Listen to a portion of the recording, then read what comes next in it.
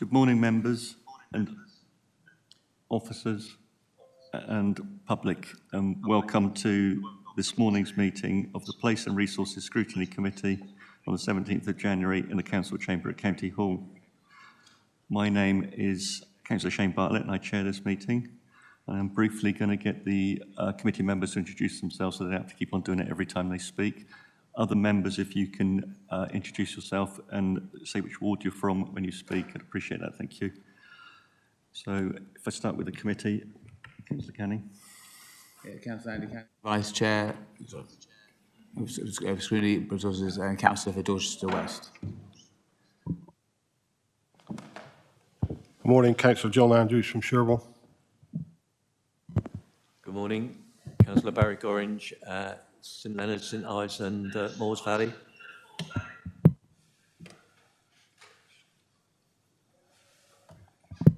Councillor Brian Heatley from Wyke in Weymouth.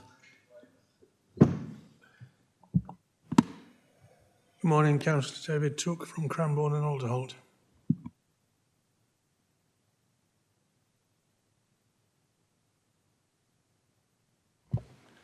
Councillor David Shortell, West Moors and Three-Legged Cross.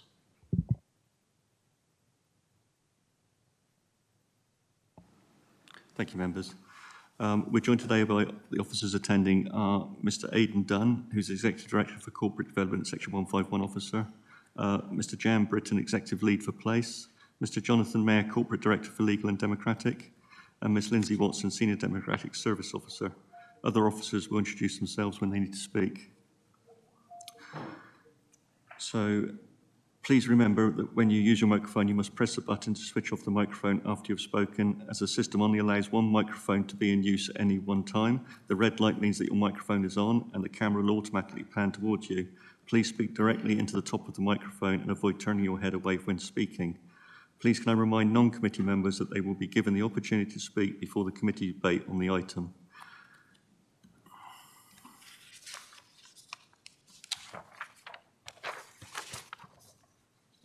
Just a reminder to members that the way we will run the meeting will be that presentations will be given by officers with slides.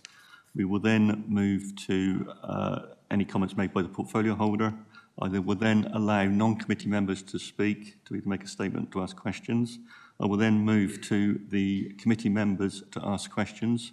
The committee will then move into a debate, and any notes that are going to be forwarded to Cabinet or to officers will be collated at that point.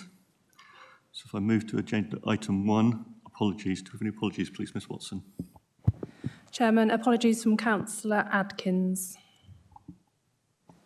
Thank you. Could I ask any members, do we have any declarations of interest? If there are no declarations of interest, I'll move on. If you do have any, can you make them known at the time, please? I'll move to agenda item 3, minutes, to confirm and sign the minutes of the meeting held on the 9th of November 2023. So members, there is a slight correction in the final paragraph, which is on page 8 of your agenda paper, and that is that what was actually proposed was for the Chairman and Vice Chairman to speak to officers about setting up cross-party working groups to explore a future for tourism income generation. So with that in mind, members, with that slight correction, are you happy to adopt the minutes? Thank you, members. I'll move to agenda item 4, public participation. Do we have any questions from the public, Ms. Watson? There are no questions on this occasion, Chairman. Thank you. Agenda item 5, questions from members. Are there any questions from councillors, please, Ms. Watson? No questions from councillors. Thank you. I'll now move to agenda item 6, budget medium-term financial plan strategy report, which is in your agenda paper from pages 15 to 80.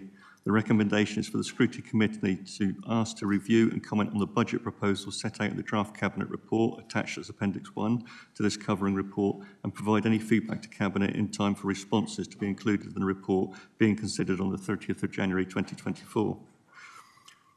The introduction and overview will be given by Mr. Aidan Dunn, Executive Director of Corporate Development, to provide a financial overview to include the overview of financial assumptions, risks and mitigation, financial resilience, including the explanation of reserves linked to our future council transformation programme, local government finance overview, and overview of position of other councils in the region. At the end of the initial slide presentation, I will ask members for clarification on anything they've heard, but we will not be entering into the questions at that point because we're going to go through themed items, and then we'll return to Mr. Dunn for the final part of his presentation, at which point we will be questioning the information that he will give us and drilling down into that and questioning the agenda paper that you've got in front of us. So I hope that's clear to everyone. So I'll hand over now to Mr. Dunn. Mr. Dunn, thank you. Thank you, Chair. So I'm Aidan Dunn, Executive Director for Corporate Development and the Council's Chief Finance Officer. Now, we're conscious that there's a lot of information in these papers, so we've prepared a short presentation to take the overview. So if I can ask colleagues to present or upload the slide deck onto screen in front of you.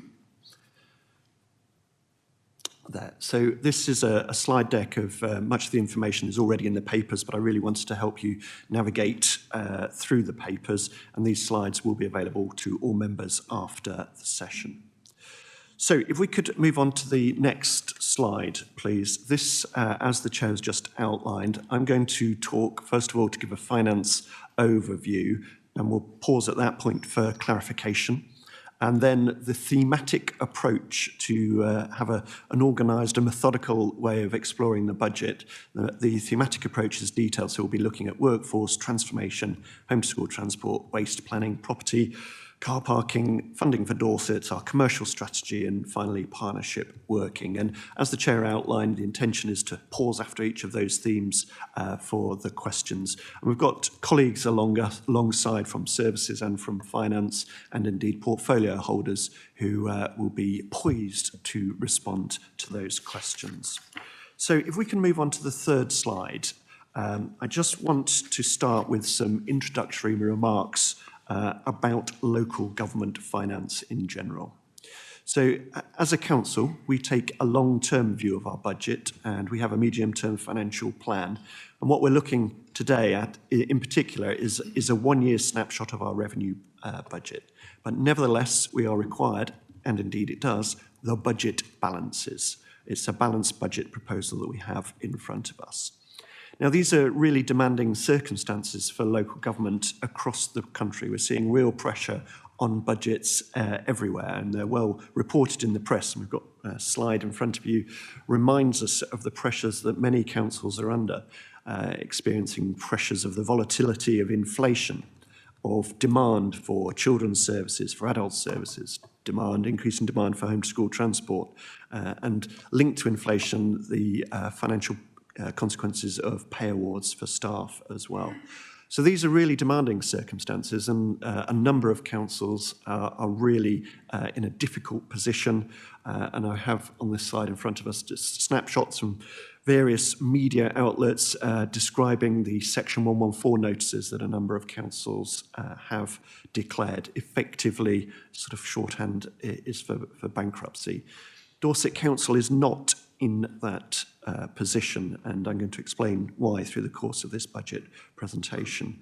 So what we have, we'll be exploring is a balanced budget proposal, which does meet, we believe, the rising costs and demand for services, whilst protecting those frontline services from residents. So this isn't a budget that contains a series of cuts. This is a budget that has continued efficiencies, but also increases in budgets where demand requires it. The budget setting process has been a really challenging one. We are a member-led authority, and there has been extensive engagement with members. We've had 3 budget cafes, so these are informal budget briefings where all members have the opportunity to explore those budgets, so that's taken over the course of 12 hours. We've had 4 task and finish groups where all members have had the opportunity to drill down into more detail, looking at aspects of the budget. We've had training for members on budget scrutiny, and last week the People and Place and Health Committee spent 3.5 hours exploring some aspects of the budget. So what we have in front of us today is a 64-page budget report with detailed proposals. The report covers all aspects of the Council's finances, but today's proposal, today we're exploring place and resources in particular. So the current slide in front of you talks about the national picture. The chairman has asked me specifically to talk about the regional position as well. So if I could move on to the next slide. We've got a snapshot of information on the screen in front of us about the regional position of our neighbouring authorities. And I use this slide to illustrate the challenges that the Southwest is facing. What we've taken is information typically around October, November, December time, which councils were reporting. And we've taken the information from various press releases and what's been reported in the media. So I'm using this to illustrate a general point. And I'd just like to sort of, for the record, if I may, just note and acknowledge my sort of colleagues, Section 151 officers, who are under extraordinary pressure in many of these councils. So what you have is a flavour of the budget pressure that various councils have been reporting at various places. So ranging from Cornwall there, reporting in September a £75 million gap. Somerset, just before Christmas, announced pressures of 100 million. Last week, Hampshire County Council started a consultation around pressures of 132 million. At the stage for comparison in November, when we took our indicative budget framework to Cabinet, we were reporting a £23 million gap at that stage. And obviously and naturally, considerable work has been undertaken since then, which has led to the balanced budget that we have in front of us. So all of those councils are grappling with similar issues to ourselves, but I would observe and opine that Dorset Council's problems are proportionately less than many other councils. We're in a stronger place. And this is an opportunity for me to move on to the next slide, just to give a little bit more detail. I'm conscious this is quite a busy slide, and I'm going to slightly nervously try and take control of this slide so I can highlight some points for you. So this data is essentially league tables of council tax rates, because in the last week's Scrutiny Committee on Friday, there was some information that I wasn't able to correct that was presented, so I just want to be very explicit here. So this left-hand table, hopefully you can see, I've just highlighted on screen here, this shows the council tax set by the authority. So it doesn't include precepts by for example, the police and crime commissioner or indeed town council precepts. But this shows, in terms of a league table of Band D, that Dorset Council is now here at 13th in the rank order of councils across the country. And this is a movement. It's a movement. Previously, we were sort of in the top 3 or 4, but last year, for this current financial year, you remember that the administration didn't take the full council tax precept. It was set at 4% rather than 5%, so that has moved us down the table. So the sense of moving in the right direction, but I totally acknowledge that from a resident's perspective, who are grappling with cost of living issues, I'm sure they would like it to be lower. The other thing I'd like to just draw out from this table is this column on the right-hand side shows government grant, the RSG, Revenue Support Grant. So how much grant does each council gets? And you'll see here that Dorset Council actually, at this stage when the government pulled this data together, Dorset Council was reporting not receiving any government grant, which is quite extraordinary when you compare it to other local authorities. For example, Liverpool got higher council tax than Dorset and is receiving a further £52 million from government. Later on in our presentation, we'll be coming back to this point when we talk about the lobbying and the influence that we're seeking to get to improve that situation. The second area of clarification I'd like to bring through this table is there was an assertion made on Friday that the reason that Dorset Council hasn't had to issue a Section 114 notice is because we've got high council tax. And actually what this table here, this second table, highlights, this shows for those, this is an earlier version, isn't it? Sorry, let me talk about this table. the third table here. This table shows that there are two councils with higher council tax than Dorset who have issued Section 114 notices. So there isn't necessarily a correlation between a high council tax avoids a Section 114 notice. So it's really important that I highlight that point. What this table shows, and I need to be really explicit, this shows those councils that have either reported a Section 114 notice or are declaring real financial challenges. And we've superimposed Dorset on top of that to give you a sense of comparison. So this isn't saying that Dorset's at financial risk. In fact, this is saying quite the opposite. And finally, this middle table here is a comparison of Dorset Council's council tax with socio-economic partners. So this is nearest neighbours with a similar makeup, geography, economic, socio-economic factors. And you can see that whilst we're quite high up that table, we're not at the top. And you can see that many other authorities aren't too far behind either. So important information that I wanted to share there. Now, if we could move on to the next slide, please. Oh, no, you can't because I'm controlling it, aren't I? So forgive me, I'll move that one. If we move on to the next slide here, I just wanted to now move into a space talking about how we've set the budget setting process to give us the assurance that we're setting a realistic budget, building on our experiences and knowledge. So this table is hopefully relatively straightforward and simple to explain, that our starting point for this for next year's budget is this year's budget. So we start with this year's budget. We then look at what are the pressures that we're experiencing this year that we expect to experience next year as well. So we build those budget pressures in. Next, we have to take a judgment. We have to take an estimate of inflation, and an estimate of inflation bearing in mind the volatility of it. The announcement today that inflation's sort of nudged up again, which was slightly unexpected, certainly from a national government modelling perspective. So we have to build in an estimate for inflation, and then we have to build in estimates for known pressures that are coming through in terms of national policy developments and local developments as well. So we add that in.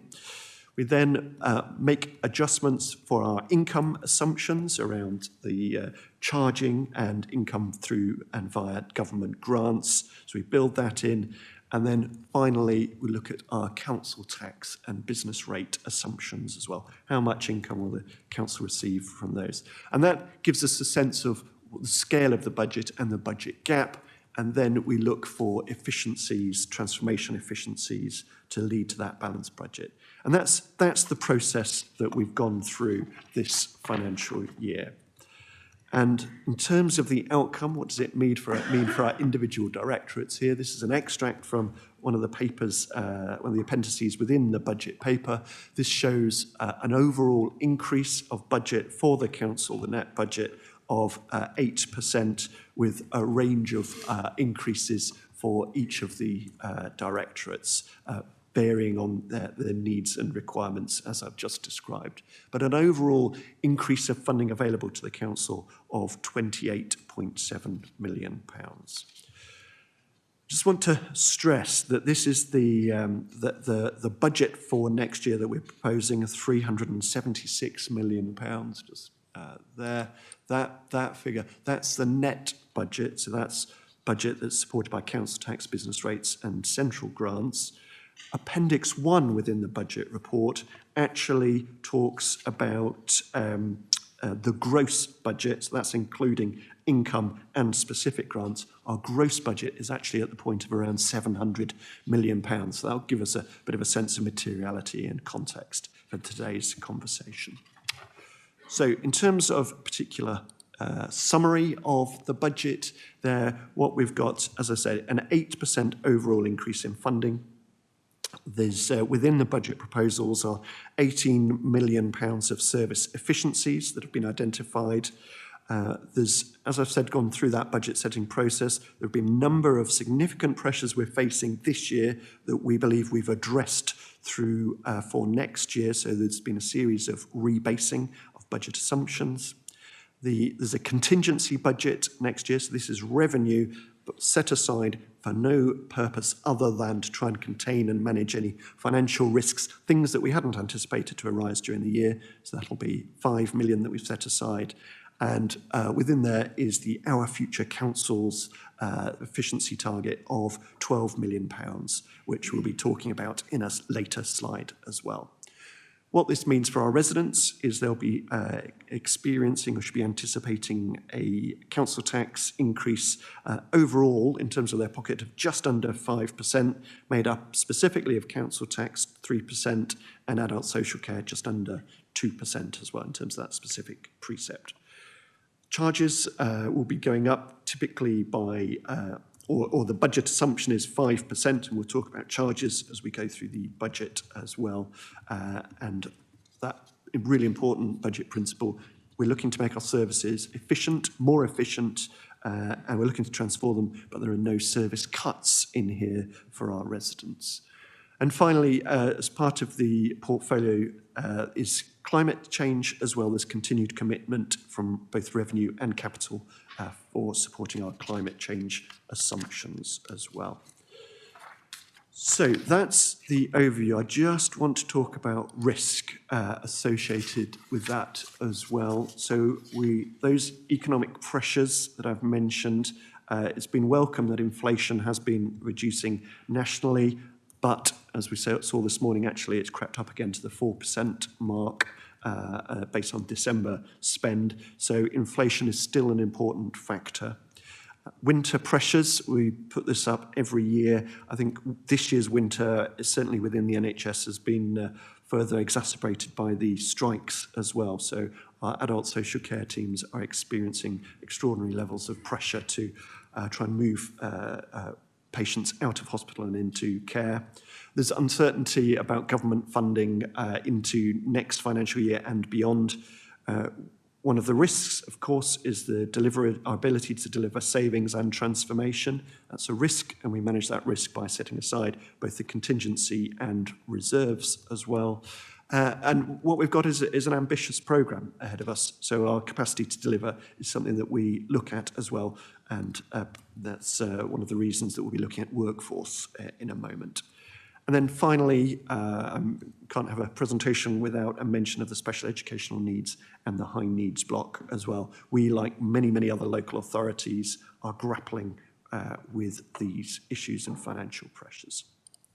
So my final slide here is to just summarise the papers that are going to full council, because we've got the majority of the papers are in your pack today, but there are some that will only go on to full council as the detail becomes available. So whilst we're looking today in particular at the budget strategy, we will be looking in the final papers at council tax powers, the capital strategy, which is a technical paper.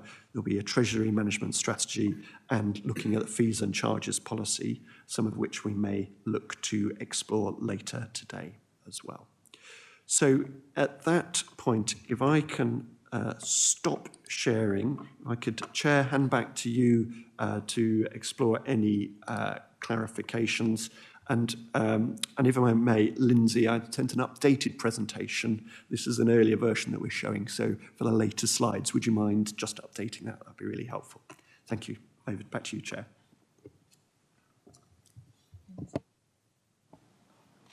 Okay. Thank you, Mr. Dunn, for an excellent presentation. Government finance is enough to make you weep, isn't it? And congratulations on your brave use of the pointer. Members, is there any points of clarification you'd like to ask at this point before we move into the first of the themed areas? Councillor Canning? Thank you, Chair. Just looking at the chart that you had with the inflation forecasts on it, and they had a range of options there. Can you just explain to us how you've come about with these forecasts? What was the source that we're relying on?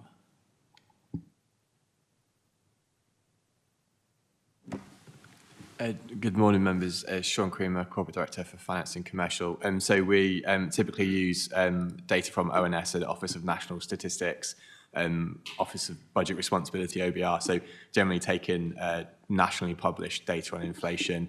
For the budget report and assumptions around the 3.9%, that's from the Office of National Statistics forecasts.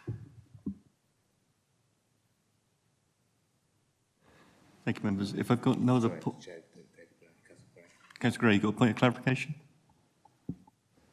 Chair, thank you. I did have a question which doesn't easily fit into your themed. It was about the overall budget, and I wasn't sure where to ask it.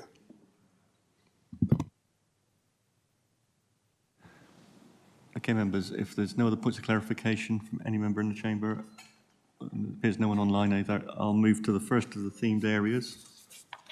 So the first of our themed areas is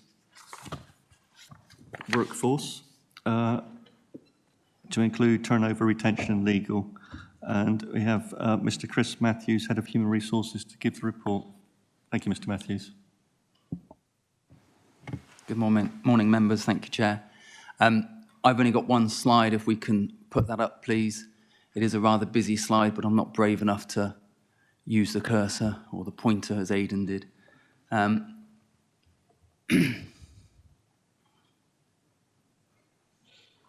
Thank you. Thank you. Within the last year, the Scrutiny Committee has received reports covering key workforce issues in the Police Directorate, turnover and any potential correlation with high levels of sickness absence, and a chairman's briefing note looking specifically at how we're managing sickness absence across the council. But for the purposes of today, in this budget scrutiny meeting, I'll present a high-level overview of some of our key workforce issues. If we look at headcount, despite the achievement of significant savings following the implementation of the new council in 2019, the overall size of the workforce has remained relatively static.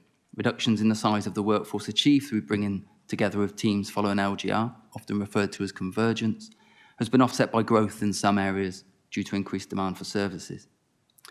As can be seen from the graph in the slide, just under half of the workforce, 47%, are within the Police Directorate, with a more even spread of headcount across the other directorates apart from public health, which is considerably smaller by comparison. Turning to age profile, a challenge that we face, along with most other local authorities, is the ageing demographic of our workforce, with just under half of the workforce aged 50 or over. This is, in part, influenced by the range of services that we provide, with several large work groups traditionally occupied by older workers, for example, passenger assistance and school crossing patrols. But this is not the entire story, and therefore it is important that we have robust workforce plans in place to understand potential risks and plan for the future. Our HR business partners are currently shaping a model and approach to workforce planning that can be deployed consistently across all areas, ensuring that any issues are identified and proactively addressed. We are also looking at how we engage with younger people to create the talent pipeline of the future. And we are looking to hold our first early careers fair on the 11th of March in Dorchester, with an invite to all schools to attend. And this will provide us with an opportunity to showcase the wide range of jobs and careers that we can offer as a council and make that early connection with the talent of Dorset. Looking at turnover, levels within the council have continued to reduce following a high immediately after the main peak of the pandemic, with overall turnover just under 12% and turnover relating to those people that have made the decision to leave the employment of the council at under 10%. Whilst turnover levels within the council are within an acceptable range, with typically healthy turnover suggested to be between 8 and 12% by many HR professionals, we continue to experience some challenges when it comes to recruitment. Recognised national skills shortages, coupled with high house prices in Dorset, present significant challenges to us, so we are proactively looking at ways in which we can engage more widely with potential applicants and improve the effectiveness and reach of our recruitment advertising, including better use of social media platforms. At the beginning of last year, we created a dedicated team of recruitment specialists. Since the team have been created, we have seen a 400% increase in applications for hard-to-fill roles, whilst reducing the cost of advertising spend by 62%. We've also seen a 40% increase in our social media following across all platforms. A good example of how the team have made a difference has been in legal services, where for several years we have experienced real challenges with being able to recruit to vacant positions, introducing a reliance on more costly agency workers. The team recently developed an engaging recruitment campaign that massively increased the reach of our adverts and resulted in the team being able to recruit to all of its vacancies. Part of the work of the team has been to develop a brand that helps to showcase some of the benefits of working for Dorset Council. This reflects our commitment to personal development, our corporate behaviours, and of course the County of Dorset is a great place to live. However, moving to Dorset is no longer a barrier to employment with the Council, and the team have been keen to promote the flexibility that we can now provide in terms of where people work due to the increase of hybrid working arrangements. We are also continuing to grow the number of apprenticeship opportunities we can provide within the Council, with currently 230 apprenticeships in place, which means just under 5% of the workforce are completing a formal apprenticeship, double the government target for public sector employers of 2.3%. Looking at sickness absence within the Council, we see a continued reduction in absence, with average overall sickness now sitting at below 8 days per full-time equivalent employee, which is the first time that we've seen levels this low since before the pandemic. We continue to promote best practice in managing sickness absence, including the use of return to work interviews and early referrals to occupational health professionals, and managers are supported by colleagues within the HR service to ensure that these activities are done well and in a timely manner. Stress continues to be a high contributor to long-term sickness absence across all areas of the Council, and we have now developed wellbeing strategies and action plans for all directorates, ensuring that we focus on prevention as much as possible. Within the middle of the slide, you'll see that our Hive survey results. Despite the challenges that I've highlighted, it was extremely pleasing to see the results of our latest employee survey at the end of last year. Around 45% of the workforce completed the survey, and overall, Dorset Council achieved a survey average of 7.3, which is within the positive range and indicates that employees are generally having a good experience at work. Work is underway to identify and progress actions to ensure that we focus on areas where scores were potentially less positive, ensuring that a good work experience is available to all of our employees. This has been a bit of a whistle-stop tour of some of our activity we're taking forward to respond to our workforce challenges. As mentioned, we previously provided reports to the committee on specific issues that you have wished to explore, and we would be more than happy to repeat that if you would like us to consider any other elements coming out of the discussion today. In the meantime, I'd be more than happy to take any questions. Thank you, Mr. Matthews, for your presentation. Very much appreciated. With the wonders of technology, I'm hoping now we can go to Councillor Haynes, portfolio holder. Did you wish to make any comment, Councillor Haynes? Thank you very much, Chairman. Good morning, everybody. My name's Jill Haynes. I have the portfolio for corporate development and transformation. I'm hoping you can hear me loud and clear. I haven't got very much to say other than the fact I'm very proud of what we've done in HR. It really turned things round here. Our workforce is the lifeblood of the council, and I think the kind of work that Chris Matthews has been done, and he really must be praised for the way he has turned around what's happening in HR and the way that we've got control now on the sickness. We're making sure that staff feel comfortable and happy in their jobs. Really good work, particularly the work in apprenticeships. Really proud about that. And I think also that we can be assured now that we're getting much better at the recruitment. So I think that has all been a real challenge for us in this area. There is still more work to be done. As you know, we've just recently started a joint venture for our contingency workforce, and that is being launched fairly shortly. So I haven't got much more to say, Chairman. I'm sure people will have questions on it. I just think as we move forward, what we're going to be finding is a much more flexible workforce. Our workforce will be encouraged, I think, to do the kind of things that we did during COVID, where we perhaps seconded within various directorates, just in order to make sure that we make the best of the good people that we have. So that's all I have to say, Chairman. Thank you, Councillor Haynes. So now I'll move to non-committee members' questions. If we've got any questions from any non-committee members surrounding the workforce.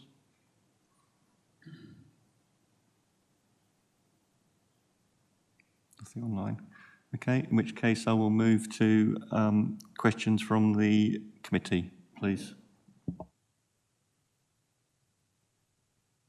Councillor Took, thank you.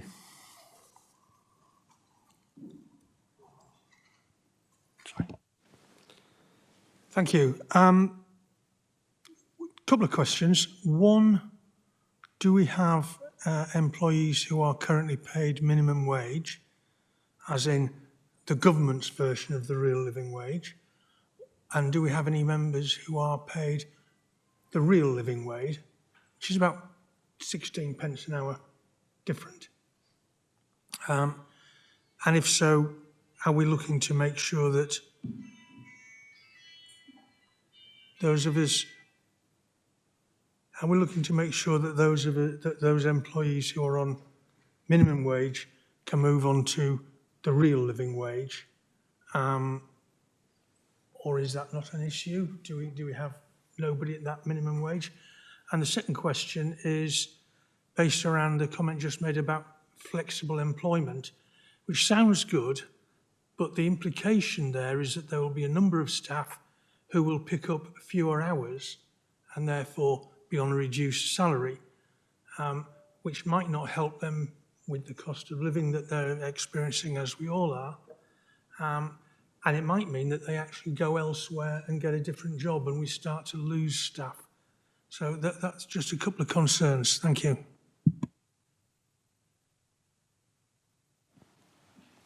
Thank you. If I can come back to those questions in turn. With regards to national living wage and the real living wage, Dorset Council continues to recognise national pay bargaining for its employees. So the vast majority of our employees are covered by the National Joint Council, and each year the pay for that group of staff is determined nationally. And what we have seen over the last 2 years, due to negotiations between the employers and the trade unions, is a healthy and significant increase in the value of the bottom points within the range that we have within the council, with pay awards over the last 2 years for employees towards the bottom end of the pay structure, ranging between sort of 8 and 10%. So what we have seen is a significant increase in the bottom of the range, which means there's healthy daylight between the bottom of our pay range and the national living wage. And what we've seen over the last 2 years is that when that pay range has been set, the bottom of the range has actually been equivalent to or above the real living wage that's sat by the Real Living Wage Foundation, which usually sits quite a significant amount above the national living wage. So for the first time, we're able to comply with the Real Living Wage Foundation's wage level that they've set. So we're in a much more positive place now in comparison to the national living wage and the real living wage than we were 3, 4 or 5 years ago when pay awards were more stagnant and lower. With regards to flexibility, I think it's important that we look at flexibility from the perspective of the employer and the employee, and make sure that what we have in place is practice that delivers on both fronts as much as we can. So we need to adopt more flexibility in terms of how we deliver our services and have contracts and arrangements that align with our requirements. But we also need to ensure that those flexibilities are matched with the preferences of employees. So you absolutely need to find and strike the right balance between achieving the two.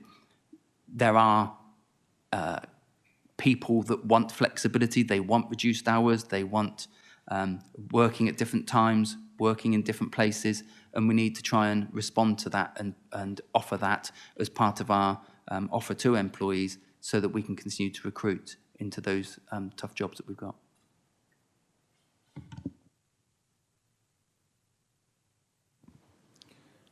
Thank you for that. Just to confirm then, that sounds like we don't have anybody who meets the threshold characteristics, but we don't have people on under £12 an hour. Is that correct? £12 an hour. Sorry. £12 an hour is the real living wage from the Real Living Wage Foundation. Yeah, Can I just confirm, the Real Living Wage Foundation rate is set usually in October. This year, or last year, it was set right at the end of October, and the Real Living Wage Foundation give employers 6 months to introduce pay levels that are equivalent with the rate that they have set. So our expectation is that by the 1st of April this year, when the next pay award is introduced, our pay level will be above that that's set, the £11.60 that's set by the National Living Wage Foundation. We're not at that level now, but we will be in April with the next pay award when it's introduced. Thank you. Thank you, Councillor Took. My next speaker is David Shortell. Councillor Shortell, sorry. Thank you, Chairman. Looking at the workforce overview, there's no indication as to the amount of emphasis we put on apprenticeships for younger people to encourage them into the workforce and to support them. Is there an increasing tendency for apprenticeships or otherwise? Thank you. Thank you. Yeah, I think grow your own, I think, isn't it? Mr. Matthews, thank you. Yes, if I can come back on that one again. I mentioned in my summary of the slide that we currently have 230 apprenticeships in place within the council, which is just under 5% of the overall workforce. But I think it's fair to say and acknowledge that a significant proportion of those apprenticeships are apprenticeships that have been applied to employees that are already in post, and we're developing skills within the council. What we're trying to do is to expand that further to ensure it does provide more opportunities for young people within Dorset. And it's important when we start to develop our workforce plans that we properly embed apprenticeships as a way of growing talent and developing talent and thinking about making sure that those opportunities are available to young people. So we're not quite there yet. We have apprenticeships for young people, but we've probably not got the volume that we would like, but it is something that we are looking to grow within the next year. And you would say that we're putting correct and proper resource into that, into funding that programme of growing our own? Yes, yes. My next speaker is Councillor Andrews. Thank you, Chair. My theme is around employee development and what we can do to encourage people to stay within the organisation that have some of the foundation skills that we need, but maybe are not stretched enough, not doing enough. When I was in business, I always encouraged myself and others to do whatever they needed to do to actually improve themselves. I just wonder if we have an employee development kind of like person that people can go to and say, look, I'm bored with my job, I don't want to leave, but I fancy a job in this area, is there any vacancy? I know that people can do that kind of stuff. I'm still concerned that we got 12% turnover, but I remember back in the GKN Westland days, they had a young employee development scheme to encourage younger people to hang on to their posts and stay within the organisation. And maybe that's something we ought to be looking at, but just comment rather than a question. Did you wish to respond, Mr. Matthews? Yes, I'm happy to respond. We don't have a designated post in terms of somebody helping individual employees identify career opportunities and progress their careers. The emphasis there is on the employee to take ownership of their career and be supported by their line manager to develop that career path and develop the skills necessary to progress within the organisation. One thing that I would like to just highlight that's I suppose, associated with that particular question is the development of a new performance management and development framework within the council within the next year. So we are looking to take forward a piece of work to establish a more consistent approach to employee development and performance management within the council within the next year. We've undertaken a lot of discovery work, looking at what's happening at the moment and what's in place at the moment, identifying the strengths and potential weaknesses of some of the approaches we've got in place at the moment. And we're now looking to take it from that sort of understand and discovery phase into creating a an approach and a solution for the council for the new year. Can I just come back to say, I know we've got the age groups up there. Have we defined what staff we're losing out of what age group? I know we've got an average figure of 12% out there nearly, but I just wonder whether it's the younger people leaving or the older people leaving, because that's sometimes can be an important indicator. I haven't got that information to hand, but it is information we look at. We look at both the age profile of leavers and also how long individual employees have stayed with the council.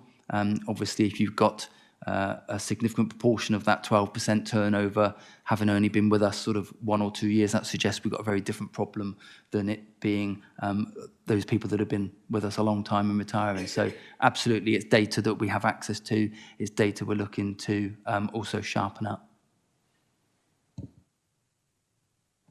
Thank you. Seconded by Councillor Andrews. Thank you. Councillor Haynes, you've got your hand up. Chairman, thank you. It was on the apprenticeship side of things. Just to say that we do have Erin Lawrence, and she has now recruited a full team to support her with the apprenticeships. One of the things I wanted to ensure, which Mr Matthews has already brought up, is that we made known the job opportunities that there are at the council much earlier. And for that reason, we are actually having our first careers fair of careers available at the council, because many people don't realise just the breadth of opportunities that there are. So we're looking very much to push this going forward, and I just wanted to flag that up. Thank you, Councillor Haynes.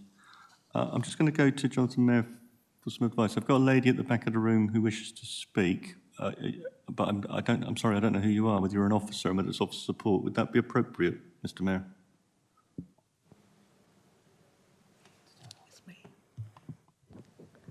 Chairman, Jonathan Mayer, Monitoring Officer. It would not be usual to have a trade union representative speak at your meeting, but it is in your discretion from the chair.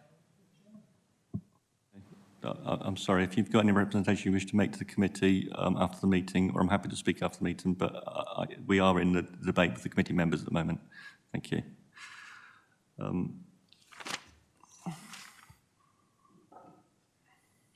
So I've got a question myself surrounding, and I appreciate if you don't have the answer immediately to hand, around agency staff. How many agency staff do the council employ? They have a tendency to be more expensive to the council authority, and I just wondered how many we are actually employing as agency staff. Thank you. Apologies, Chair. I haven't got the number of actual assignments currently in place to hand. What we do know is our spend on agency workers and consultants has been relatively stable over the last couple of years, but it is a significant amount of money. It's typically around £14 million per year. And that's one of the reasons why, as Councillor Haynes has already indicated, that we are looking to set up our own company in April of this year, jointly with Commercial Services Kent, to take greater ownership of how we use agency workers, and also create some financial savings back to the council through a dividend from the company. But the main driver for introducing that company is to get better control and ownership of that agency piece, trying to work with the company to help us to reduce our reliance and use of agency workers. Thank you. I just want to touch on another one, and it's around corporate with legal. My understanding was that legal, again, have difficulty in recruiting staff, and this comes down to the national shortage and attracting those types of staff in. Is that still the case, that legal are still trying to attract staff into that directorate? Jonathan Mayer may want to comment, but as I said in my presentation, I had an update because I was anticipating this as a question. So I had an update from the recruitment and attraction team yesterday who confirmed that following the recent campaign that they led with colleagues from the legal services, we had 4 vacant posts that we went out to advertise, and we were able to recruit to all 4 posts as part of that campaign. So we're in a much more positive position now than we have typically been over recent years, where we have had, unfortunately, a reliance on agency workers to fill some of those gaps. Thank you. Mr. Mayor? Chairman, thank you. Yes, it is a very much more positive position. And I know that Grace Evans and the team are really grateful for the support that they've had in developing the campaigns that have enabled us to fill vacancies. But of course, we do have turnover. And it is a difficult recruitment market. So we will continue to have vacancies that we will need to fill, but hugely grateful for that different approach that has enabled us to fill the current vacancies. You will see, though, that we've got a significant underspend this year because it has taken time to fill the vacancies. So there is that reflection in the budget as well. Thank you. Thank you. The reason I asked the question was because, unfortunately, in the climate and the world in which we live now, I was wondering what risk does the authority in if we don't have a fully legal team in place, because that present, I would imagine, financial challenge and legal challenge if policies weren't being done in time, if we weren't meeting all our obligations to particularly third parties outside of the authority, and if we weren't able to progress that work because we didn't have a sufficient legal team in place. But from what I'm hearing now is that we're in a much more comfortable place, and that risk is somewhat mitigated now. Is that my understanding? Yeah, thank you. Okay, do I have any more questions from? Oh, sorry, Councillor Canning. Thank you, Chair. Just want to follow up on the leaving interviews. Can you give us an indication of what percentage of people actually take part in the leaving interview process? And how do we actually go about learning from this process? So what was the procedure if you discover some important thing that needs to change in the council? How does that feed back into the council's way of operating? And is there anything at the moment that people are, in particular, flagging up as reasons for why they're leaving the authority? Thank you for the question. Our current approach to exit interviews relies upon the manager, or if the employee isn't comfortable talking to their manager, the manager's manager, to undertake that exit interview. And the information that's gleaned from that interview is then used locally to reflect upon whether or not changes to any of the practices in particular teams needs to be introduced. One thing we are looking to do over the next year is to introduce better ways to capture that information centrally, so that we can have a much broader overview of some of those reasons for leaving that individuals are giving, so that we can take more proactive action across the council as a whole.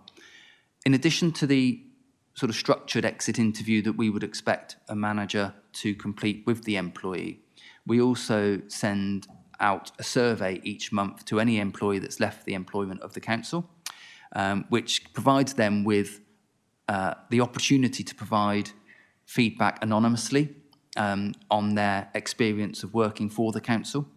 And it's interesting because that does provide us with some quite useful insight, because I'm assuming as it's anonymous and they've since left, they feel more able to be open and honest about their employment experience. We have some very positive feedback, but it does give us a good indication in some areas of some of the reasons why people have genuinely left. And we then take action to explore and look at ways in which we can address some of those issues that have been highlighted. And is there anything in particular at the moment that is affecting the people that are currently leaving? there's no obvious trend or key sort of peak reason. I think, as we have seen, I mentioned in the presentation that turnover has reduced. It's still just under 12%, but it has reduced.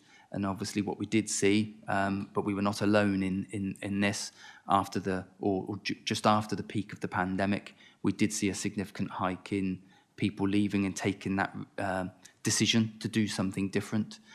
Things seem to be more stable now. So the reasons for people leaving are wide and varied. Some are for better career opportunities and better pay in other councils, and that's something we're absolutely alert to.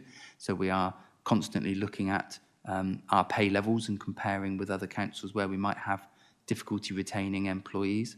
But there are a wide variety of reasons, and no sort of obvious key reason for people leaving at the moment. Do I have any other questions on workforce from members?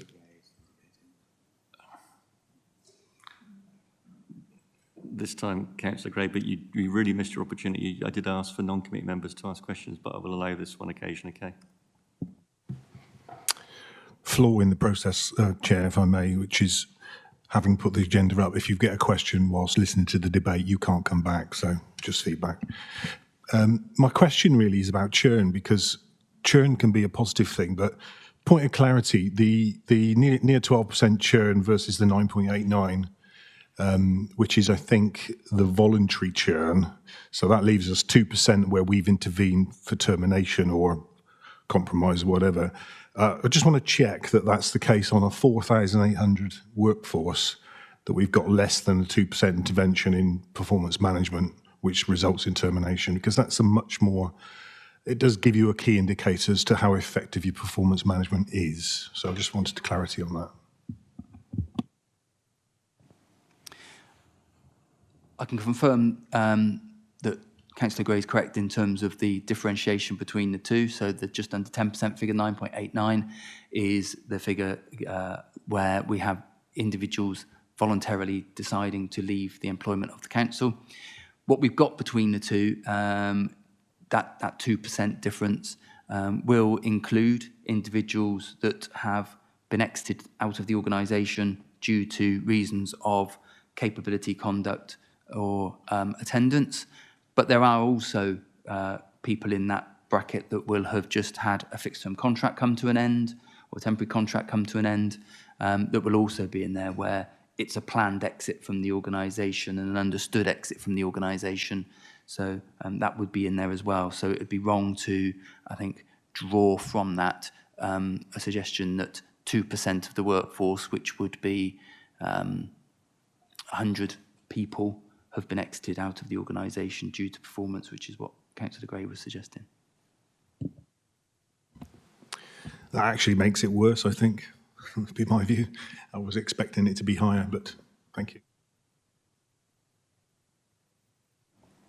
Okay, if I've got no others, then we're going to quickly sum up any points that we've captured for the Cabinet paper. I'm afraid, members, you have to appreciate the Cabinet paper has to be completed by Monday, I think. So this enables the officers to be able to get that paper done as quick as possible. So if you can just bear with for the minute. The ones I've got is the 14 million spent on agency staff, more expensive. So driving the transformation process is imperative. Are members happy with that? Yeah.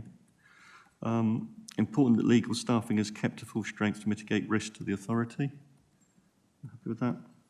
Yeah. Comms, that there needs to be a sufficient funding and focus to ensure the recruitment programme is successful. Okay, which comes on to my other point in terms of recruiting and retention of staff continues to be a challenge, particularly in the wages economy, competition with other authorities. And we know that we have a national shortage of officers in so many areas. Are members happy with that? Did you pick up anything else, Councillor Canning? No. Swatson? No. Any other member wish to add anything to that? Members of the committee? No. We're comfortable with that? Okay, thank you. Mr Matthews, thank you so much for your presentation and for your time and the questions that you've answered. Appreciate that. Thank you very much. And thank you to Councillor Haynes as well for your support. So I'm now going to move to the transformation with Ms. Lisa Cotton, Corporate Director for Customer and Cultural Overview, to give the presentation. Thank you. Thank you, Chair, and good morning, members. Lisa Cotton, Corporate Director for Customer and Cultural. So on the slide for you today, we have a slide entitled Our Future Council, and it was just an opportunity for me to provide some additional context for you on our Future Council and what our transformation plans are within that context. So our Future Council is that long-term vision for the Council. So thinking about the future period for the next 5-year strategy for our organisation. And it's really at this point that we have that opportunity to reimagine and consider how we might operate in the future.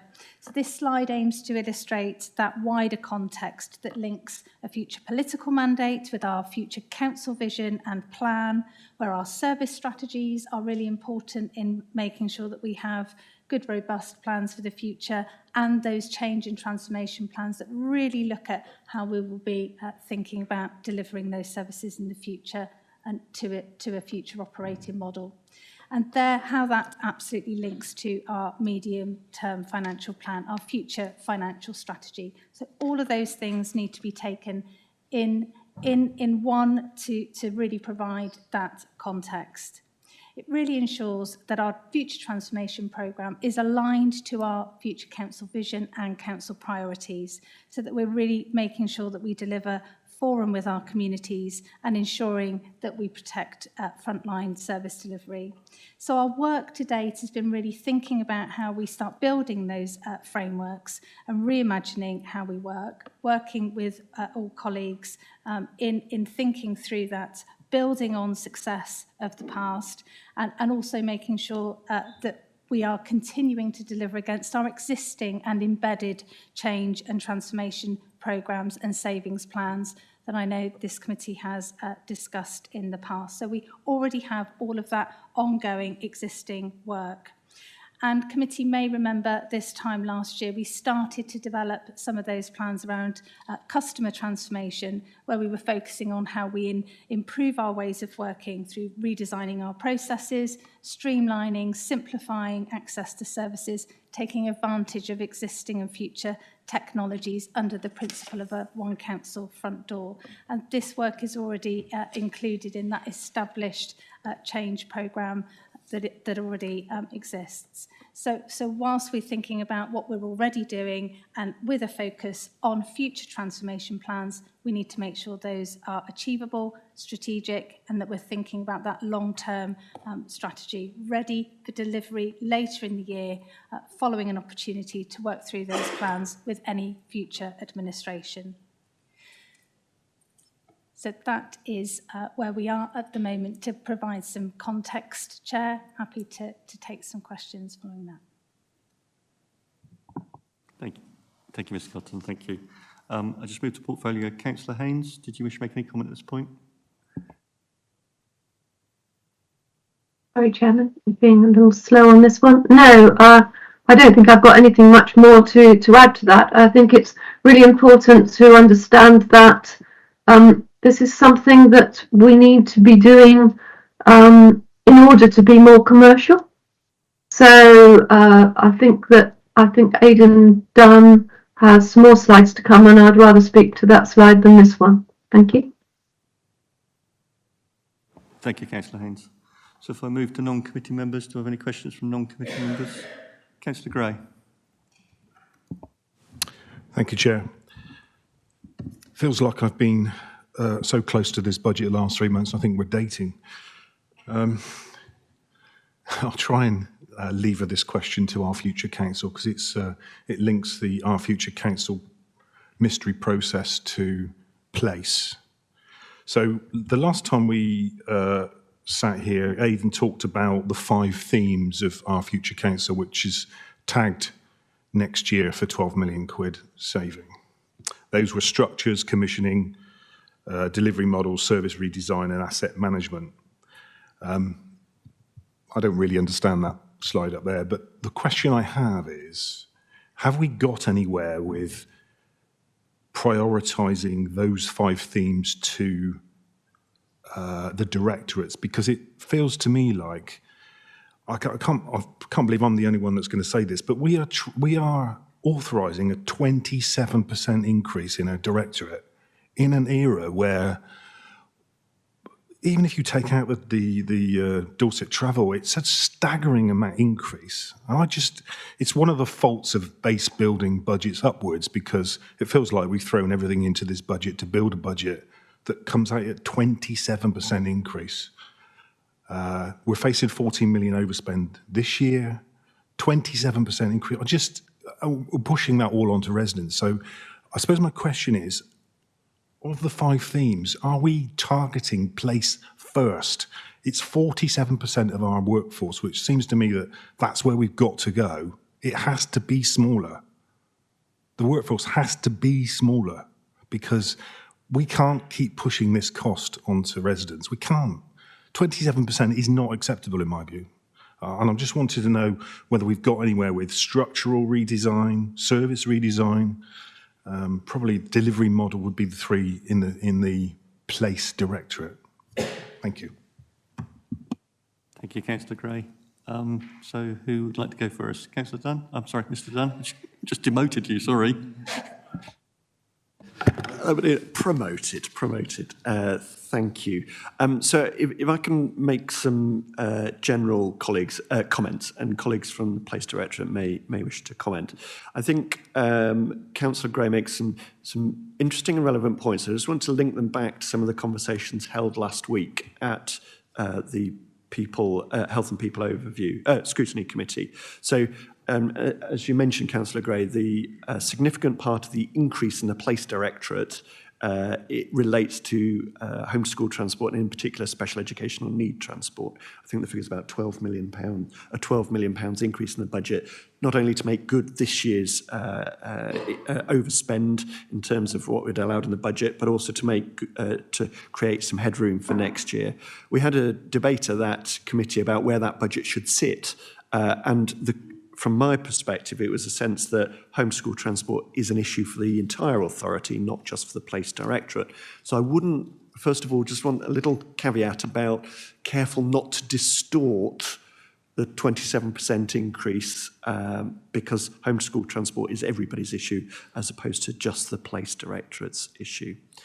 I think my second point, my colleague Lisa spoke about our future council and how it links with and embraces the existing transformation programmes. And what we've seen is that adults and housing and the children's services directorates have got very well established, and they're sort of a few years into their transformation programmes, and they're sort of moving very well, and we've got a degree of confidence around their delivery. And I think there's a sense of the Place Directorate, and indeed corporate as well, is that our future council, the early work will be around place and corporate, almost in a sense of catch-up. So I can recognise the point that Councillor Gray has made, that place and corporate are areas we need to explore, not least kind of the digital aspects. The themes, absolutely, structures, commissioning, delivery model, service redesign and asset management, are very much part of early exploratory conversations. So I'm not sure if Place colleagues would like to comment a little bit further, perhaps hand over to my colleague, or hand back to you, Chair. Thank you. Mr. Britton? Thank you, Chair. I echo the comments already made about the abnormal pressure that sits in the Place budget around send transport, but ultimately that's a cost we have to pay and we need to budget for it. The fact of it sitting in the Place Directorate's budget is not really the issue. It's a corporate cost, and the solutions to the pressure are corporate, because some sit in children's services, some are transport issues. So where that pressure sits within the budget is not really the key issue. It's working together across the authority to address that almost abnormal budget pressure that is the key. The budget has to sit somewhere. I do acknowledge that the 20 or more % increase in the Place budget looks unusual, but the truth is that's a pressure that's impacting on almost every top tier local authority in the country, and we have to work across the organisation to address it. And members will understand I think I'm in my third week with the authority, so it's a little bit premature for me to say that I think we can find savings in this area or that area of the place budget. But I think part of my role is to use the framework provided by our future council to look at how the place directorate is functioning, almost like looking through a lens and looking at place through the Our Future Council framework, and work through that to where we can find genuine efficiency savings, genuine ways of doing, providing the same, if not better services at less cost. And while I hesitate to say this, I think my first impression is that there are areas where we can work through that Our Future Council framework and genuinely expect to find efficiency savings without making crude cuts. But the truth is, and reflecting what Mr. Dunn's already said, that does take time. The advantage that Dorset Council has, which many councils don't, is that overall the council's budget is in a good enough position, a sound enough position, to allow us the time to change, because ultimately when councils run out of time, that's when they have to make crude cuts. So I think that Our Future Council framework gives us the opportunity to deliver what you're talking about, but we do have to work our way through the process. Thanks. Thank you. Sorry, just before I come back to you, Councillor Gray, I'll go to the Leader of the Council, Councillor Flower. Thank you, Chairman. I appreciate David Gray's identifying this apparent distortion in the budget, but actually it's reality. It's what was just said. There's a national issue about home to school transport. We recognise it. We put the extra funding in to deal with it. Isn't it good that we're in a financial position where we can do that, set a balanced budget without the need for crude service cuts, which is something, as you know, I feel very strongly and passionately about. And it's great credit to all of us in this chamber, officers and members alike, that we're in a position as a council to be doing this in these difficult times. I pick up David Gray's point about identifying this. But what it identifies is us recognising the reality of how the service pressures need to be dealt with, and we've done it without the need for cuts. Thank you. Councillor Gray. Yes, thank you, Chair. A couple of points. I think Aidan's well aware of my views that the Dorset travel budget sits in the wrong directorate. You should be with the user. That's a standard financial model that whoever uses it should own the budget, but that's a separate conversation. I was very careful. I did say 27%, but I was very careful to say even if you exclude Dorset travel, the double-digit increase in place is still way above what we should be accepting. And Councillor Spencer Flower said, we're dealing with it. We're dealing with it by putting council tax up. That's what we're doing. We're not dealing with... My point was, I wanted to focus people's minds that if we're going to do Our Future Council, it should start with place, because 47% of our workforce is in place. And we have to face facts that unless we deal with that, we're not going to make the savings that we made. So I'm happy that people have recognised that. Thank you.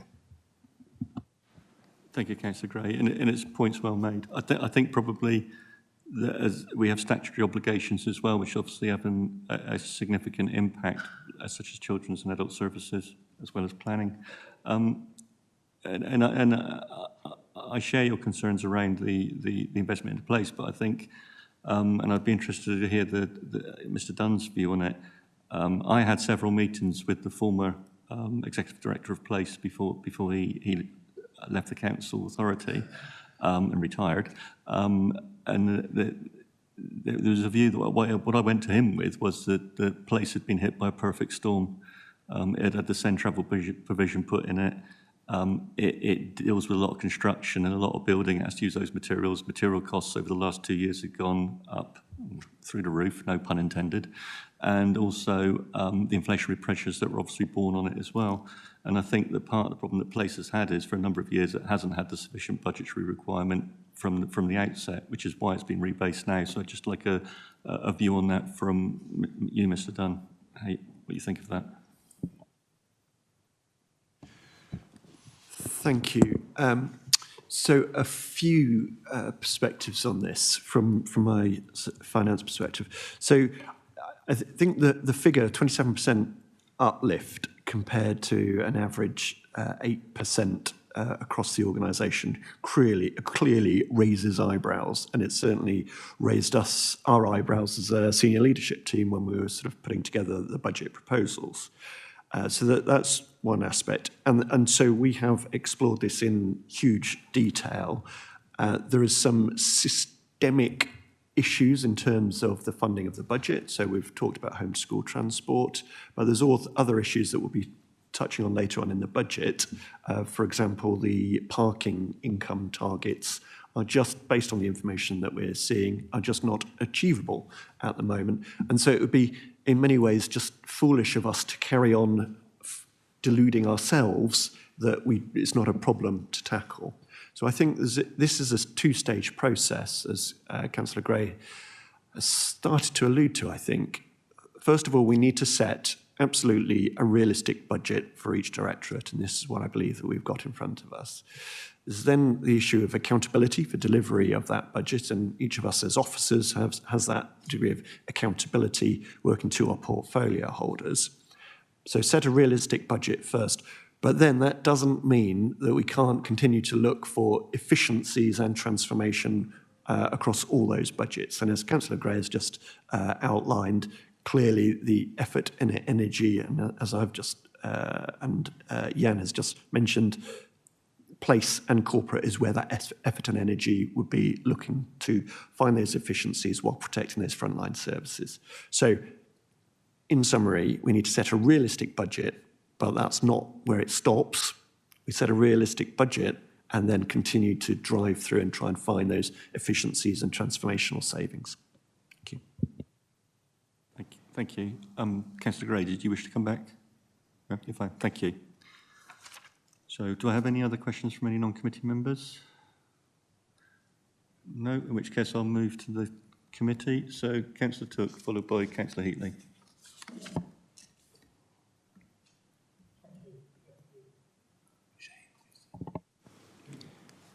Thank you. One of the remedies for lack of money is to increase income. That's often a good idea. Many councils in the past have gone down the route of looking at commercial investments, which has a significant number of risks. Some councils have done that very well. Other councils have not managed quite so well.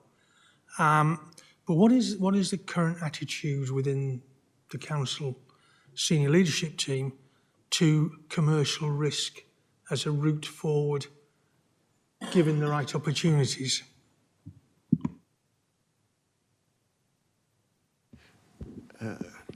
One of cautious prudence. So if we could take, for example, there's a range of what we mean, but at the most extreme, we're talking about borrowing significant amounts of funding and invest it in shopping centres. That's where a small number of local authorities have caught a cold. We, at Dorset Council, we do not do that. That's not our approach. So a cautious approach. We're not actively investing in properties to generate an income return. That said, what we do have is an invest to save mantra. And this is what we use a proportion of our resources for, but that's about invest to save in things like technology to drive down our cost base. So the approach at this point is a very cautious, prudent, investing to improve what we do, as opposed to investing to generate a return. I'm not sure if it'd be appropriate for some political commentary on that, Chair. I'll leave you to decide if that's appropriate.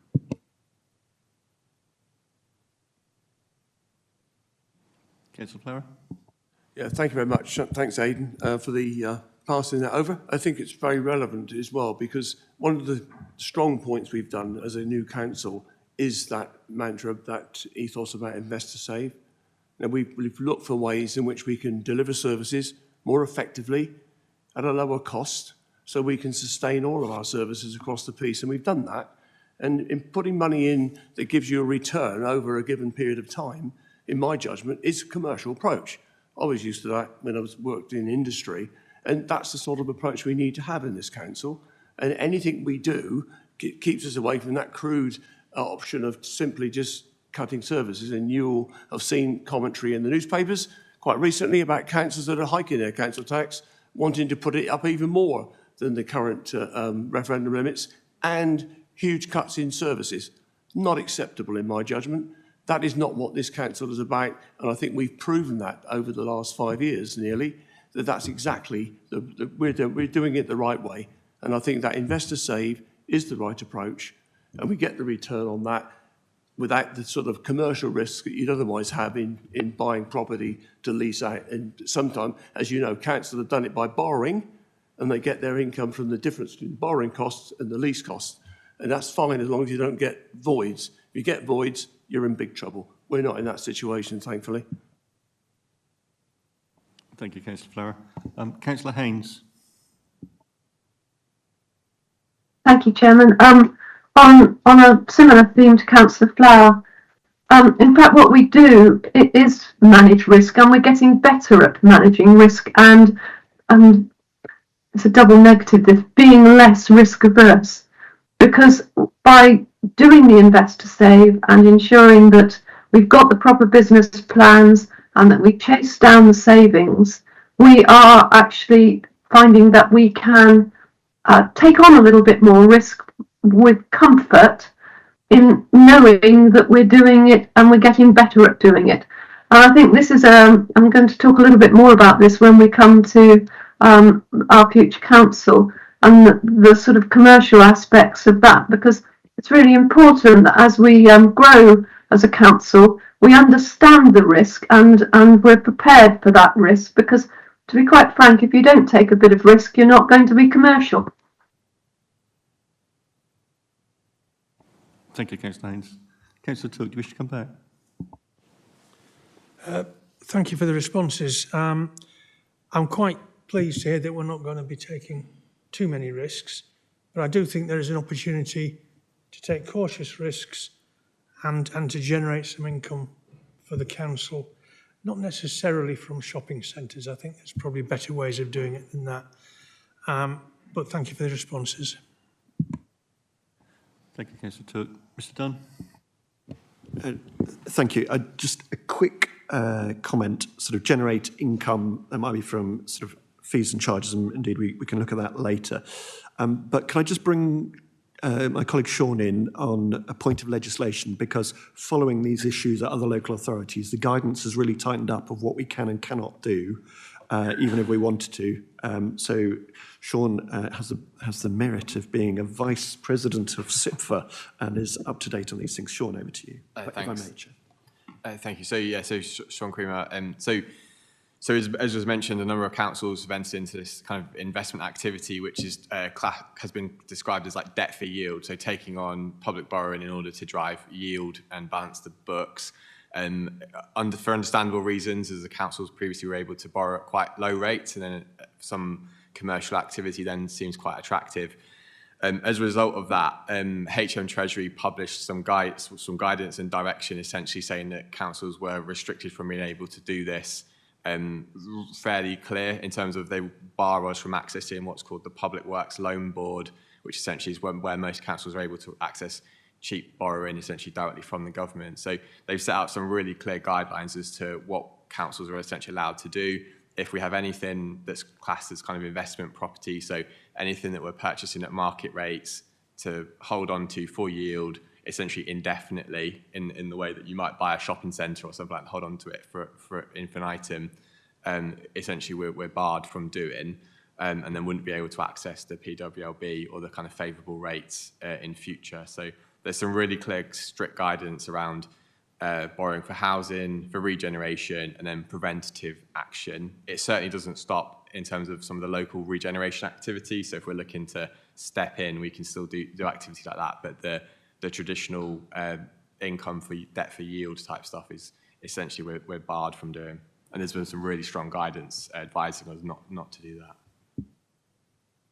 So can I just get clarification on that? In terms of the borrowing of the public works loans, that's our tier of authority, but doesn't affect town and parish councils, I'm assuming? I don't think town and parish councils are able to access the PWRB. I'm not sure they're covered by the same legislation. I need to double check on that bit. But this is new guidance. It's kind of since like November 2020 it's come out. So any historic decisions around that wouldn't be affected by this. It's only new decisions going forwards. Okay, if we could look into that after this meeting, thank you. Councillor Took, did you wish to come back? Thanks for that.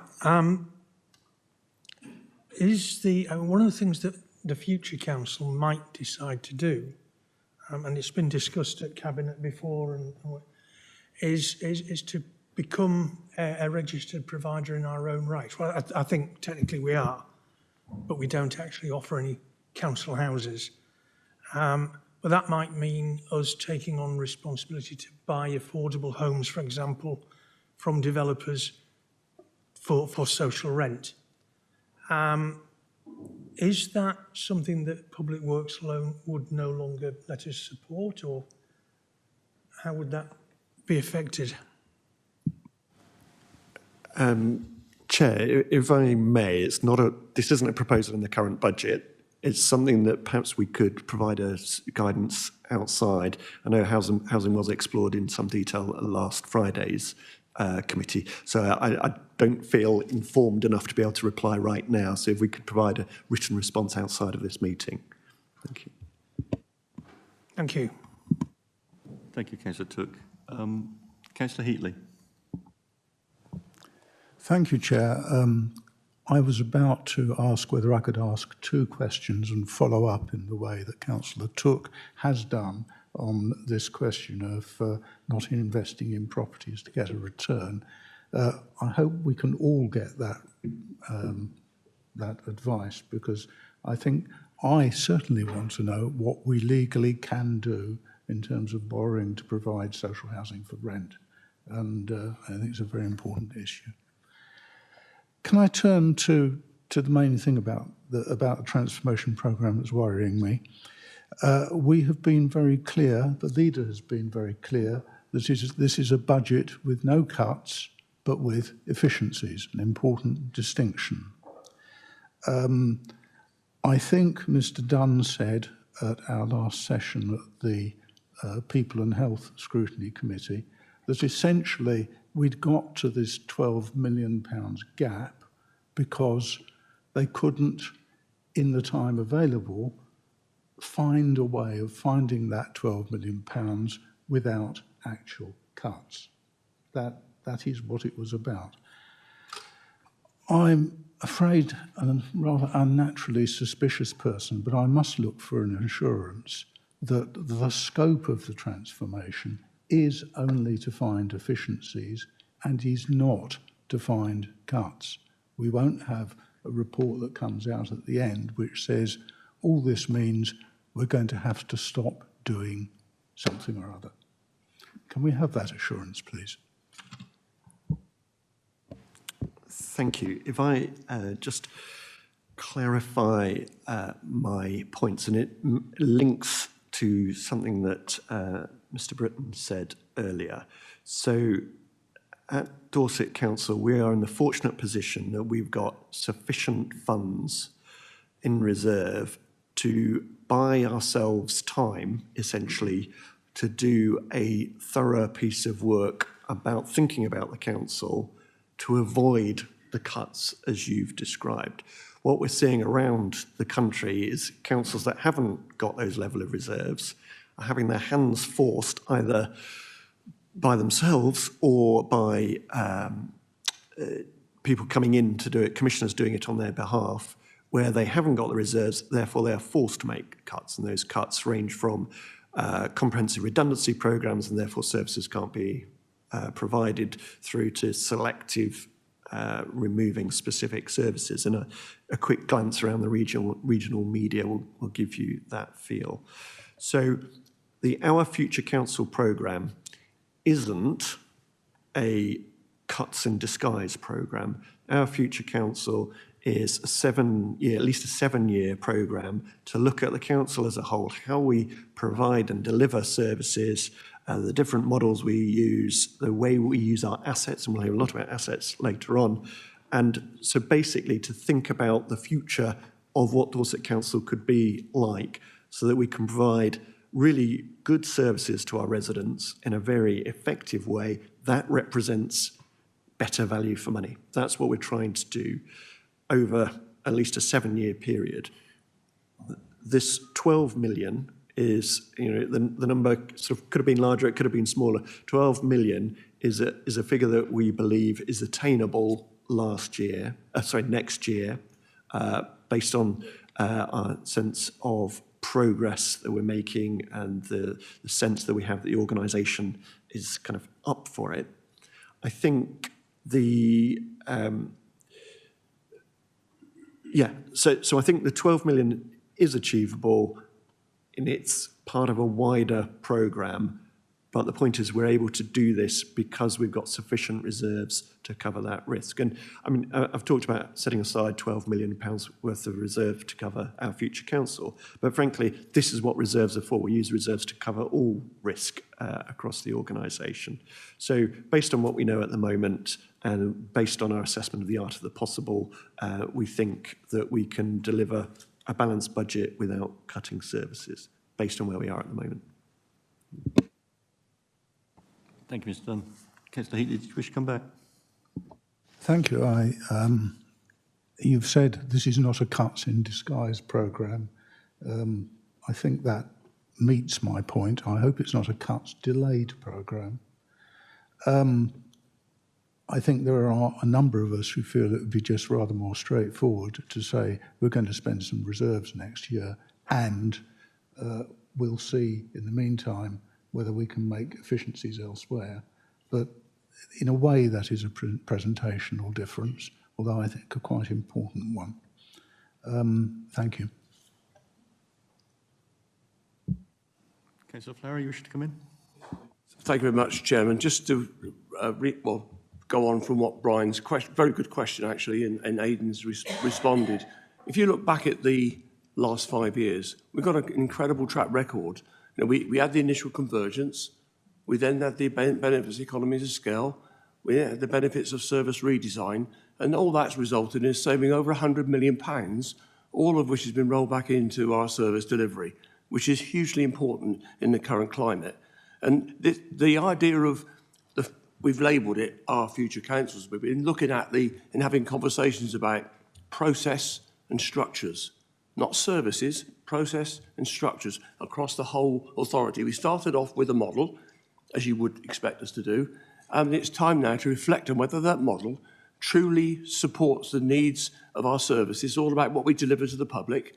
And I think this phase of work we've got now is about looking at our structures and our processes, because I'm confident, as I know others are, that there's opportunities in there to save significant amounts of money in slickening up using modern means of communication and so on and so forth, so we can sharpen up the delivery so we do deliver our services and maintain our payroll. We've got, as was said earlier on by Chris Matthews, it's very much similar to what we started with, but this payroll is in a different place. It's all about delivering the services, getting the payroll in the right place, rather than in the place with moving process and to the detriment of service delivery. So I can reassure him this is not some sort of clever ruse to disguise service cuts. It isn't. And it's not something that I would certainly sign off on. Thank you, Chairman. Thank you, Councillor Flower. Did you wish to come back, Councillor Heatley?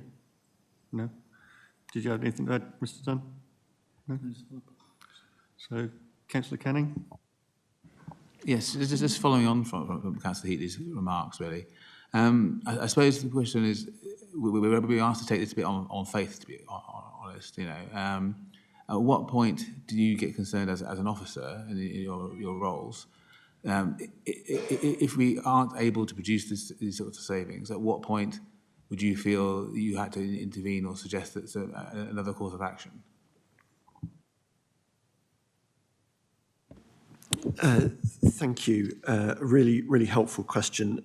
So I'm mindful, as my colleague Lisa referenced, we've got an election coming up as well, and then whatever the outcome of that election, there's a bit of time of bedding in. There might be sort of course corrects and or whatever.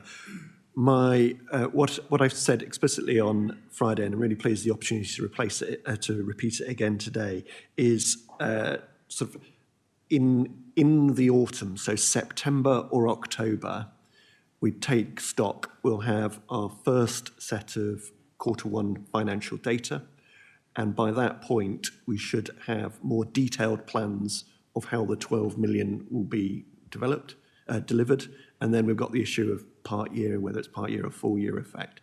So by September, October, I'd be looking from a Section 151 perspective to have the assurance from my colleagues that of robust plans that are being delivered and organisational commitment to it. We haven't got that assurance at that point, then this becomes escalated and we have to do something differently. So I'm saying at this stage, given the election cycle in particular, September, October. Thank you very much for that clarification, and I think that is something that we should definitely be part of the minutes of this meeting, so that it's very clear what's been said. Thank you. So my next speaker is Councillor Andrews. Yeah, thank you, Chair. We started off looking at the 27.5% or 27% increase in the place budget. I think for everybody's assurance, if we broke that down a little bit, because I know my colleagues in highways are having extreme pressures, budgetary pressures on materials, etc., etc. So what we haven't got is, this is the highways bit of it, and this is the pressures they're under. To understand those budgets a little bit more, because it all evens out at 8% at the end of the day, but it's just understanding what has gone up, and we've had the £12 million worth of send transport. So mine's an observation really more than anything, that maybe we need to categorise that place budget and say, yeah, this is why we've had to increase by this much. Because there is some spend to save activity going on within place without a doubt. We want to maintain our roads, etc., to the same standards they are now, and not go into our neighbouring counties and see the state of their roads. And that's important that we spend that money to ensure our highway network, because everybody steps out their front door on Monday morning or any morning and steps onto a public service. It's called a highway or pavement. So I think we just need to break it down a little bit more to let the public, who are hopefully some of them watching today, understand why that rise has taken place. And if I could just simply respond that later on in the presentation, we will be going into some, in more detail, some other aspects, including homeschool transport and highways, and colleagues from Place will be talking that through. Thank you. Thank you.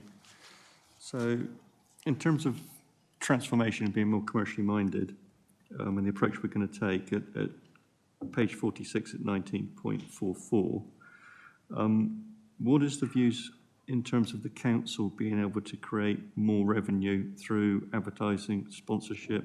We always do some sponsorship in highways on roundabouts and such like, but within our car parks, within council-owned buildings, on land that we own, there surely must be a revenue source there, unless you're going to tell me that the government don't allow us to do that.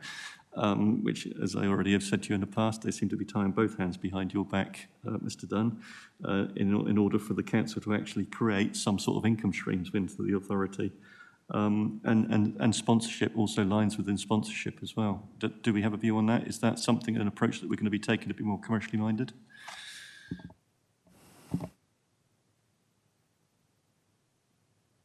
Thank you, Chair.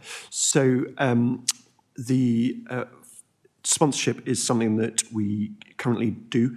Within the budget is a target for next year, based on this year, of around about £152,000 from, for example, sponsorship of roundabouts. So that's this is an issue that was touched on the Scrutiny Committee on Friday. So we already received an income stream from sponsorship of roundabouts. We've got a colleague in Sean's finance team whose dedicated job is to be actively promoting that. Linked to sponsorship, we're increasingly promoting and securing funding from the film industry as well, as part of making the best use of Dorset as a beautiful asset. And we as a council own a number of those assets. So we've got there's a number of films, both BBC and Netflix, that have been essentially renting our facilities and paying license to access Dorset for filming. So we try and be as creative as we can, and those are factored into the budget for next financial year. It's just whether or not we're being creative enough. There's always room for improvements, aren't there? But thank you. Mr. Piles? Okay, thank you. So, in terms of the transformation savings, this is an ongoing feast, if you like. Which I appreciate within the report it says that there will be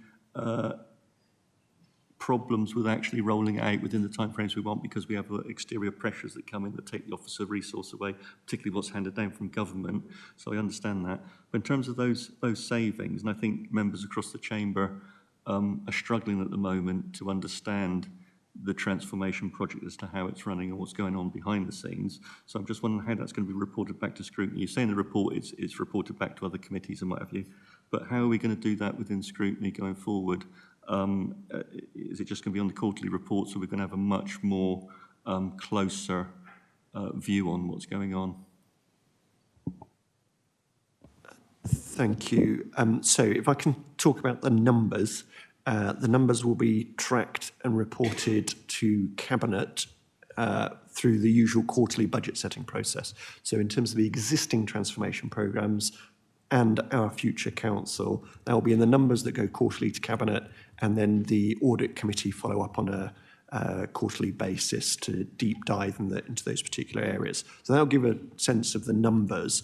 And I'm wondering if I could invite my colleague Lisa, or maybe Jill, if she's online, may like to comment about the Our Future Council programme overall. So back to you, Chair. Yeah. If we go Ms Cotton, then I'll go to... Yeah. Oh, okay, Yeah. I'll go to Councillor Haynes first then. Sorry.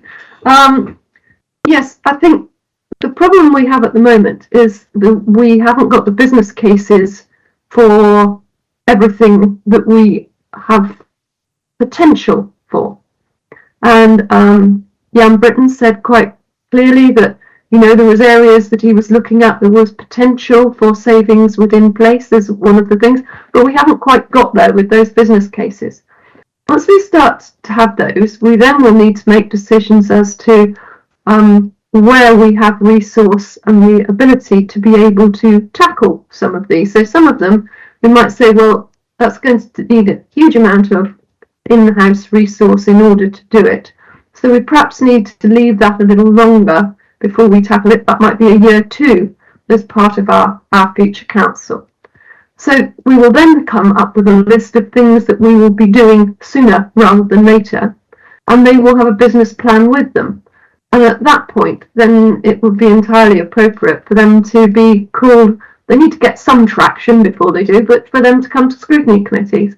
But we're not in a position to be able to say what that is, and that is why we're looking at the underwrite for it, because what we really need to do, as we're looking at these processes, the structures, the service efficiencies, the new commissioning models, alternative delivery models, ways that we work with our partners. There's a lot of different ways to make these changes that allow us not to cut services but to do things differently.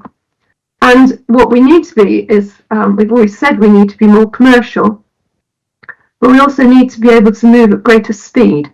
And so that has meant that we need to be looking at some of the internal governance. So things are not sent to a load of internal boards endlessly for further decisions, so that we can actually do it in a slicker way. And as part of our future council, that internal governance has already been reviewed. That's not about councillor committees, that's about the way that our staff deal with some of the decision making as part of operational detail. So again, that was, I felt perhaps slowing things down a little bit. So there's work being done on that already. So I think that what we've got here is we've got a whole series of things coming forward, and you will be able to learn more about those as we do. I'm quite happy to have that as part of the reporting when we get to that quarterly report to Cabinet.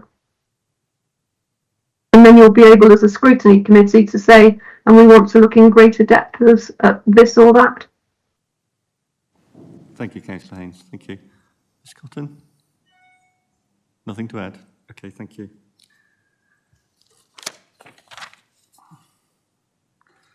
So, next question over the transformation. At page 52 at 21.10, a question around our procurement team. We have been training up our officers in terms of procurement and securing contracts to be more savvy, should I say, in the wider world of being a commercial council. Local government don't tend to do commercial very well. I think there's a history of that, and we're trying to venture into that arena now. And I'm just wondering whether we're seeing any benefits from the procurement training that's been done, and whether we're getting value for money for the contracts that we're now seeing coming through. Is that working well? Thank you. Yeah, this I'll touch on this a little later as well, but one of the themes of us being more commercially minded as a council, our commercial transformation plan, is being more businesslike, and being more businesslike is about getting better value from our contracts, increasingly better value from our contracts. So both through the procurement process, but once we've awarded a contract, making sure that we get what we pay for. And this is an area that the Scrutiny Committee has looked at previously, and we spoke to members about the training being put in place.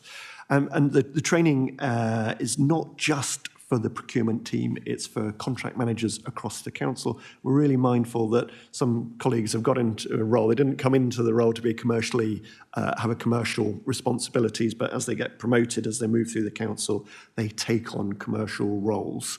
And that's why we need to train them. So we've got basic contract management training through to more advanced contract management training as well. So generally working well. We've had a good level of uptake.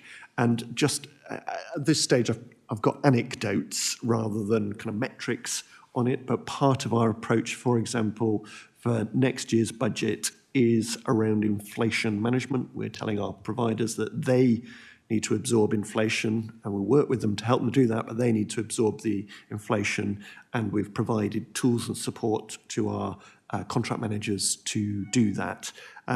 In fact, one of our colleagues in the room later, Gemma Clinton here, who will be talking about waste, might be able to talk a little bit more about kind of what it's like dealing with a significant provider.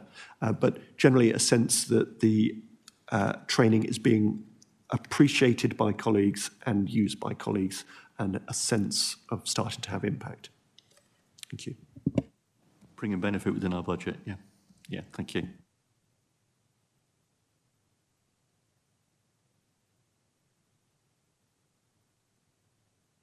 Okay, members, is there any more questions around transformation? No? So if we can pick up some of the points. To get an understanding around public works loans, as this might affect our working with town and parish councils. So if we can, if it's a note for the officers, if they can take that away and work that up, please. Is the committee confident with the Investor Safe strategy and transformation project? Are we comfortable with that? Yeah. Yeah. Okay. Sponsorship and advertising income streams using our assets being more commercial could bring in bigger income. I think there's more work that can be done around that. Are we comfortable with that? Anything else, do you have anything else to add? Lindsay, do you have anything you want to add? Did you want to say anything about the future council, the focus on place, reporting to members on activities, that sort of thing? Do you want to say anything about that? sorry, reporting on? And our future councils focus on place and corporate in the initial taking stock of September, October sick assurances, and then future reporting to members on the activities. Did you want to say anything? Okay. Yeah. So do you want me to read that out? Are you going to read it out? I don't know. You read it out.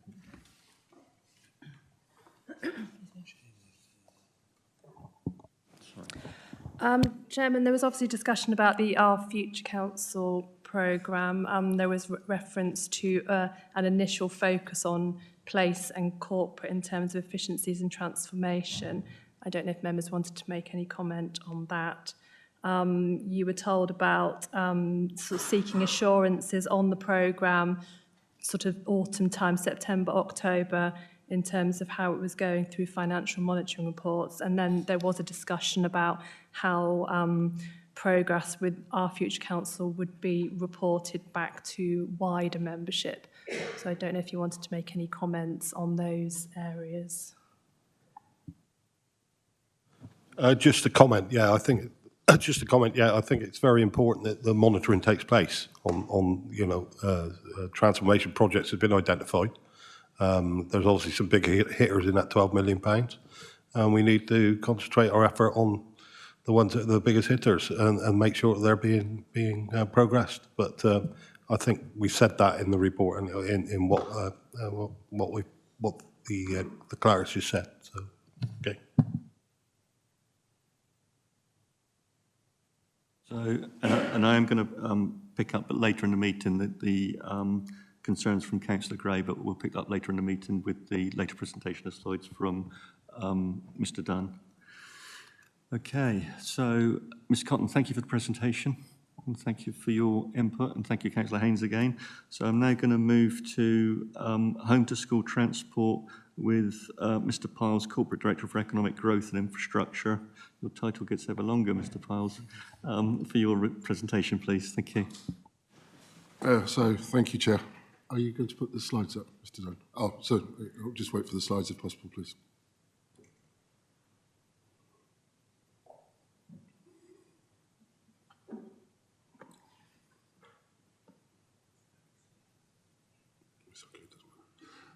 Chair, I was going to actually start with planning, but I'm quite happy to do home to school transport if you wish. If you'd like to scroll on. If you scroll on.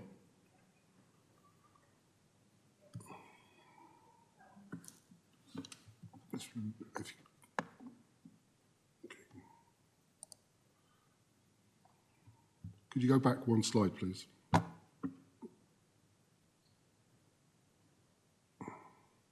Thank you. Sorry, Chair, if I may proceed. So lots of it has been talked about Dorset Travel already, but I just wanted to give you a flavour, if I may, of the service and the challenges that we have faced over, in particular, the last 2 years following COVID. I think people tend to forget that during COVID, the home to school transport service kept going. We had to provide the transport services for our education establishments, but the issue is we had to split our children for their own safety. That has caused a few problems post-COVID in culture, and we are aware within Dorset we have a concern and risk over public transport. We put together, in my view, and Councillor Bryan I'm sure will add, a very good, robust BSIP bid to government. Unfortunately, we weren't successful. But we have had what I would call material considerations, lack of drivers, increase of costs, and actually what this comes down to, Chair, is locality and where our children go to school. Next slide, please. A bit of an overview, because I think it's quite important. We are a statutory service. I would get myself in trouble if I didn't deliver our children to school for a number of reasons. However, we have what types of transport. We have mainstream transport, which is mainstream schools, SEN transport, adult services transport, and although we said 7,000 children a day go to school, what that doesn't include is actually the SEN cohort, which is about 1,200. But the travel budget has increased year on year about 23%. Now, Councillor Gray made reference to the baseline adjustment to transport, that is actually 2 years of costs and pressures, not a single year. And that is a national issue recognised by fellow directors in Transports and Children's. So we know the pressures, and for me, this is about values for money and make sure we are robust in our procurement. Next slide, please. Now, I put this slide up because this is the crux of the problem. It's where our children live and what schools they go to. We are aware, and we are working very robustly with colleagues and children's services, that we need to look at how we can provide the best service for value for money. But we have children who actually go out of county for their specific needs. But we are working very closely to make sure that we have local provision for local children, and we are challenging some of the parental choice, because actually that's where the problem is. This is a national problem, it isn't just for Dorset. Next slide, please.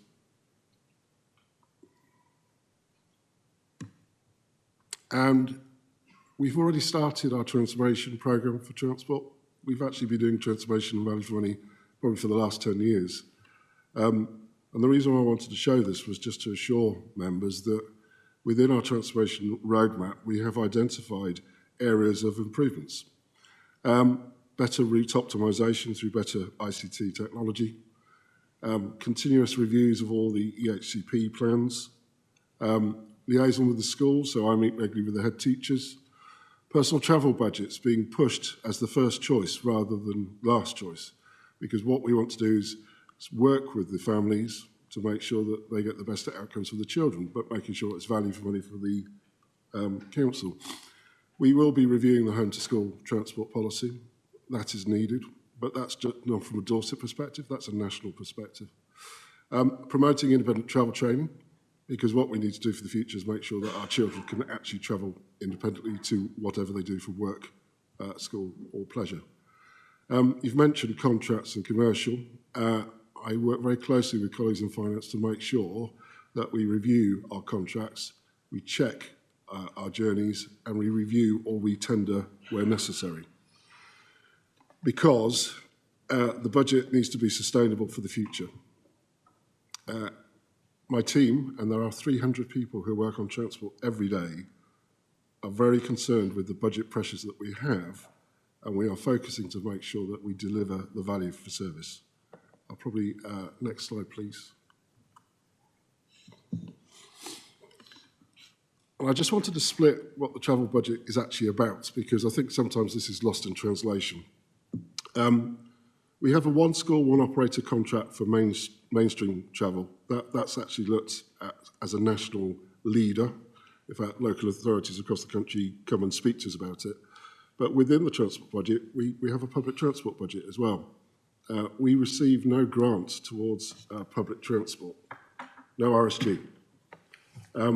The cost to actually provide transport is set out as well. And then SEN transport is set out as well of the increases. As you can see, it has considerably increased since the beginning of this council in 1920. So in essence, the budget and the costs have gone between 8 and 10% year on year, but inflation and increases in the budget is 3%. This is not a place that I am comfortable with, Chair. Moving the budget to a different part of the authority will not solve this problem, in my view. It's where our children go to school, and it's a whole council issue. And there is a very close link to the high needs block, because what is hidden within this, we have children with SEN needs, in particular in mainstream schools as well, that we transport, and we have a statutory duty. I will leave it there, Chair, because I'm sure that you will have some questions.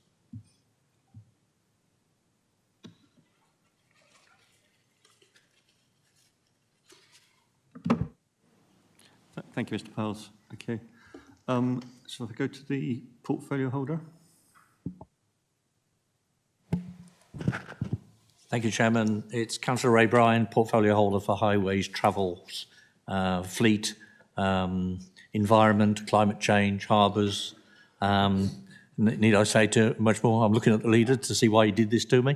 But the bottom line is, on this particular item, we are undergoing a lot of work at the moment to solve this problem. Councillor Knocklacey-Clark has been leading a team looking at various ways in which we can get better value and reorganise the routes. So again, we reduce costs. Matt Piles, in his presentation to you just, highlighted some of the issues that we've faced over the last few years. And I really do have to get members' attention onto the fact that during the pandemic, we still maintained the service, but we had to use every single resource we had to get children to where they want to go to. And I, for one, will never support us doing anything that is to the detriment of the children who need our help. After the pandemic, a lot of the parents didn't really want to go back to multiple occupancy of a vehicle. So we still have to deliver the services that the parents want. And this is really the crux of the increase that we're looking at. On top of that, it's no secret, we've all faced the fuel charges over the last few years. I can remember when fuel was touching 180, 190 in some service stations. We've seen that reduce, but it's still not down to the levels that it should be. In addition to that, a lot of the bus companies lost a lot of their drivers who were attracted by the supermarket chains who were looking for drivers themselves. So they left the bus companies, which meant the bus companies had got to either equalise those wages or lose the drivers. Travel obviously is more than just school transport. We have a public bus service that we need to provide, and where possible, we do try and get the children onto that public service. And this is an educational programme that we're currently looking at. As I say, Knocklacey-Clark has worked very hard with both children and adults. So this isn't just us doing the work, and I need to emphasise that clearly, because this is one council trying to achieve the results that we need to achieve. We've had good cooperation from both children's and adults, but there's still some way to go. I have highlighted on numerous occasions the lack of utilisation of our assets, which is our green bus fleet. And this is something during the next few months we will resolve because there are too many occasions when vehicles that we've invested a lot of money in are not being utilised as much as we would like. That can be rectified. It's no secret, I've got a real bee in my bonnet about public transport, because I think we got let down very badly on what was an excellent bid from us for some money, and we got diddly squat. That's a technical term. But the bottom line is that we've just submitted another bid, which we're hopefully getting a positive response on. But we have to find a way in which we can resolve the public transport side, which actually will help with the getting our children to school. I think I'll leave it at that, Chairman, and be happy to answer the questions coming through. Thank you, Councillor Brown. Just going to give the opportunity for the portfolio holder for children if they wish to come at the moment. Councillor Byron, Councillor Quayle, sorry. Thank you, Chairman. I wasn't intending on speaking, but just to clarify or reinforce some of the things that Councillor Bryant had said. Absolutely. I mean, children's services, we are ready. We view anything to do with in our portfolio, and Teresa is clear about this as well, that it is a one council approach. We are happy to work with our travel colleagues and are working with our travel colleagues and happy to do as much as is required. It's a very difficult area, particularly in a county like Dorset. We're well aware of that, and we are working through this. I know there's been some comment earlier about it moving back to children's, et cetera, et cetera. It's about keeping it with the experts and working with them. I mean, without any silo working, and that has always been the case. I know Councillor Bryan, Councillor Lacey Clark, and also Matt are happy to work with us, and we're happy to work with them, and that's pretty much where I see it. And of course, going forward, we'll happily do whatever we need to solve this. Thank you, Councillor Quayle. Councillor Lacey Clark hasn't indicated he wishes to speak, so I'll move to any non-committee members if there's any questions around send travel. No? In which case I'll move to questions from the committee members. Councillor Took. Thank you, Chair. Bus transport is important for people in Dorset. We're a rural county. I speak coming from Alderholt, which is on the far eastern edge, very rural. We used to have a bus. We had the 97 bus. We no longer do. Now, that used to run 3 days a week off peak.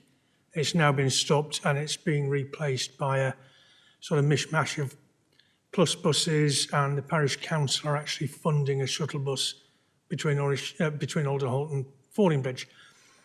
But none of these solutions work for getting people to work. So if you've got people in the village or in the surrounding villages who need to get out to Fordingbridge, Ringwood, even to Verwood, which is only 4 miles away, they can't do that on bus, on public transport, at a time to get them to work or to get them home. Because those little green buses, great though they are used for school transport. So we can't use them to bring people back from work or to take people to work. What sort of solutions can we look at to find a proper bus service for lots of rural communities? Now, I say Alderholt, but it's not just Alderholt. I look around the chamber and see an awful lot of people whose wards are fairly rural and don't enjoy the facilities of places like, I don't know, Weymouth, for example. Thank you. Mr. Piles. For my chair, it's a question of value for money for Dorset Council, because some of the services that we previously ran were not being used by the public, and we were challenged quite rightly to make sure that we put the money where the services are needed. I still have the scars from the last time that public transport was discussed, and Councillor Killing will probably remember that as well. But what we need to move to is what myself and Councillor Bryan will say is a hub and spoke way forward. What we are trying to do is focus where our money is on what we call the interurban routes, where the people are, because people makes commercial sense, but then to link the community routes through the transport transformation that we're undertaking, and working with our colleagues in adult services and working with community transport and also with the health system, because non-emergency transport could actually unlock a lot of the issues that we face together within Dorset. But this is a national problem. So I will say something. Councillor Bryan has been asked to sit on the Rural Transport Accessibility Committee, and that's the government reviewing rural transport, because it needs help, it needs money, and it needs finance. And the reason why I'm saying that is bus companies are very keen to work with the council to provide new routes, but unfortunately then they are keen to ask for more revenue funding to support those routes. And that's my issue, is the revenue funding. I think there's a case for the planning system to have a look at how we can help. My learned colleague to my left is aware of the discussions we've had about public transport and new developments for the future. And that's one of our challenges. But we are working on trying to provide that solution. Come back, Councillor Took. Thank you. Shoppers' buses are one thing, but it's getting people to work. I'm talking especially about young people. So there's the people who can't afford a car or perhaps can't drive. If they can't get to work in our nearby towns, that's very restrictive for them, leads an awful lot of pressure on them, financial pressure because they haven't got a job, leads to an awful lot of dissatisfaction, social unrest, also, and you know how the route goes. So putting buses on, you talk about cost simply putting buses on is actually a cost-effective way to solve a whole host of other problems. So I simply want to make that point and hope that perhaps somebody will take it on board. Thank you. I will let you come back, but I just want to, this is about SEND transport, special education needs transport. Okay, so I don't want to get off topic if we can help it.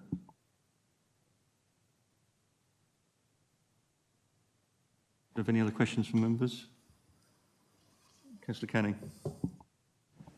Yes, it seems to me that the only possible, well, one of the few possible ways forward is to look at expanding SEN school provision nearer to where the children actually live. So the problem at the moment, obviously, they're travelling a long way, and you can affect that in the short run, maybe, but for the long-term situation, to get more facilities in the towns and try to provide it there. I mean, is that something that's being worked up as part of a future capital budget? Because it will require a lot of investment in structures and facilities.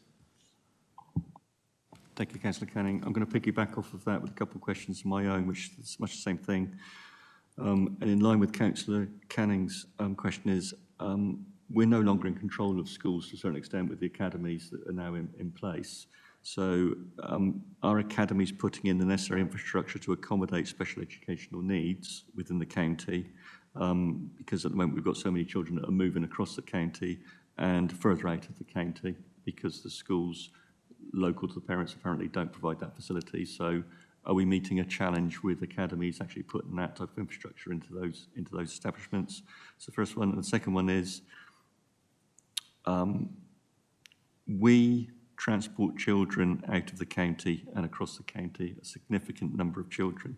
Now, we bought a facility at a cost of £11 million that I think currently is providing educational needs for 70 children, I think.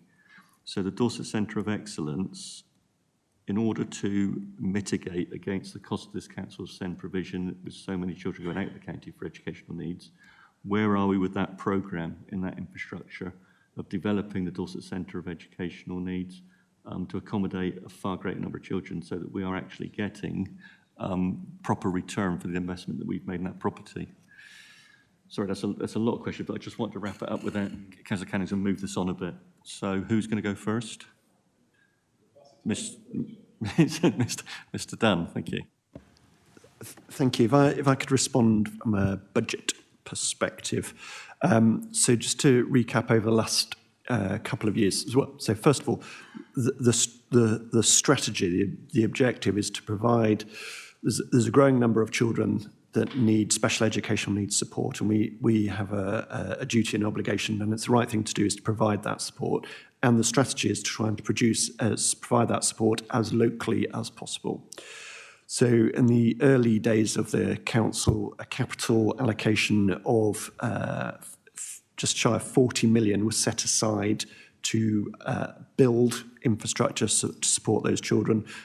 A proportion of that was used to acquire the Dorset Centre of Excellence. And the reason we did that was because we knew we could have a facility up and running much faster than building it. So it was a shortcut to provide the facilities that Dorset's children needed. And so that's up and running. The next Cabinet meeting, 30th of January, I think is going to receive a update on business plan. Can I just check that? Is that right? The business plan on the 30th of January on the business plan of that school. So in terms of this committee and this budget, I think if you're able to wait to that point for there. The other exciting news is, in addition to the 40 million and other packets of capital that have been agreed since then, 2 weeks ago, a joint effort between Children's Services, Property and corporately, we put in a bid for a further £14 million to the Department for Education to provide, to build and provide just what you're describing, local, smaller units on existing sites that are in the best interests of the children there locally in their communities. And so we're waiting to hear from the Department for Education if we've been successful with that, and it very much aligns with our strategy. Thank you. Thank you. Mr. Piles, and I think Councillor Perry wished to speak as well. So, Mr. Piles. The point, we work with colleagues for Children's Services on a daily basis with regards to school provision. So Amanda Davis, who's Director of Education, I meet with her fortnightly to discuss school provision and the effects on school transport with colleagues from Assets and Property who are involved in the Bill programme. So that one council approach is embedded within the culture. Councillor Perry. Thank you. I think the first thing I'd want to recognise, of course, is that every school day, Dorset Council is responsible for the safe transport of thousands of children across the county. And we're talking about a geographical area here which stretches from Alderholt in the east, which represented by Councillor Took, all across to Lyme Regis. And a quick check on AA Route Finder tells me that's about 64 miles from one end of the county to the other. That is a huge geographical area, and a lot of it is rural, and will have areas of isolation in it that we do understand. So yes, you're quite right to highlight the fact that trying to provide a transport infrastructure around a large conurbation, such as Weymouth and Portland, is considerably easier than if you try to achieve the same, say, going across the Marshwood Vale or the Cranbourne Chase. I think we all recognise that. But what I did want to just also reflect on, from the property and assets point of view, is yes, Councillor Bryan's absolutely right. We do need to look at things like utilisation of our own fleets. Some of that is bus related. Some of it is our own car fleet as well that could be used for SEND transport measures. But do not overlook the challenge that we have faced, and all local authorities have faced, from parental choice, which is a really significant issue, okay, and their capacity to challenge via tribunal and through the judiciary if we suggest something that is not of their wish. And the track record of local authorities defending their decisions in the courts is not a good one, I'm afraid. It's very close to 100%. In fact, about 97%, I think, finds in favour of the families. So we do find ourselves on that back foot when it comes to meeting that need of how we achieve what we recognise in a professional setting is a path to independence for children and young people. So things like independent travel training that we know and we want to see expanded, which could help with budget pressures, will often be met with a pushback from families that would rather a door-to-door taxi service. And if they really pushed the matter and went to tribunal, would likely find in their favour. Thank you, Councillor Perry. Mr. Britton. If you'll permit me a personal comment in response to what's just been said. My own daughter went through home-to-school travel training in a different part of the country, and my wife and I as parents had great reservations about allowing her to use a bus. It's transformed her life, absolutely transformed her life. So part of our job in respect of travel training is to persuade parents that the perceived risk is small and the actual benefit is huge. It's a hard sell to a parent, I know that myself, but it transforms young people's lives. Thank you. I go to Portfolio Holder for Children, Councillor Quayle. Thank you, Chairman. And in large, some of the points I was going to make have been made by Aidan Dunn and Councillor Parry. So I'll just tweak the end bit.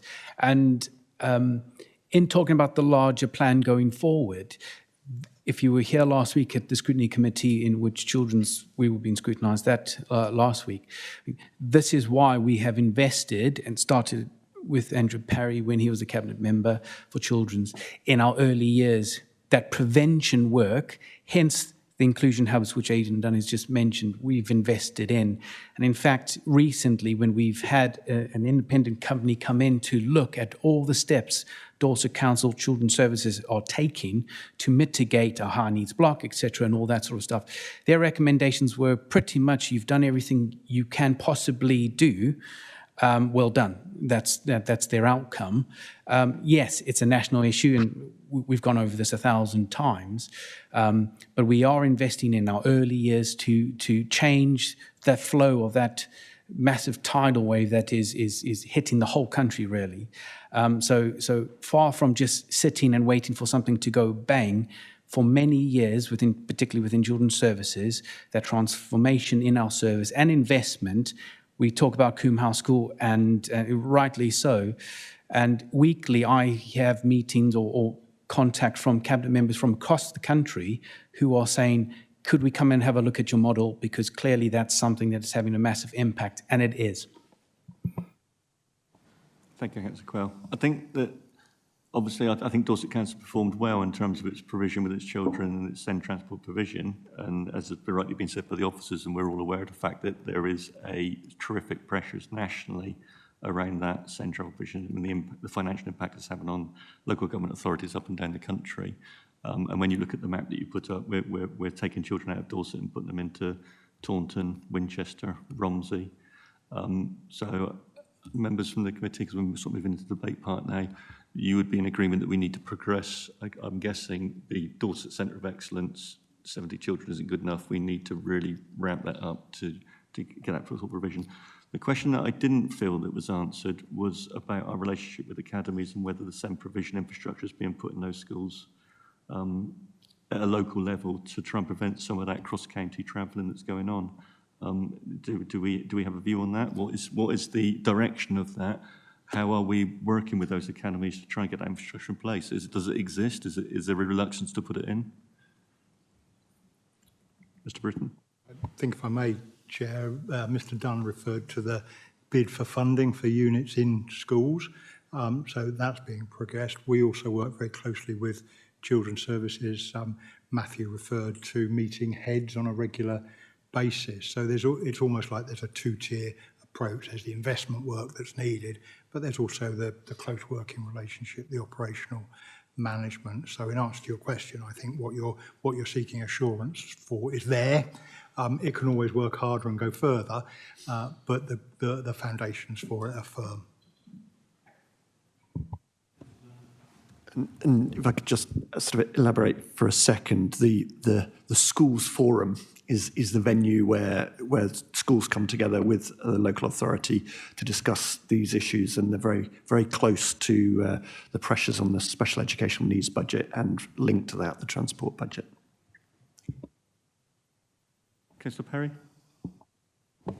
Thank you. I appreciate this is not directly in my portfolio, but I was involved with this for a number of years, as you'll be aware, when I was the portfolio holder.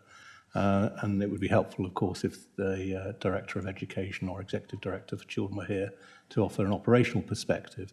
But the political perspective would be that everything I've ever observed is it is so important that the schools, be they maintained or academies, work with us in a planned way, because whenever we have to deal with anything that comes to us sort of blindsided, where we have to react in a spot purchase situation, inevitably it costs us more money and that adds to a budget pressure.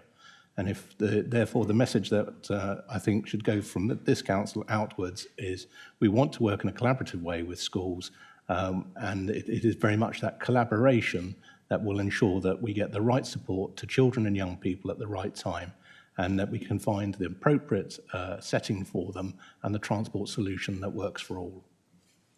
Thank you, Councillor Perry. Members, have any other further comments? Any comments you wish to make? No? Okay, so I'm picking up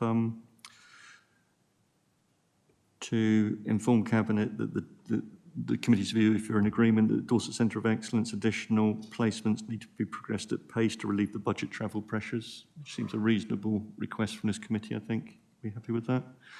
And also to highlight the importance of Dorset Council working with schools and academies in order to bring forward those placements, again, at pace. This is all about if we can get that infrastructure in quick enough, then we can start reducing our SEND travel cost budget. Is that a fair comment? The committee happy with that?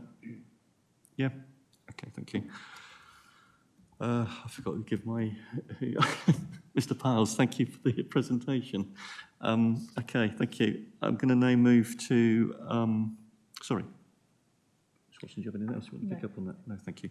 Okay, so we're going to move to waste now to include the risks around volatility of the market. This obviously is having quite an impact within our budget, and also in terms of the future, the impacts that could be have. So I'm not sure who's given the presentation. It's Gemma Clinton. Sorry, Gemma? Gemma Clinton. Gemma Clinton. Clinton. Apologies, Ms Clinton, I don't have your name down on my notes, okay? So if you could give the presentation, thank you.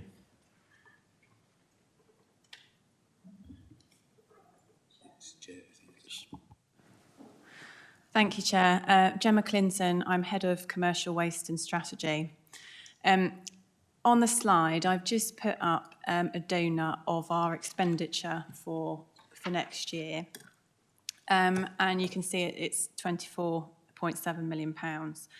I think, obviously, it's too small to read all the detail on there, but what I wanted to show you is just the visual graphic in terms of the blue part of the donut and then the adjacent orange and grey part, which is all fixed costs. So the blue part represents gate fees, which is what we pay to take our waste to a disposal site, whether that be for rubbish, recycling, food.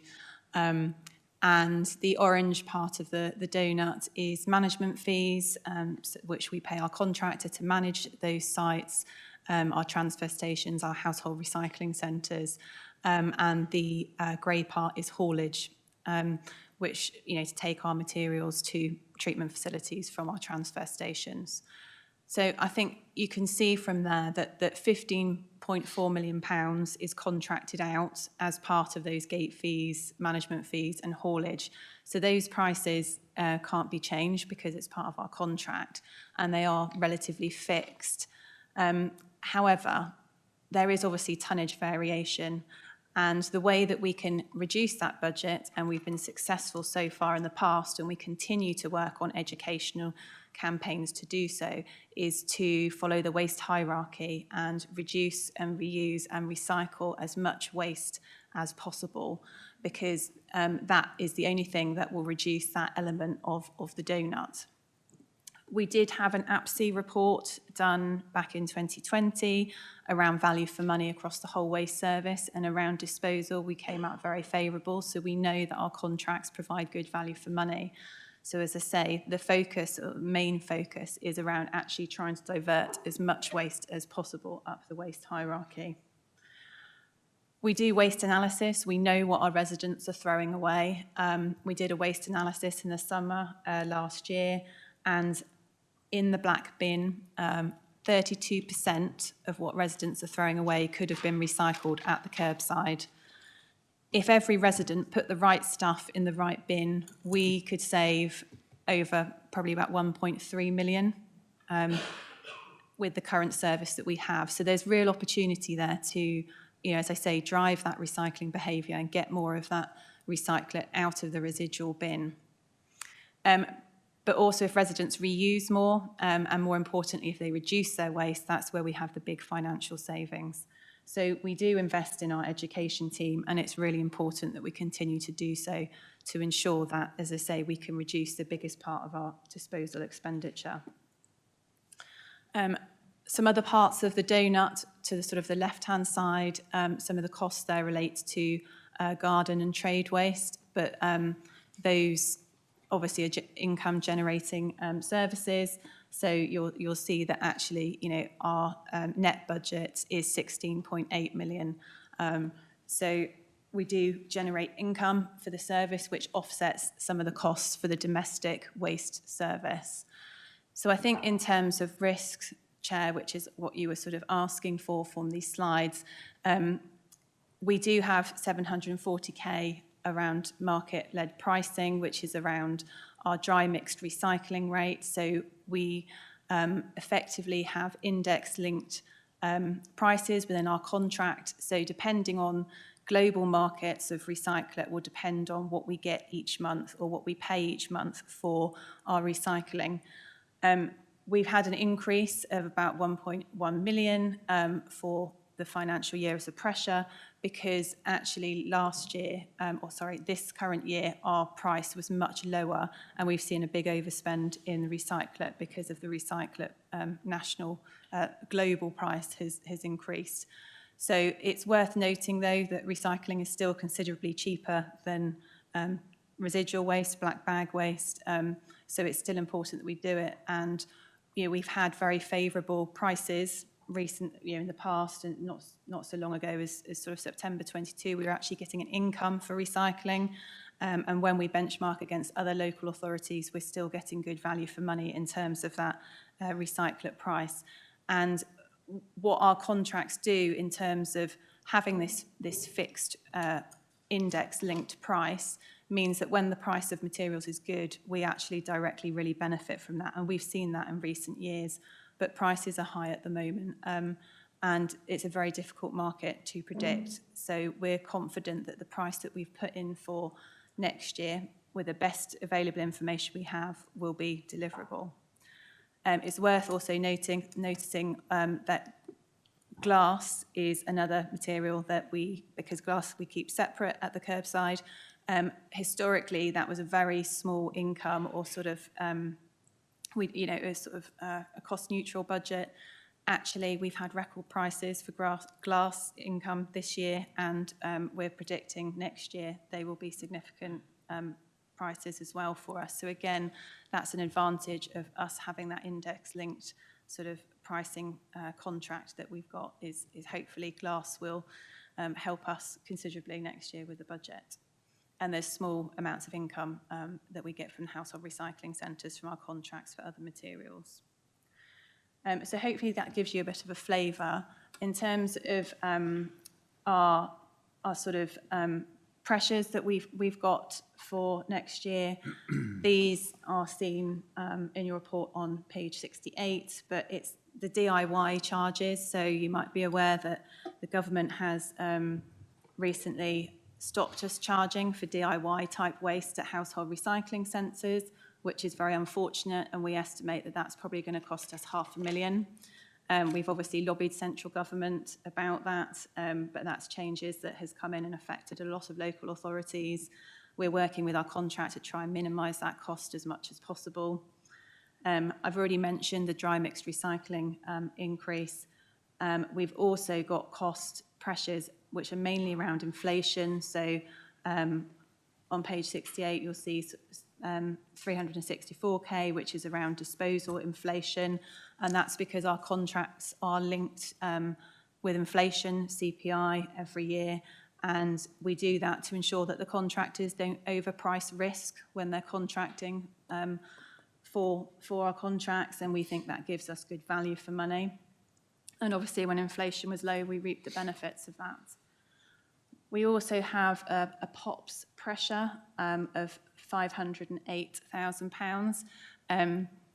POPs is persistent organic pollutants. So this is something that is chemicals that is found in all of soft furnishings. So again, this is a change in national legislation that we've had to adhere to, where all materials taken to household recycling centres that contain POPs, or any items that we collect that contain POPs, has to be treated separately and has to be destroyed, so incinerated, to take those harmful chemicals out of the environment. And again, that's another national pressure that all waste authorities are facing. So that's another £500,000. And the other two pressures on page 68 is contractual costs and household recycling centre costs. They, again, both linked to inflation. The contractual ones was inflationary costs that we didn't get allocated in this year's budget. So those pressures are being carried forward and almost rebalancing the budget for next year. And household recycling centre costs is because we weren't allocated inflation within the budget previously. So it's rebalancing that. So there's a lot of pressures in waste, but we've also been focusing very heavily on savings and what we can do to kind of mitigate that.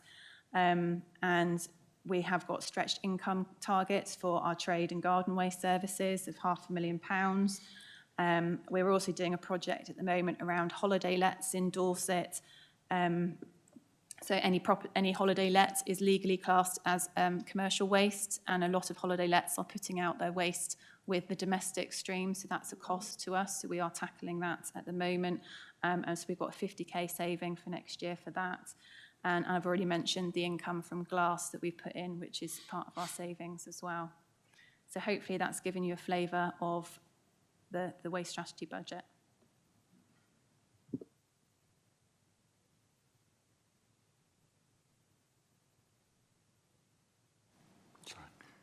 Thank you, Ms. Clinton. Thank you. for the presentation. Portfolio holder is, yes, Councillor Beddoe. Did you wish to make a comment at this point? Thank you, Chair. Sorry, I was hiding. Thank you, Chair, and thank you, Gemma, for that overview. Really just to provide some assurance that where we have these pressures coming down from central government recommendations, that we do fully take part in the process and feedback our thoughts about this to help hopefully reduce the pressures that financially might come down the line. Recently, we have had some success with that regarding the charging or free garden waste collections. That would have created £9 million pressure for our service, but fortunately, the government listened and we don't have that hole in the service. So it was really just Gemma's covered all the financial detail. I think you can see from her presentation that actually Dorset performs really rather well, and that's largely thanks to our residents recycling very well. But we are all about the waste hierarchy because it reduces pressure on budget, but it really was just wanted to provide that assurance that where there are national moves and we think actually that they're not helpful to Dorset, we will always make that case, and we've seen recently that that does pay off financially. So thank you, Chair. That was it really. Thank you, Ms Beddoe. Thank you.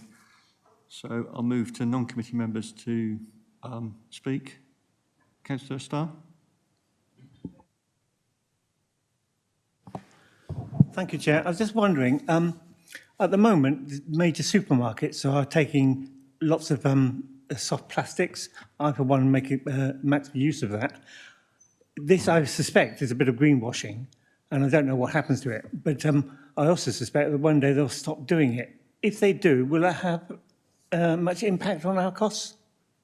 Thank you. Thank you, Chair. Yeah, good question. As part of the simpler recycling reforms that the government has recently announced, all local authorities are going to be required to be collecting films and flexibles from 2027, so at the curbside. So supermarkets will be encouraged to recycle, and businesses also have an obligation to recycle. So the collections that you see of the soft plastics will be there to stay, and we're currently working out at the moment how we're going to be collecting those plastics, because if we were to add them into our existing recycling, then that would be the ideal option, but there isn't the sorting facilities at the moment to then extract those films and flexibles out. So you need to have the disposal infrastructure in place first before we can decide how we're going to collect that. But it's not greenwashing, it's definitely something that's happening, and the government have put very strong reforms in place to ensure that everybody is going to be recycling more. Do you have any idea of how much that's going to cost us? Would it be an awful lot? We haven't done the financial modelling yet, but actually by moving that waste out of the residual bin and into the recycling bin, particularly if we can use the existing infrastructure and our existing vehicles and containers, it should actually make us a saving. There's also the extended producer responsibility legislation reforms. So producers of all packaging will be required to pay for all of the packaging that they place onto the market in terms of the full net cost recovery. So there is a potential income stream for us there in the future. And we haven't included any of those figures in the budget as yet because we haven't got any detail from central government. But that is something for the horizon. So yeah, I would expect there's opportunities there to look at how we provide services and hopefully make further savings and efficiencies.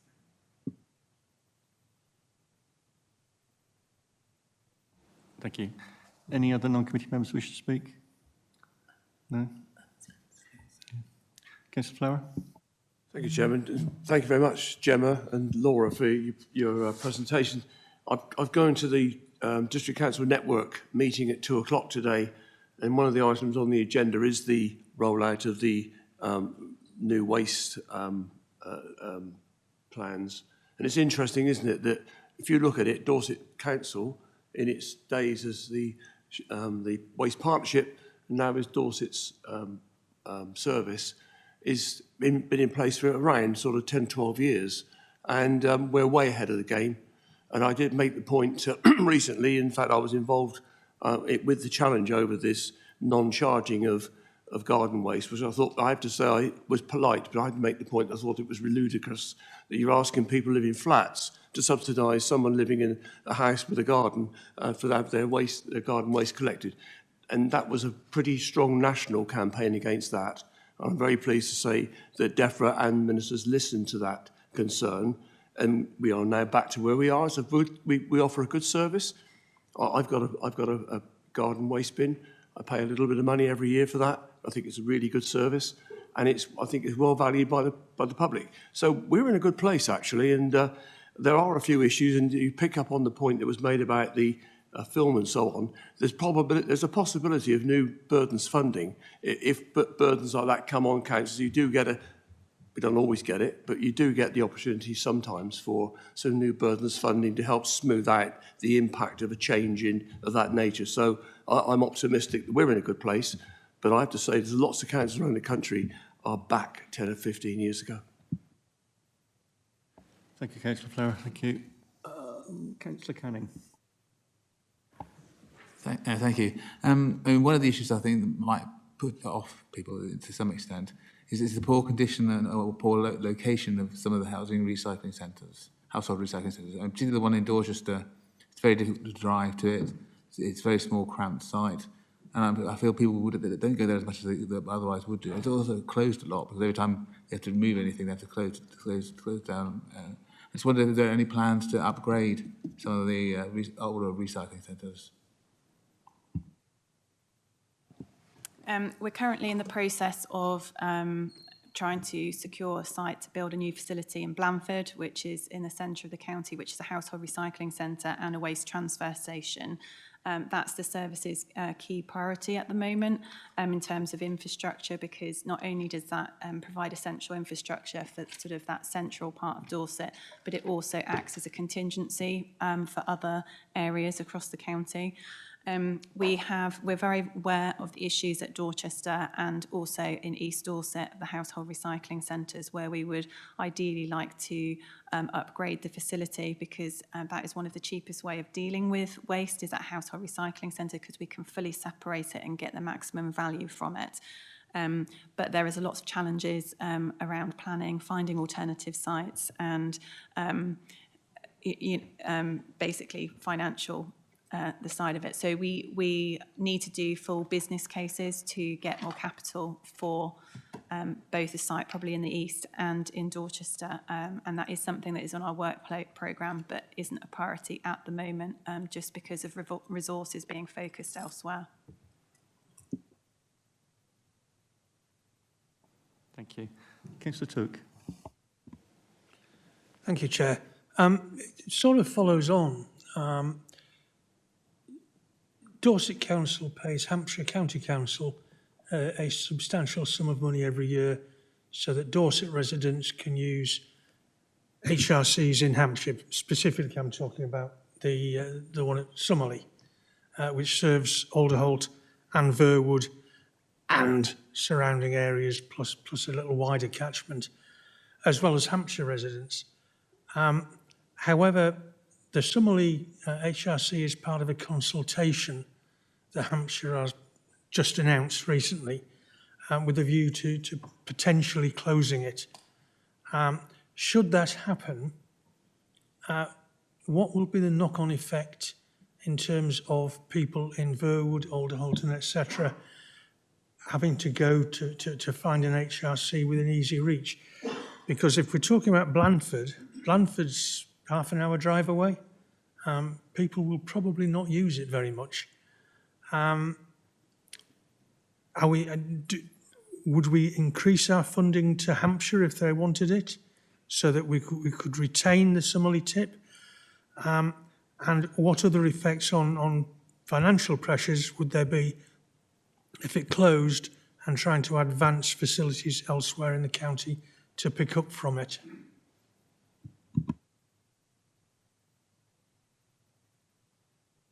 Councillor Flower. As you know, that at least two of us in this room are local members, along with David and others who could be impacted on any change to the HRC arrangements we've got in the eastern part of Dorset. We've got an inadequate site, a small site in your ward, in Wimborne, and the arrangements we've set up with getting access to the Summerley site has been well used, it's been well respected by the people, and I'm aware that Hampshire have got, I think, 4 levels of HRCs, and this sits in level 3, and so I would suggest the most vulnerable sites would be level 4, logically. I think they've recognised they've probably got too many across the county. It's a big county, they've probably got too many. They're looking to save some funding. This is an example of service cuts, you know, that's something we're trying to avoid. But I think we need to wait before we second guess that things are going to become a disaster by us not having access to the site because it isn't there. I think we need to wait a little while until we we'll make our representations, I know we will, in the consultation, both as a council and I suspect people who live in Older Holt and Verwood and in Ray's Patch, you may well also use the Summerley site, the opportunity to comment during the consultation period. I think we need to make our point very forcefully that we value that site.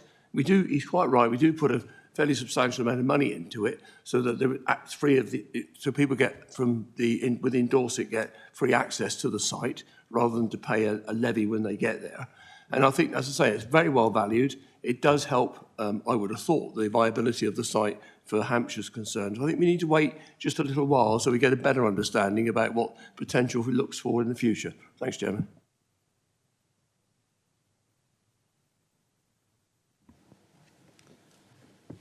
Thank you, Leader. I hope that Hampshire won't close it, but if it does, I would be encouraged if Dorset Council were able to pick up perhaps some more of the load from Hampshire if that's the biggest problem.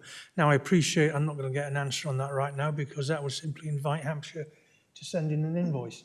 But I thank you for your response. Thank you, Councillor Took. Okay, so within the budget paper, page 68, you talk of waste operations general pressures at 384,000, and I was just wondering, financially, what is the impact that we will have concerning fly tipping? Because my understanding was that some of the chargeable waste that we were getting at our HRCs was used to offset the cost of managing fly tipping within the community. No? No, the reason that the government have removed us being able to charge for DIY type waste is that, it's their belief that that will reduce fly tipping. Overall, we didn't see an increase in fly tipping when we introduced the charges, so we don't necessarily support that. So I don't think that the changes should have any impact on our levels of fly tipping. And the charges that we currently, or we previously had at the household recycling centres were dealt with solely by our contractor, so we didn't actually get that money. We just had a reduced management fee because the contractor charged the resident directly for those items they took in, which covered the disposal cost of those items. So now, whereas we didn't have a charge, we're going to have to charge for the payment of the disposal of those items that residents are able to bring in for free. Thank you. Either my memory's playing tricks then, because I thought when originally the chargeable waste come in, the DIY type waste, the argument was that we would use that income to actually pay for fly tipping. My memory's playing tricks on me, is that? I thought thinking back to East Dorset District Council days, I thought. I'm not aware that that was ever an issue, and I think if it was back in the East Dorset District Council days, the household recycling centres would have been run by Dorset County Council, and the fly tipping would have been collected by the District Council, so it would have been separate budgets. Okay. I'll move on to the other question then. And that is at page 45 at 19.38, in terms of a revenue income from recyclable waste that we currently get, yeah. I think we're all aware that the waste team in Dorset Council it performs way and above many other areas within the country. I think, as Councillor Flower said, we are ahead of the game. We have been for quite some time. And I'm just wondering whether we've done any modelling around the fact that as other councils start to catch up and there starts to become a glut on the market of that recyclable waste, is that income going to actually decrease and actually go into a deficit, and we have to start paying to have that recycled waste taken away? As that market becomes swamped with recyclable waste, are we going to lose that income stream? And have we done any modelling around that as to how it's going to impact our budget in the future?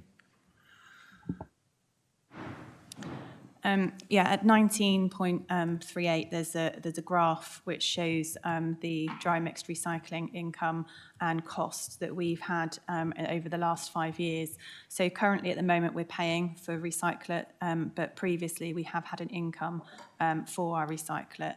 And as I said before in my presentation, it's global market prices. So yes, there is a risk that as more and more local authorities recycle more, then the markets become flooded. But the government is doing a lot of work around stimulating markets. So one of the issues around the simpler recycling reforms that the government have recently announced, whereby all local authorities are going to have to collect a standard set of recycling by March 2026. Dorset do most of that already, so it's not going to impact, but that will include weekly food waste collections to all local authorities. And also, as I mentioned before, the films and flexibles will have to be collected by all local authorities by 2027.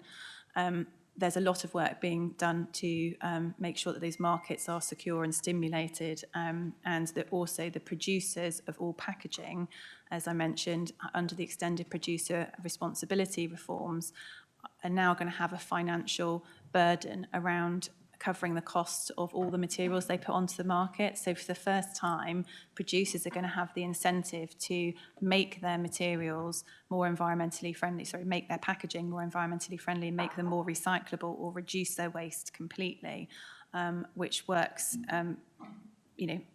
in a really positive way in terms of reducing that tonnage, because we've already seen it with packaging across the industry in terms of lightweighting, where, if you look at a glass bottle, for example, it looks like a glass bottle, but actually the percentage of glass in there will be much less than it would have been sort of 5 to 10 years ago. So not only are products being lightweighted, but they're also being reduced and moving away to more reusable packaging, because the producers are going to have to pay for that sort of disposal element.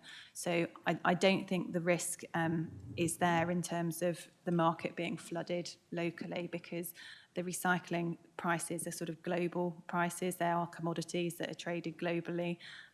So I don't think that's a real risk that we need to be concerned about.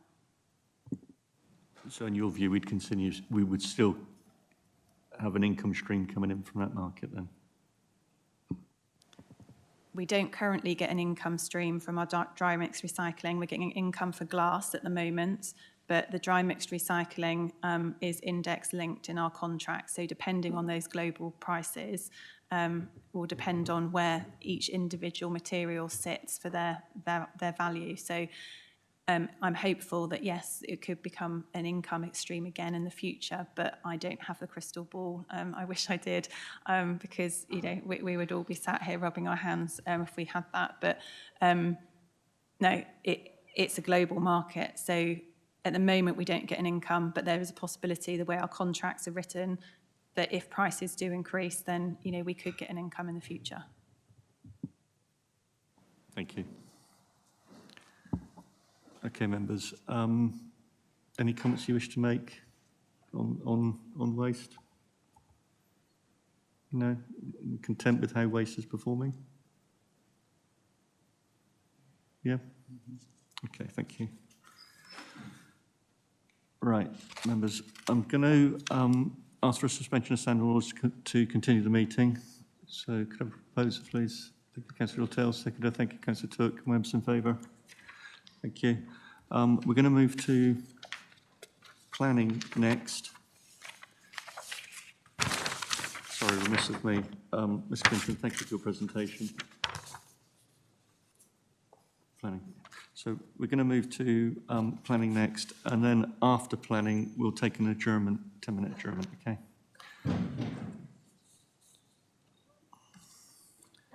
Okay, so Mr. Powles, if you could give your presentation, please. Thank you. Donut envy after that presentation. Made me hungry, Chair. Talking about donuts. I wanted to talk about some success, Chair, before we talk about the budget, if I may, because I don't think people actually realise the context that Dorset Council's planning authority is the 7th largest in the country. When we started our journey in 2019, we converged the districts, boroughs and the county. I think people probably underestimated the complexity of the planning system within Dorset. World Heritage, Natural Site of Beauty, everything that we deal with and making sure that the reputation of the planning authority is key.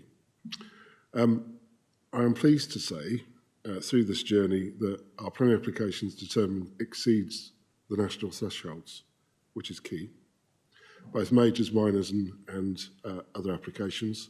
Our pre-applications have increased, and we bring in an income target of around £4.5 million per year as a planning authority. Now, the reason why I say that, you probably noticed, Chair, that planning fees have increased since the beginning of December. And if we can move on to the next slide, please. That's going to make life very interesting for the planning authority because our customers, the residents of Dorset and the business, will expect a better level of service guaranteed on the fees that they pay. In essence, if we do not perform, we will have to give the money back. Now, that is a huge change in the planning system. We have, in my view, done extremely well on recruitment issues within the planning system. Planning officers are very difficult to come by, but we've got a very good reputation of Dorset that they are part of the Dorset planning family. Our building control team's percentage of the market increases. It's 70% now. That's nearly £2 million in income through applications per year. We're probably the highest in the Southwest. And the last bit I will mention, Chair, is about peer challenge. So Councillor Walsh is aware that Planning Officers Society, POS, have scrutinised us twice already and are coming back. We are in discussions with the Chief Planning Officer in the country in relation to the local plan, because the process will change in the future. And we probably have more neighbourhood plans in Dorset than any other unitary authority in the country, because we have 33, I apologise. But we are not resting on our laurels because planning every day is a challenge. And I know members are very keen to have a discussion about enforcement and conservation, which is the discretionary part of the planning service, not the statutory part. But I will leave it there, Chair, if there are any questions about the planning system. Thank you. Thank you, Mr. Powles. I'll move to portfolio holder for planning, who I'm sure has got a comment to make.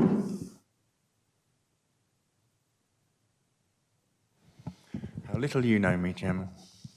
I was going to be very brief, but my bus doesn't go till 5, so I could speak till then.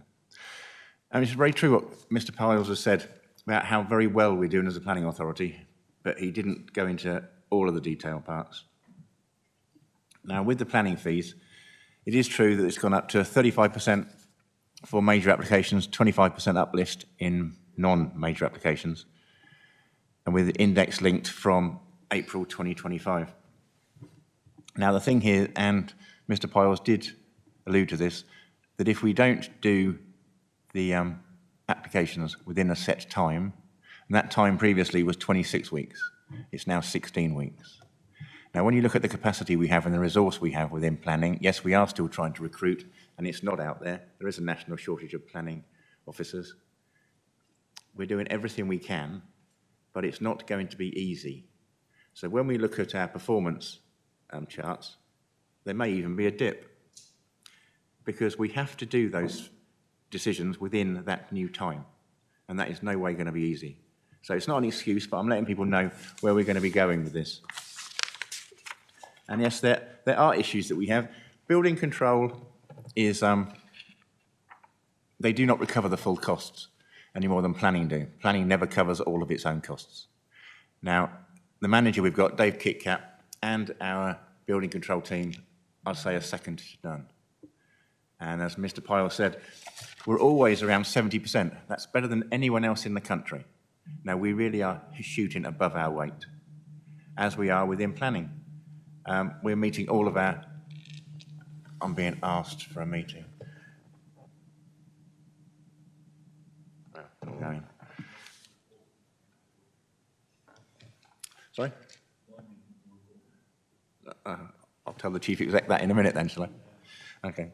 No, just to say what we are doing and the fact that it is fantastic. Yes, we do have 33 neighbourhood plans and over 20 in progress. That is phenomenal. That is more than national. Now, if we're going to say one of the greatest things about Dorset that we can say from this is that our local communities are taking the positive steps to design their communities. Now, I think personally that is fantastic. So there are some amazing things going on in planning, and I'm going to stop there. But just remember that with the extra fees come extra pressures. We have to meet those with 16 weeks as opposed to 26. Now, that's a big cut. So please just look at that and be sympathetic.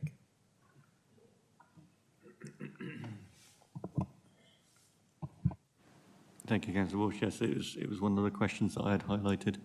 So I'll go to non-committee members first. If there's any comment or question from a non-committee member?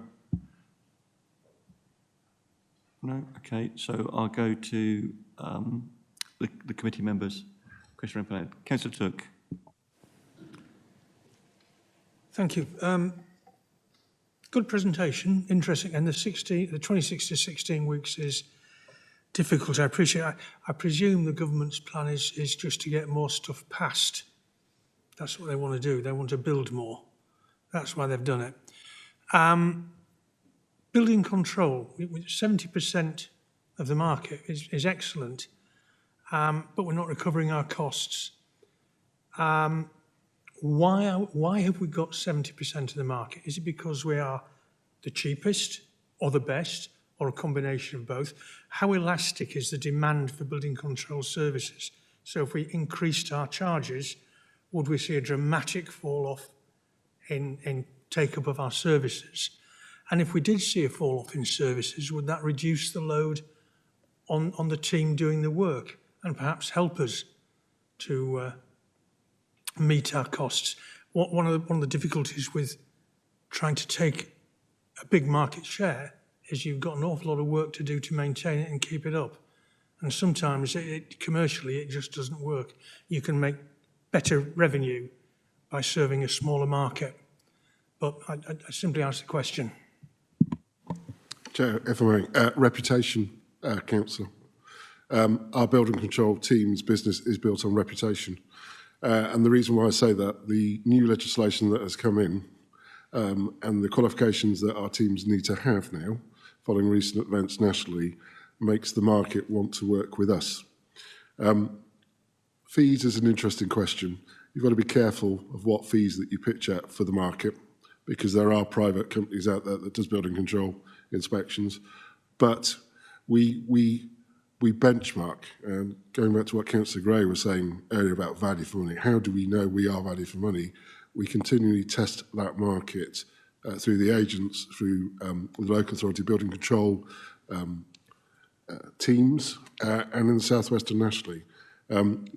Building control is a business that will grow, but it will be in line with the planning applications that the authority determines. And I will say this, our applications are based on material consideration, not to push it through the system. I will just say that out loud, whatever people may think. Thank you.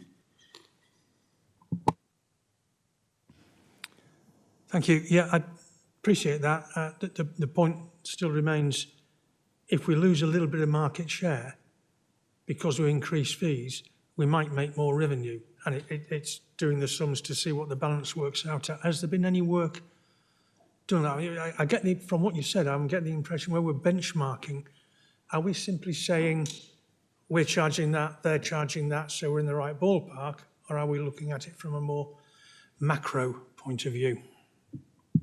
Chair, just a simple answer. We're looking at it from a workload perspective as well, because the building controls infrastructure has changed of what people need to be inspected as part of the works. So it's a sort of scale of fees as well. I'm happy outside of this meeting, if you want to come and talk about building control, I can show you the full business plan that we have in place. Thank you. Thank you. Are those fees, is that part of the fee structure within the council where government restrict us from actually running that at profit? We can only charge the fees to actually break even. Is that correct? Chair, I'm not allowed to say profit. I get in trouble by the monitoring officer. It's a surplus, and we are restricted. It's statutory fees as well. I think the interesting thing for me, the whole planning system at the moment is undergoing quite a revolution in fees and charges. I think we need to see how that actually stables out over the next 12 months, and we'll come back to you and report on that. But government change in regulations could help us in regard to that. Yeah. Okay, thank you. Councillor Healy is asking to speak. Okay. Councillor Heatley. Thank you, Chair. The 16-week thing, thinking about my own participation in the system as a planning committee member, it seems to me that the difficulty with that is going to arise with the applications that come to committee. Are we going to have to think about our committee structures a bit so we have more frequent opportunities to take things to committee? So if I may, Chair, chairs and vice chairs meet on a regular basis. We just discussed the impact of legislation and applications. I'm sure it will be on the agenda for the next meeting that we have, and we may have to amend and flex out the way the planning authority works. What I'm concerned about myself is we had a great influx of applications just before the fees changed. You can work that one out for yourself, Chair, but it's the validation and quality of the applications coming through which will then determine that 16-week process. We are working very closely with the agents in Dorset in particular to make sure that the process is followed the best way we can for the customer, because at the end of the day, they are paying for a service. And that's the cultural change that we are doing at the present moment.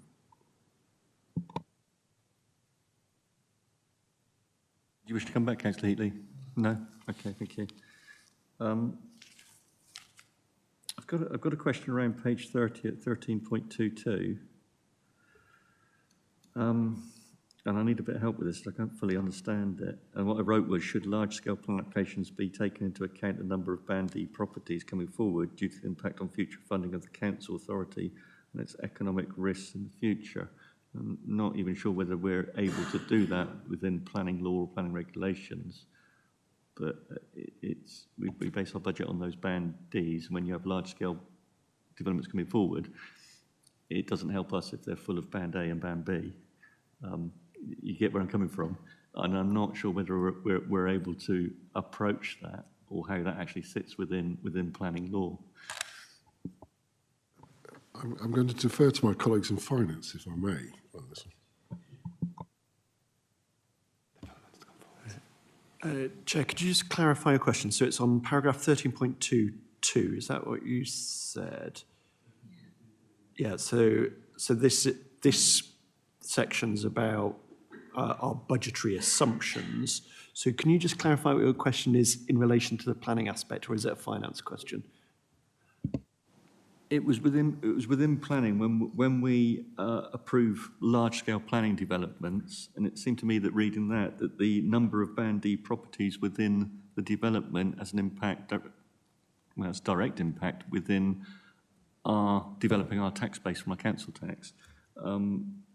And it's whether or not planning has the ability to influence the amount of Band D properties that there are within the development. Because if they all come forward as Band A and B and C, then obviously that has an impact on the amount of revenue that comes to the council and gives us an economic risk. But I didn't know within planning law how much influence we can have over that with developers. He's going to give it back to me. So the answer is no, I don't think we can, Chair, because it's planning policy of what that site is allocated for. And that's part of the pre-application process, et cetera, et cetera. I can't go outside of that law, otherwise I'll end up wearing a suit with arrows on and not be here anymore. Would you agree, Councillor Walsh? I think you should be wearing it. Yeah, thank you. Yes, a lot of councillors might agree with that. So is there an opportunity there for statute planning authorities across the country to lobby government to change that? Something I can take up with the Chief Planning Officer because we've got a meeting in the near future. So if you have a list of issues, please give them to me and I can raise them because the Planning Policy Unit in government is listening to Dorset Council from planning issues at the present moment. If I can just add to that, Chairman, one of the things you've got to look at, and we ask our developers to look at, is objectively assessed need, as in what size houses we need. And we do need a lot of A and B. That's what people are asking for. And affordable housing. Affordable housing gets less new homes bonus. These things do impact us financially, but we need to look at what's needed to be developed for the people in Dorset. And then we hopefully go to our developers and say, this is what we need, will you deliver this for us? As opposed to them coming along after they've been working on an application for the last 3 years and we say, that's not what we need here at all. So it needs closer working together, but there's nothing leading in there about what we're asking for. I do understand that. I just wanted to ask the question outside of the box to get people thinking. Thank you.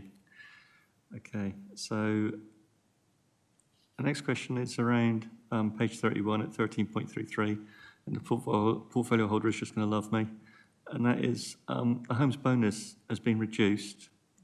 I just wondered how we compare to other councils, and did he have any insight as to why it's been reduced? No. Thank you. Mr. Crimmer. So I think this came up last week as well. The new homes bonus is allocated based on the number of new homes added to the, I think added to the tax base between October 1 year and October the following year. So essentially the reason the allocation of new homes bonus has gone down from this year to last year is that there are less new homes added in that calculation. I can circulate the detail of it afterwards if that's okay, but so it has come down. The positive news, I suppose, within that is that from memory, the number of affordable units included in our new homes bonus this year is more than it was last year, and they do attract a £350 allocation for affordable. So the good news within that is even though there was a less overall volume of houses in the calculation, we are seeing more affordable houses being delivered than compared to the previous year, which links to the previous points around what's the local need. But I can circulate some details in terms of that allocation afterwards if that's helpful.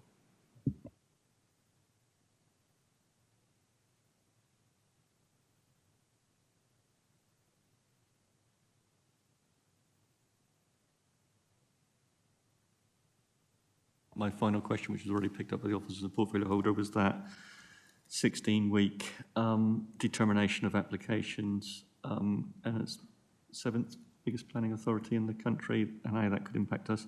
So we'll go back to the similar question I asked around legal, and that is in terms of our planning officers. Do we have the full complement within planning? How short are we, and how much of a risk is that presenting to the council authority at the moment? Because we know that nationally planning officers are in such short supply, sadly. So the answer is nearly, and let me explain. So we had a lot of consultants and agency work working for the planning authorities when we converged. We have removed those as part of the efficiency savings and future council programme. But if I asked my head of development management, have we got enough? If she was here, she'd say no. And the reason is the risk of the applications coming through the new system. So what we are doing is making sure that we have enough staff and resource for the applications we determine, which is about 500 per month at the present moment. But there are risks in the conservation service. There are risks in the enforcement service as well. But we're trying to flex with the workload. So you will see us come back, Chair, at some point to have a discussion about our discretionary services. So what level of service do you want for enforcement? What level of service do you want for conservation? how important do you think, as a council, these issues are? The planning service and the colleagues that I work with always will say to me that we are demand-led from the public, but it is a customer-led service at the present moment, and it flexes, and that's the problem you have year on year on year. Example is COVID. When people went from home to COVID, they all put planning applications in. And then we saw the spike in validations. So it's complex, but we are doing the best we can within the budget that I have. But you can't give me a number of how many vacancies there are within planning? DM officers, I think, is 2 at the moment. I'll probably get a message now from my team going, that's not right. 2, and I believe conservation, we are down by 1. But I'm trying to manage the vacancy management as well, because place as a whole wants to make sure that we're managing our vacancies and our recruitment the best that we can. Because 100% of the costs in planning are staff. But without them, we can't process the applications. If we don't process the applications within a given period, we've got a risk factor there for the budget in Dorset Council. So if we've got no other questions from members, I think we'll pick up as the first point, recognised within scrutiny of the risks associated without having a sufficiently large enough planning team as such a large statutory planning authority, and the risk that poses to the budget within Dorset Council. And those costs can be quite prohibitive, particularly on large-scale planning applications from the developer. Yeah, okay. I think there was also something around lobbying government to be more flexible within its planning approach.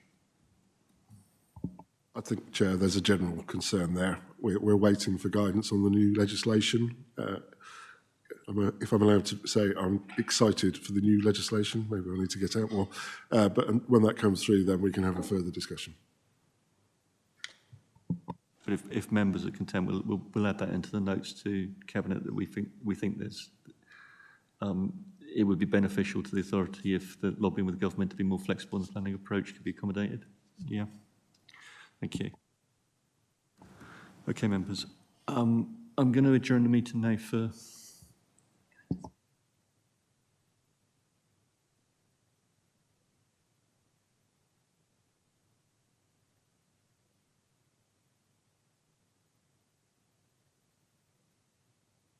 okay. I'm informed we're going to adjourn the meeting for 20 minutes, so you can have something to eat. I'm just far too lenient as your chairman. Okay, so we will be back here at 22 to say 13:40. 13:40, 20 to 2. Thank you.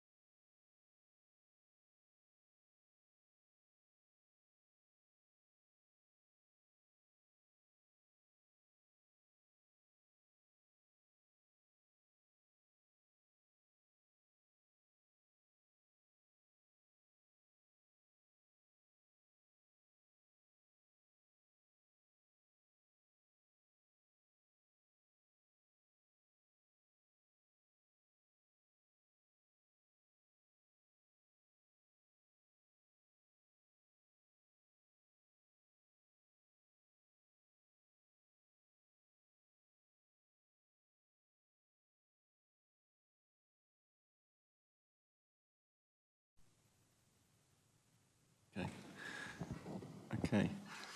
So welcome back to the Place and Resources Scrutiny Committee after our adjournment. Welcome to the members of the public who are watching and to the officers and members.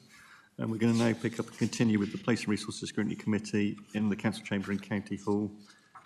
And our next item on the agenda is a report on property and assets to include an understanding of the estate assumptions and risks. And it's Mr. Tim Holm to give the presentation. Thank you. Thank you, Chair. If I can just correct, the surname's Hume. It's a silent L. The surname is Hume, pronunciation. Thank you. Chair, I'm really grateful for the opportunity to address the committee today and for slides. It's slide 25, please. Thank you. Oh. Okay. Thank you.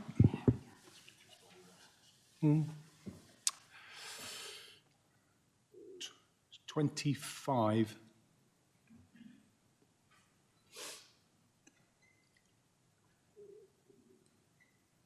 Thank you. Thank you, Chair.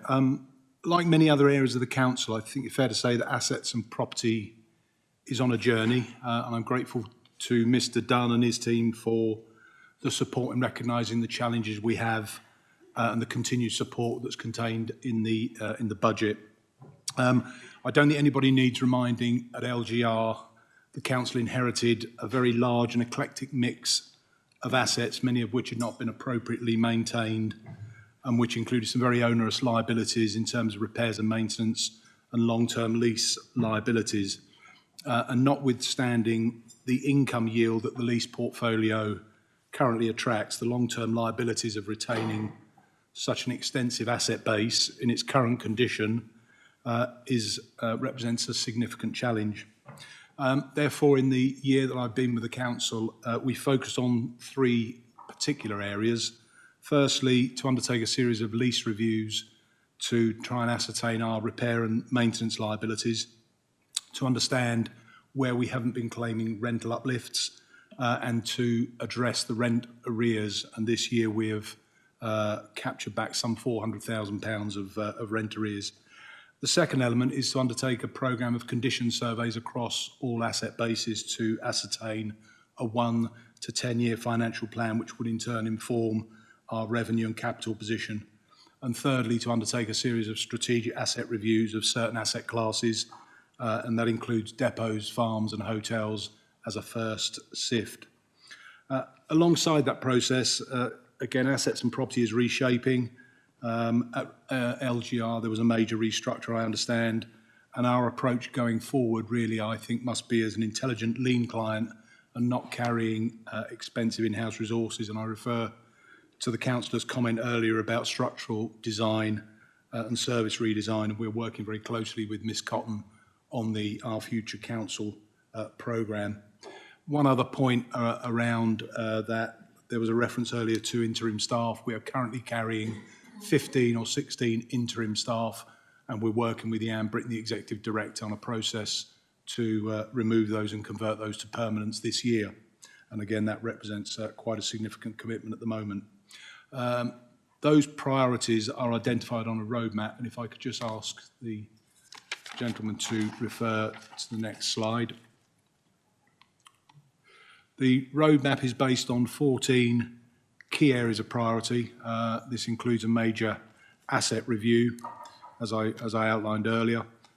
We've been looking at the depots, farms and hotels. We have over 36 depots, 50 county farms, 60 hotels. And at the moment, there's a bit of a Donald Rumsfeld situation that we don't know what we don't know on certain asset classes. So we're working particularly hard to try and understand a better position on those. We're also continuing to undertake the disposal programme, and you'll see that referred there below. And we are identifying about £20 million of disposals over the next 2 to 3 years, with further disposals in a pipeline following a series of rapid asset reviews. As part of our roadmap, we're supporting the new Blandford Waste project that Gemma referred to earlier, and also supporting children's services with the delivery of the SEND strategy and the provision of new and improved facilities. and those benefits have been reported elsewhere. And Mr Dunn also referred to the bid on a series of inclusion hubs across the county that we are looking at. With the Executive Director Children, we're also further exploring ways of repurposing our assets, and given the quantum we spend on transport referred to earlier, I think there's a great opportunity to try and repurpose some assets in Dorset for the benefit of children going forward. Our area of focus going forward really is to better understand the estate and the condition and the liabilities.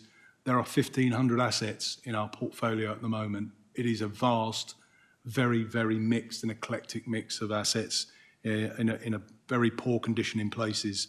And as I said earlier, our aim must really be to consolidate that, to dispose of assets where we can, or to repurpose those assets for children, adults and housing and others. On the strategic asset reviews, which is going to form part of the strategic asset management plan, we have made good progress on our depot review, our hotel review and our farm review, and we are starting to ask ourselves, if we are to keep our farms, hotels, business parks, what do we want them to be? And I think the councillor's comments earlier on cautious commercial risk is an interesting one. We currently take a yield from our leasehold properties. Whether that represents an appropriate level is questionable, and I think in some areas, not all, we need to be more commercial about our leases and the yield they give us. As I say, we are not in all areas, because some of our leases bring other benefits. Major areas and risks and liabilities I think this committee should be aware of. There are still large parts of the estate where we don't know the condition and what the long-term liabilities are, but we are making good progress in establishing that point through the condition surveys and lease reviews. There is still market volatility in the disposals that was recently borne out of the Berkeley Hotel, where the buyer pulled out at the last minute and decided to purchase the Royal Hotel. And where we can, I think we've got to look through the rapid asset reviews and where assets have been identified as surplus, get those to the marketplace through support with Mr Parr's department and looking at different opportunity assessments. Third area of major risks and liabilities, despite news today regarding the inflation, construction prices and labour and materials show no sign of following that downward trend. My own institution, the RICS, is forecasting a consistent line over the next 18 months. And I think in all of our tender prices, we show no sign of decline in that regard. In terms of income, I think there's more we should and could be doing around our assets. They are a resource, and I think if we were a private investor in some areas, we would be seeking a greater yield on some of our assets, not all, but on some. In terms of the OFC2 work that Ms Cotton outlined earlier, part of that work is a 3.5% pay and non-pay saving through service redesign and efficiencies, and we've already made great progress through a corporate landlord model with libraries this year and centralising our help desk. In debt, again, we have made great progress this year in reclaiming £400,000 of rent arrears, and we're forecasting a further similar amount for next year. Just for information, recently reported to the Performance Board, we have 595 occupational agreements in the form of leases, tenancy at wills and licences. 228 of those are holding over and have been doing so in excess of 5 to 15 years. So there's a lot of work to do, but we are making progress. So, Chair, I'll draw there and accept questions. Thank you. Can I just ask for a clarification? When you say holding over? This is when a lease comes to an end, and as a landlord, we have done nothing about it, and we've allowed the lease just to roll over. Now, at times, that can have a lot of benefit, but not all of the time. And I think given the amount I've just said, nearly half of that amount, there's more work that we should be doing. Thank you. Okay, so we have the portfolio holder. Councillor Parry, do you wish to make comment? No? You're content with what's been said? Thank you. So I'll move to any non-committee members for any questions. Got any online who wish to speak? No? Okay, so I'll move to questions from the committee. Councillor Heatley. Thank you, Chair. I appreciate this list at the moment looks like a huge list of problems and difficulties and liabilities and things maybe we don't even know about. But my eye lighted immediately on the figure of £500 million worth of assets. And I suspect there's a good proportion of those we don't actually need. We may keep some to generate income, fine, but there will be a fair number of disposals. My eye also went to the figure at the bottom of £20 million in disposals, and that looked very small in relation to 500 million. It may be an annual figure, I'm not sure what you're aiming to get annually. But in the longer run, what do you think, roughly, is the proportion of these assets we will be able to get rid of?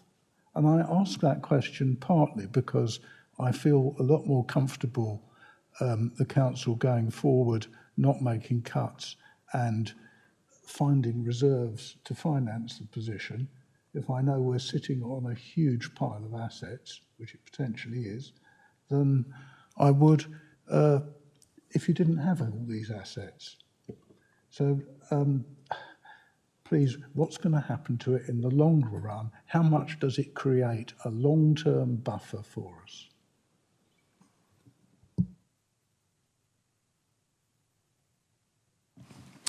Thank you very much for the question. I'm glad you outlined the problems and liabilities, and we often refer this to a Donald Rumsfeld where there's a lot of the parts of the estate that we don't know what we don't know.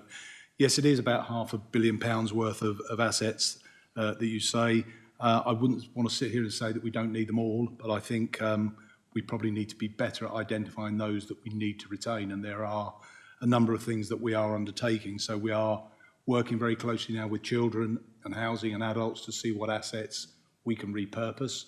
And again, through a couple of internal groups, PSP and the Kazan Group, Capital Group that Mr Dunn chairs, we have a very clear process of where service areas can come and actually bid for use of a property. So that's a well and tried and tested process. So we have identified a series of properties through a rapid asset review and with assistance of Montague Evans, who are a planning consultant, that started to identify those properties that could serve those service departments and those really potentially that might be best being disposed of. I wouldn't want to sit here and say I know exactly what the percentage is of properties that we need to service the council and for us to use. I think in terms of a long-term buffer, there is certainly a long-term liability if we retain the asset base in its current form. 1,500 assets is going to take an awful lot of maintenance and liabilities. And I'll give one example of some of the hotels along Weymouth seafront. Those are on they are grade 2 listed properties. They're on long-term leases, and the council have external full repair insurance liabilities. And the sorts of demands that come with listed properties in terms of roof and fenestrations and cast iron goods and balconies is probably likely to yield probably £300,000, £400,000, £500,000 per property to put them into a satisfactory condition. And I think that's the sort of long-term liability that we need to consider, whether we retain those in their current form or we do something differently with. I think the other aspect I would just comment on in terms of our asset base is those properties that bring a certain amount of development through economic regeneration. Our business parks and industrial parks do attract a lot of new businesses. Again, I think we need to make those commercially attractable to businesses coming to those areas. There's certainly not a sense of place about some of them. I think if you were taking a business to some of our industrial business parks, it's not a great place to work. And some of those that I've done recently, really Chiswick Business Park, they're a great sense of place where staff want to go there. So I think we need to be better. And I referred to Jan in our meeting when we first met. I think we need to make a shift from being property managers to asset managers to placemakers. And I think that's a fundamental shift. And that's really part of the essence that underpins our future council and looking at our assets differently.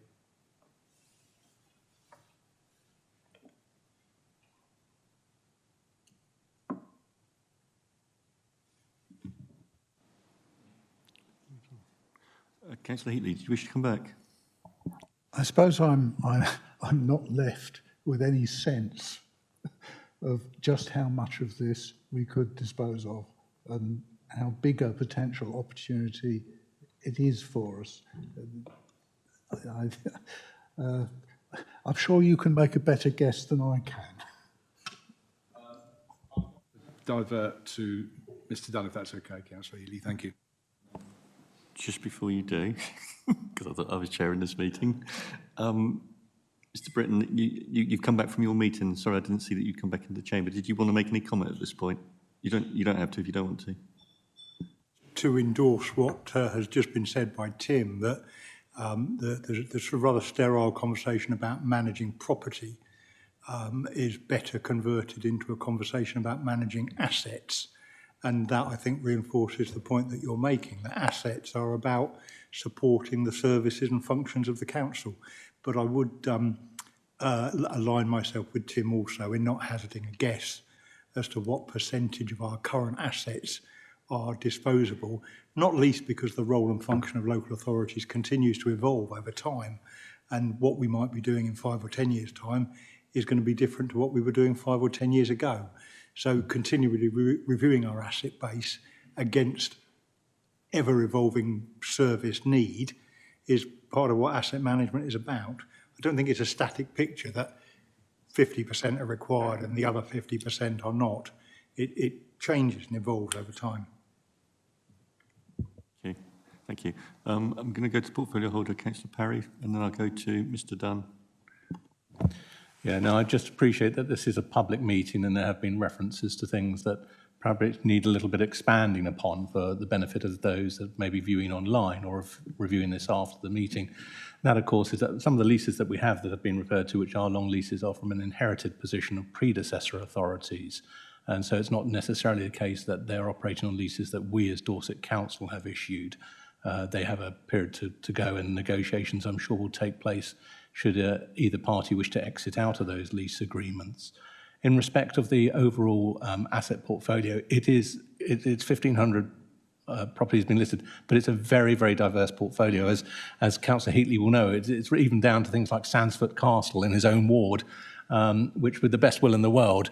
And I know you are an advocate for housing and everything else, but that is not going to be one that's going to ever fall into that category. It sits in a very different space to perhaps say, for example, an old caretaker's house that may be sitting on a maintained school plot that we could perhaps repurpose for a community purpose in a different way. And, you know, I'm very conscious that some of the policies that will come forward will reflect the fact that the assets and property portfolio has had to integrate not just horizontally between the districts, but of course vertically between district and county to create the one overall portfolio. And the piece of work involved in trying to converge all those systems, which in theory you would think operated very similarly, and they did, but of course the way they were used was differently. So when they came to merge them, that created its own set of headaches for officers getting the information to collate into one space. That's the known unknowns, if you like, reference that we're dealing with here. So it is a big piece of work. And I suppose you talk about long-term, that's the political discussion, isn't it, really? Do we become, for example, the long-term council that manages and facilitates a lot of public service access, or are we merely commissioners and purpose service delivery from others? And I know in the future elections, one of which I know is going to arrive in May this year, those discussions by all parties will no doubt be made to the electorate to decide. Thank you, Councillor Parry. And I don't think Sandsford Council is too dilapidated to put a roof on it, isn't it? I think Sandsford Council is too dilapidated to put a roof on it to provide housing. Mr. Dunn. Thank you. So if I could just connect a few dots there. First of all, in terms of the budget that we've got in front of us, the the targeted capital receipts over the next 5 years is £10 million. So that's not based on specifics. That's a challenge that we corporately have set, the property and assets team, to generate capital receipts of £10 million. And I think, depending on your perspective, that could be relatively modest. So I'll come back to that next point in a moment. Secondly, with capital receipts, we can do broadly two things. One is get that capital receipt and reinvest it in other capital to fund other items. But secondly, a paper that was approved at full council just before Christmas and is going to form part of this budget paper is essentially seeking permission or approval from the government to convert those capital receipts, to convert it into revenue to fund our transformation programs to generate savings. So it is an opportunity to save. And then linked to that, you've got, if we do reduce our asset base, the running costs are reduced. And, you know, really an example that's perhaps at the forefront of many minds is the North Quay that's sort of coming down before our very eyes in Weymouth. And you can see that the costs of maintaining that site will no longer have to be borne by the council once it's razed to the ground, as it were. My final point is the connecting up the dots. We spoke earlier about our future council. We spoke that asset management is one of the 5 themes that we're looking at.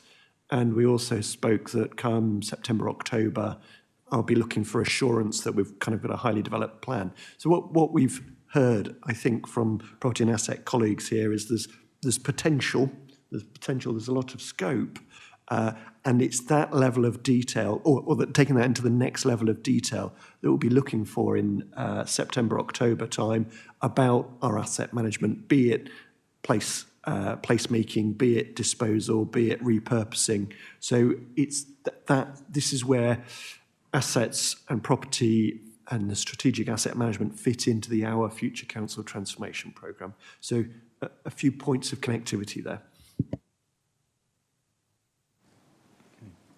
Councillor Canning. Yes, thank you. Several points, actually. Firstly, I think, as I often say, we really need to make sure that local members are involved in this process. They often have knowledge about assets and sites and things that other people don't have, and it's also good for relationships with the local community if they're involved in the process at an early stage before the final decisions are taken. So, and it's really, really important. Secondly, I think if it becomes more widely known that we're looking to sell properties, it will work against us. If the idea is that there's a whole group of properties that we're looking to dispose of in some way or other, the market potential buyers will recognise that they can drive down the price because a forced seller is never going to get the best price possible. And finally, have you looked into at all in terms of trying to securitise the assets? So actually borrowing money against them directly, that sort of thing, turn them into a bond or something like that would produce revenue. Has anyone spoken with anybody who might have knowledge of that sort of thing?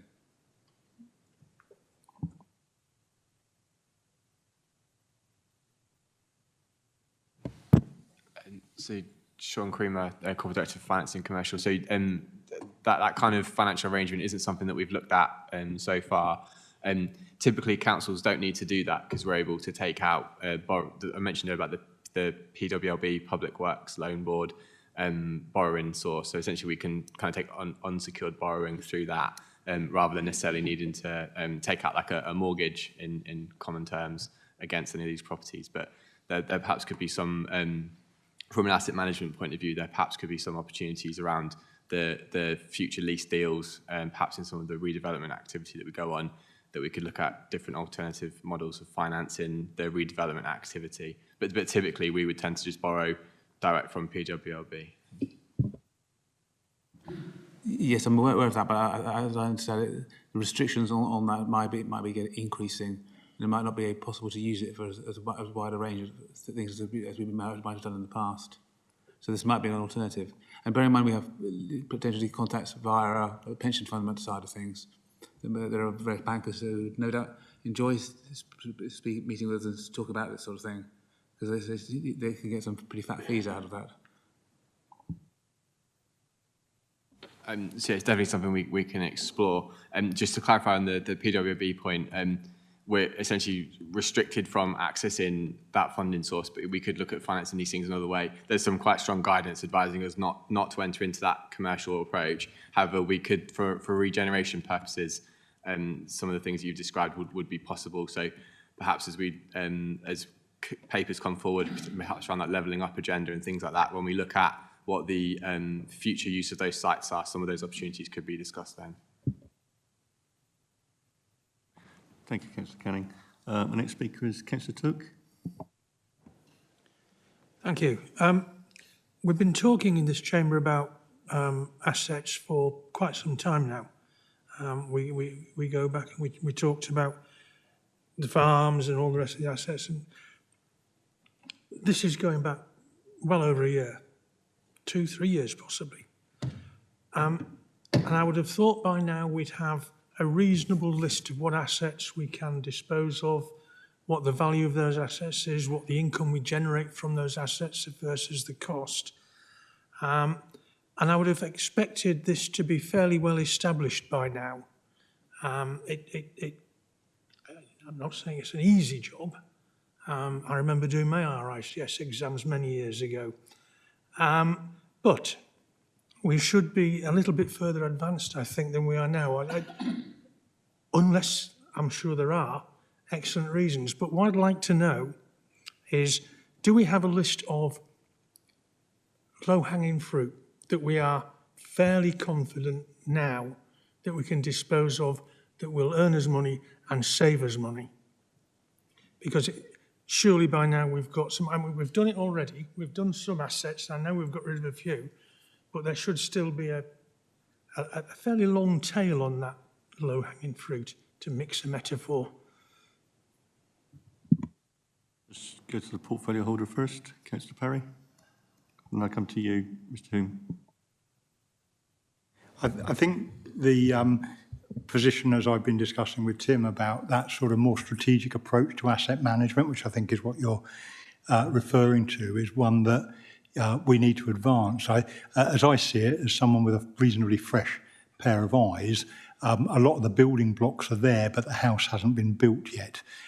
So I've been talking to Tim about bringing forward, within a reasonably short order of time, a strategic asset management plan for the authority that will give us a greater degree of clarity over the sort of questions that you're asking. Now, as I see that, a lot of the information is there. Tim and the property and asset management team have clearly done a huge amount of work to bring order to the sort of relative uncertainty that the council inherited quite often, as the cabinet member said, from previous councils. But it is going to take us just a little bit more work to put that into a shape where we're confident to bring it in front of members. But I'm talking a matter of a few more months rather than years and years. So if I could sort of crave your indulgence on that work, because the time for that is still a little bit ahead of us. Thank you.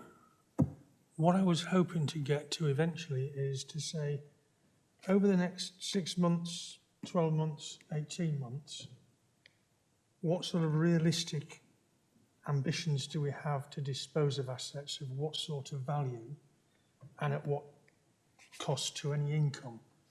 And can we say at this point in time, over the next 6 months, we've got X million pounds worth or X number of assets that we're fairly confident we should dispose of, and over the next 12 months there's a different number?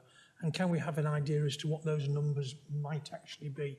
Because one of the things, it's all very good having a nice general chat, but I'm quite like specifics, if that's okay. Thank you. You wanted to comment, Mr. Britton?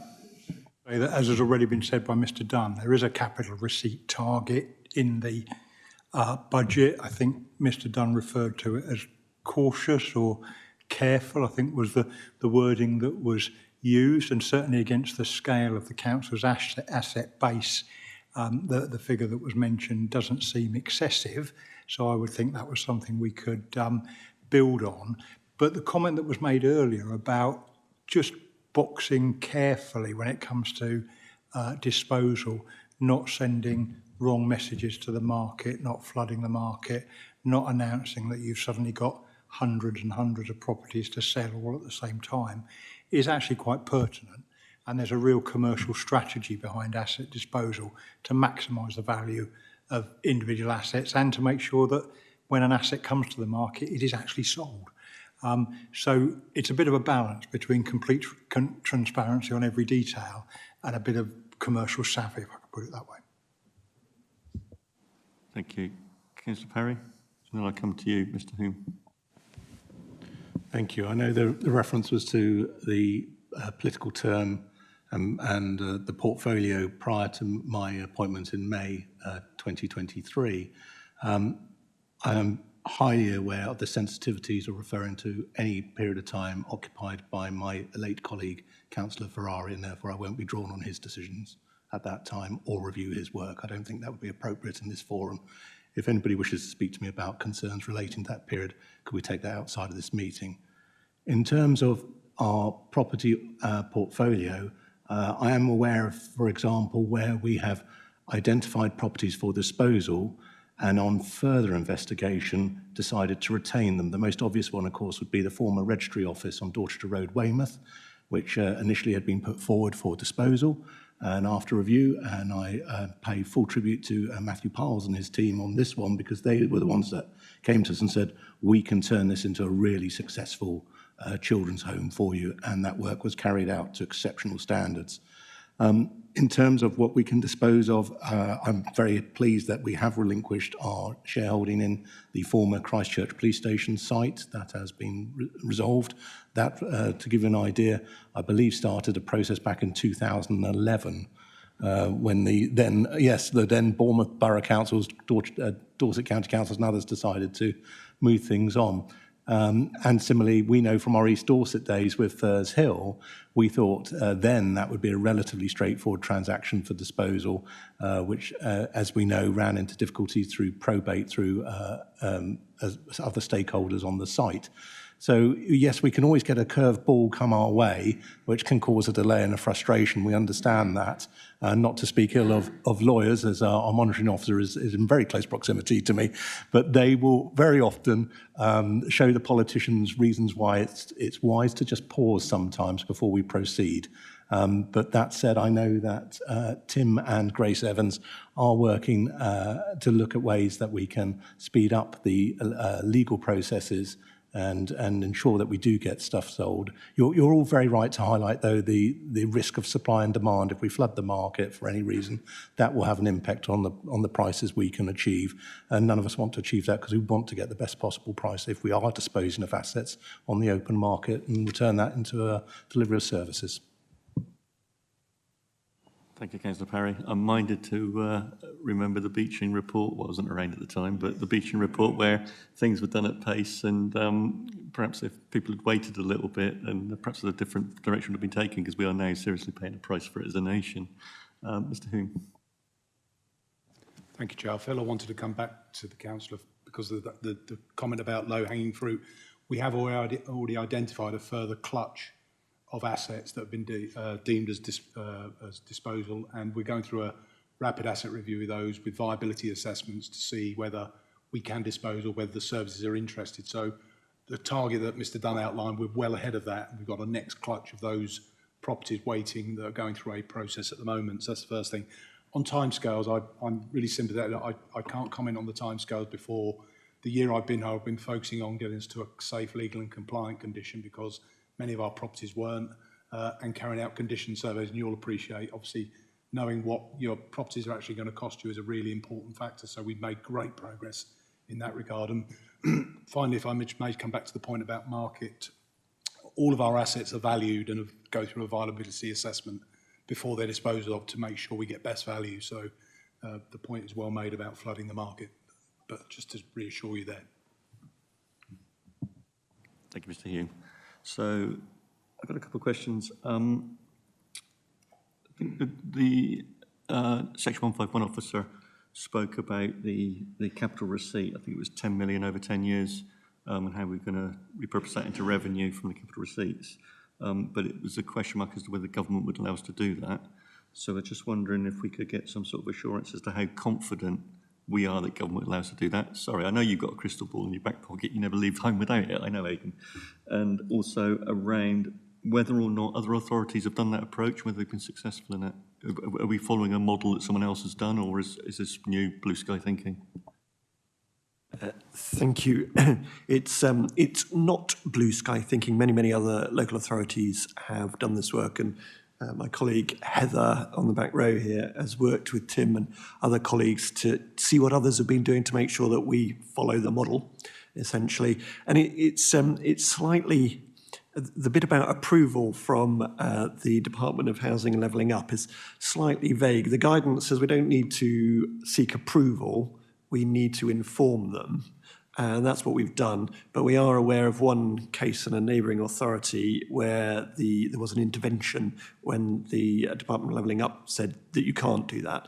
But we're confident that, I think the word I use is modest, so our programme is modest. It's in line with many other local authorities across the country in terms of what they're doing. So I don't think this would particularly stand out. And I believe my colleague Heather has sort of nudged DLUC officials a couple of times just to see. So I think it's a safe budget planning assumption. Thank you. Okay, so we are deriving some confidence from that. I think the other project you were talking about was definitely blue sky thinking, I think, from another authority. Okay, thank you. Could I though go to have a conversation around buildings compliance with our estate? So we all know there's been some tragic stories in the country in the past with local government authorities around not having the building compliance done, and tragedies have occurred. So I think in terms of a risk to this council and a risk to the budget, with such a large estate, in terms of our building compliance, with such a large property portfolio, are we assured that the work is being done and it will not bring financial risk to the budget? And the time frames are sufficient to complete this work in a reasonable time. Sorry, it's not that it will bring risk to the budget, it's that we've got the right financial resource in there to enable to do that work to be done. Thank you. Thank you, Chair. That's why I made the comment earlier to Mr Dunn. I'm grateful for the support, and they've recognised that there was a major challenge with compliance. I think it's fair to say in the last 6 to 9 months we've made significant progress in making sure our estate can be deemed as safe, legal and compliant. So in terms of the big 6, gas, Legionella, water, fire and electrics, all of those surveys are being undertaken on all of our asset classes. We've completed all these sensitive ones around our schools, around our children's homes and our areas of sensitivity. Care Dorset was another big challenge. We've had to go in there and readdress that. But I can give you a personal assurance that that work is very much on programme. We have funded it out of this year's allocation, out of the revenue budgets. We've not had to go back for additional funds. We just better use the budget this year in far more improved ways. So yes, I can give you an assurance that I would say by the end of the calendar year, if we weren't fully legal and compliant and safe, then I haven't been doing my job.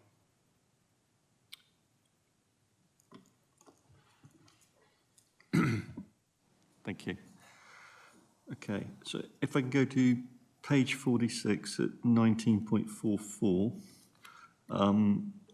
with the reference to assets and regeneration savings of 0.141 million planned through vacancies and reduction in repairs and maintenance budget. Am I given to understand that we're going to reduce our asset maintenance?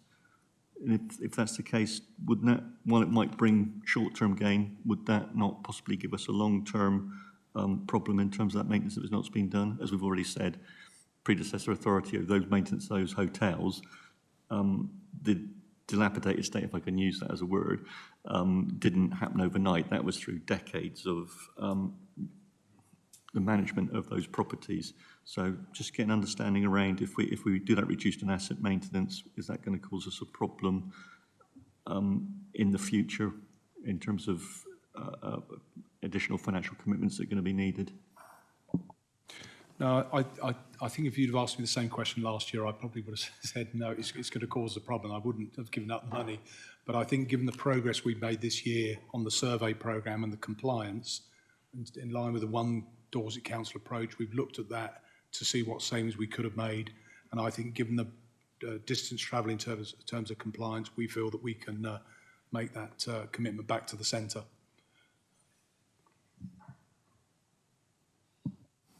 So you're feeling we're in a better place now than we were? We're in a far better position. There are still assets that we don't know what we don't know. We're partway through the farm survey at the moment, and some of those are in a shocking condition, but we are making really, really good progress. And I think our tenants are very grateful for the attention we're now getting. So, yeah, we're in a much better position. Thank you. Okay, thank you. Okay, members, if I've got no other questions, just have a quick debate around that.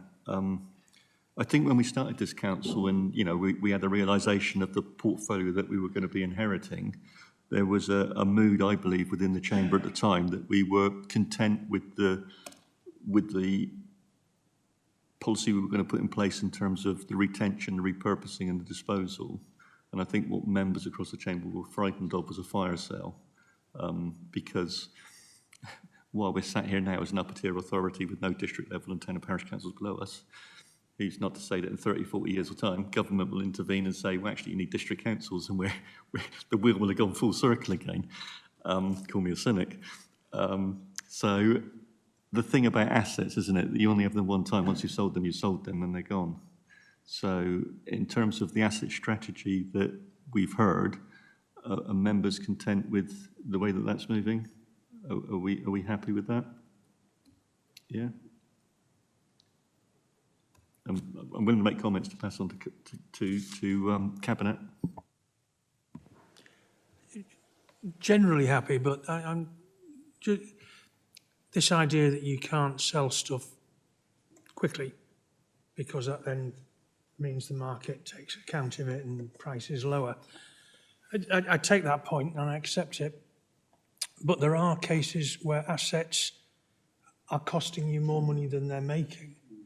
And if you leave it too long to sell them, you're just throwing money away and you're not making a difference by delaying the sale to the actual market value. So I think we just need to be very carefully aware as to what assets are costing us what and what the future of those assets in terms of cost and revenue is going to be. So there needs to be a little bit of work to do that, but otherwise I'm relatively happy.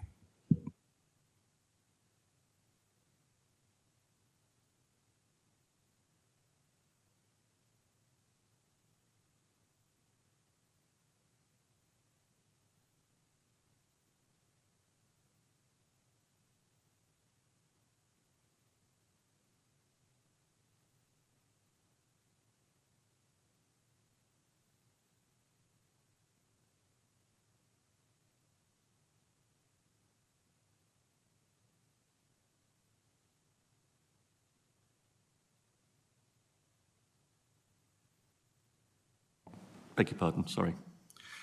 I'll start that again, shall I? Thank you, Mr. Hume, for your presentation and for your input. Mr. Piles is now going to give a report on car parking. We're not going to take any questions on it or comments on it because it is going to be coming to a future scrutiny meeting. And by the time it comes to the scrutiny meeting, the new machines that are in place, we should have sufficient data then to inform whether there needs to be policy changes, whether there needs to be field charges, changes around that. When we originally did this, and Mr. Piles will correct me if I'm wrong, but the car parking machine infrastructure we had in place from all the predecessor authorities didn't enable us to have that data, and some of those machines were really way past their sell-by date. I think East Dorset District Council was probably the only authority that actually upgraded theirs just prior to LGR, just get that in. But I think that's true. But I'll now hand over to Mr. Piles to give the presentation. Thank you. Thank you, Chair. So I just wanted to raise a couple of things, if I may. It's a shame Councillor Gray's not here because Dorset Highways are challenged regularly about providing value for money. I just want to read you what Adept and the Future Highways Club said last time, recently. Dorset Highways delivers its services through a mixed economy. The service has a long-standing, productive and highly collaborative relationship with its primary partners and wider supply chain. As a consequence, costs are well managed, productivity and service quality are high and good, and the partnership pursues innovation and best practice as well. Now, the reason why I'm saying that, Chair, if I may, Councillor Andrews made reference this morning that Dorset Highways' budget is made up of many things. And one of the opportunities I had when I was given the role in Dorset Council was that parking services came under the Highway Authority as one, rather than previously 6 other authorities for on-street and off. I think it's fair to say, and Councillor Bryan will say this because we spent many hours talking about it, what we inherited was not of the same culture and consistency across Dorset. There were 73 different types of permits. Fees and charges, shall we say, were interesting, not based on location or rationale. And we had to unpick the whole of the highways budget.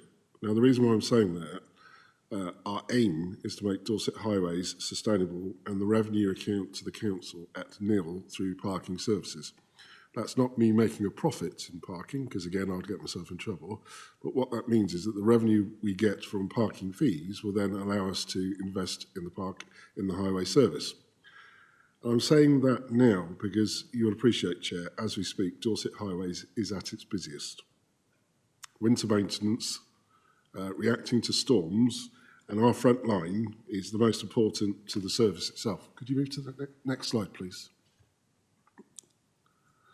And I just wanted to show you what that means in terms of parking services income.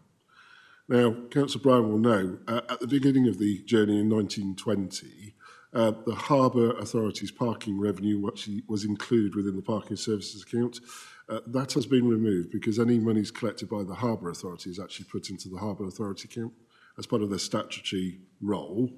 So the forecast that is included here doesn't include the harbour parking, which is just over £1 million as well. The question why I raised that, Chair, is in relation to your comment about parking machines.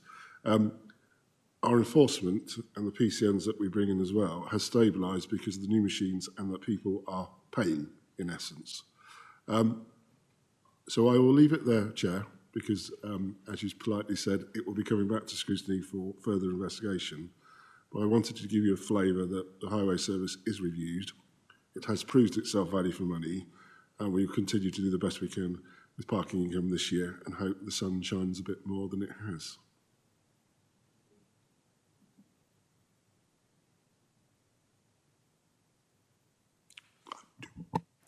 Thank you. Councillor Brown's portfolio holder, did you make any comment at the moment? What I would say is, if any member has got any points of clarity on the paper, then I'm happy to take those. I've got 3 points of clarifications that I want answered, but I don't want to go into a big debate on car parking. But if you've got any points of clarification that's within the agenda paper, I'm happy to take those. Councillor Brown. Thank you, Chair. It's no secret that probably my mailbox gets more details on car parking than it does any other part of my portfolio. I set Matthew a target at the very start of the life of this council, and that was to try and make highways a break-even point as far as costs were concerned against revenue that we could bring in. Very often this morning we've talked about ways in which we can improve our revenue.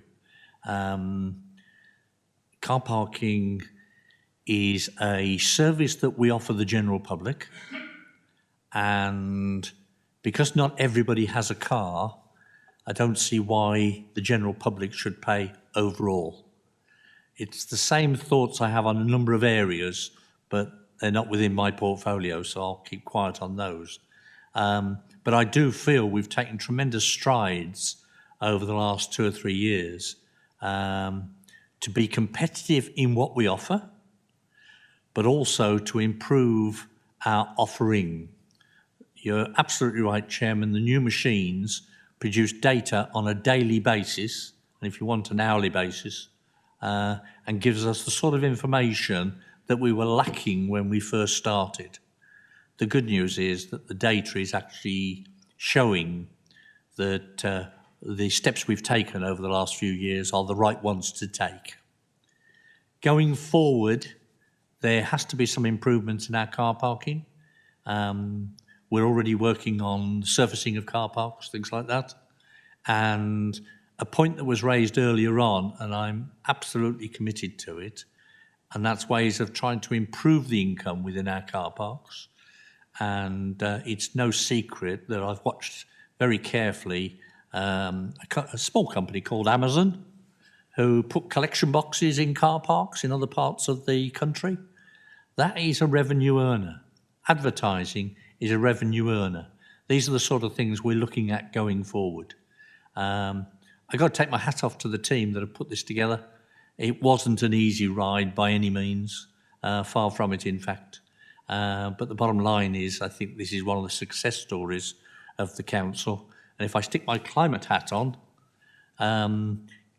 trying to persuade people that there are alternatives to driving round and staying in one place is an advantage on climate.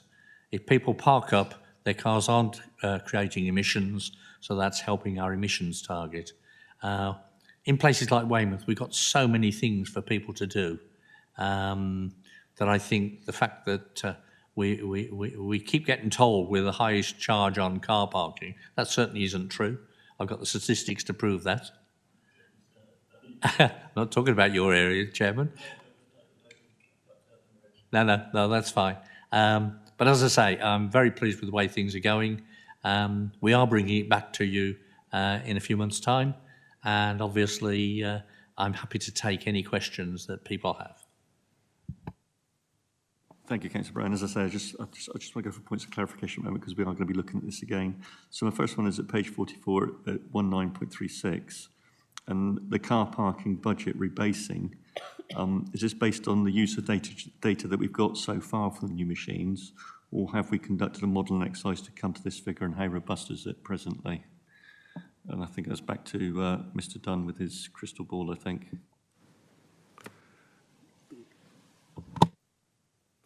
Thank you. Yeah, so I go back to my earlier comment about what we're trying to do is set a realistic budget based on our experience, and as we've just described, we'll have more knowledge to make more informed as time goes on through the machines.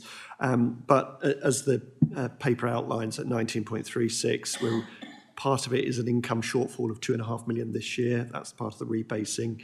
And then we've got some other adjustments as well. But it's our best estimate.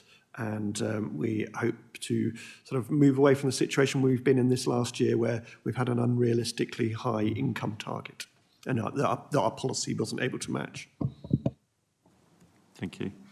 And in terms of that shortfall, because it wasn't actually mentioned in the paper about how that came about, so can I just get some clarification around how that shortfall was arrived at? Was that due to the weather? I think we had the worst summer in the last decade, I think, in terms of rainfall. Equipment failure with the machines, as we already said, that a lot of machines failed, I think, during that period. And probably a slower bounce back from the pandemic as well than we were expecting. Is that a fair commentary on what occurred? In answer, yes, Chairman.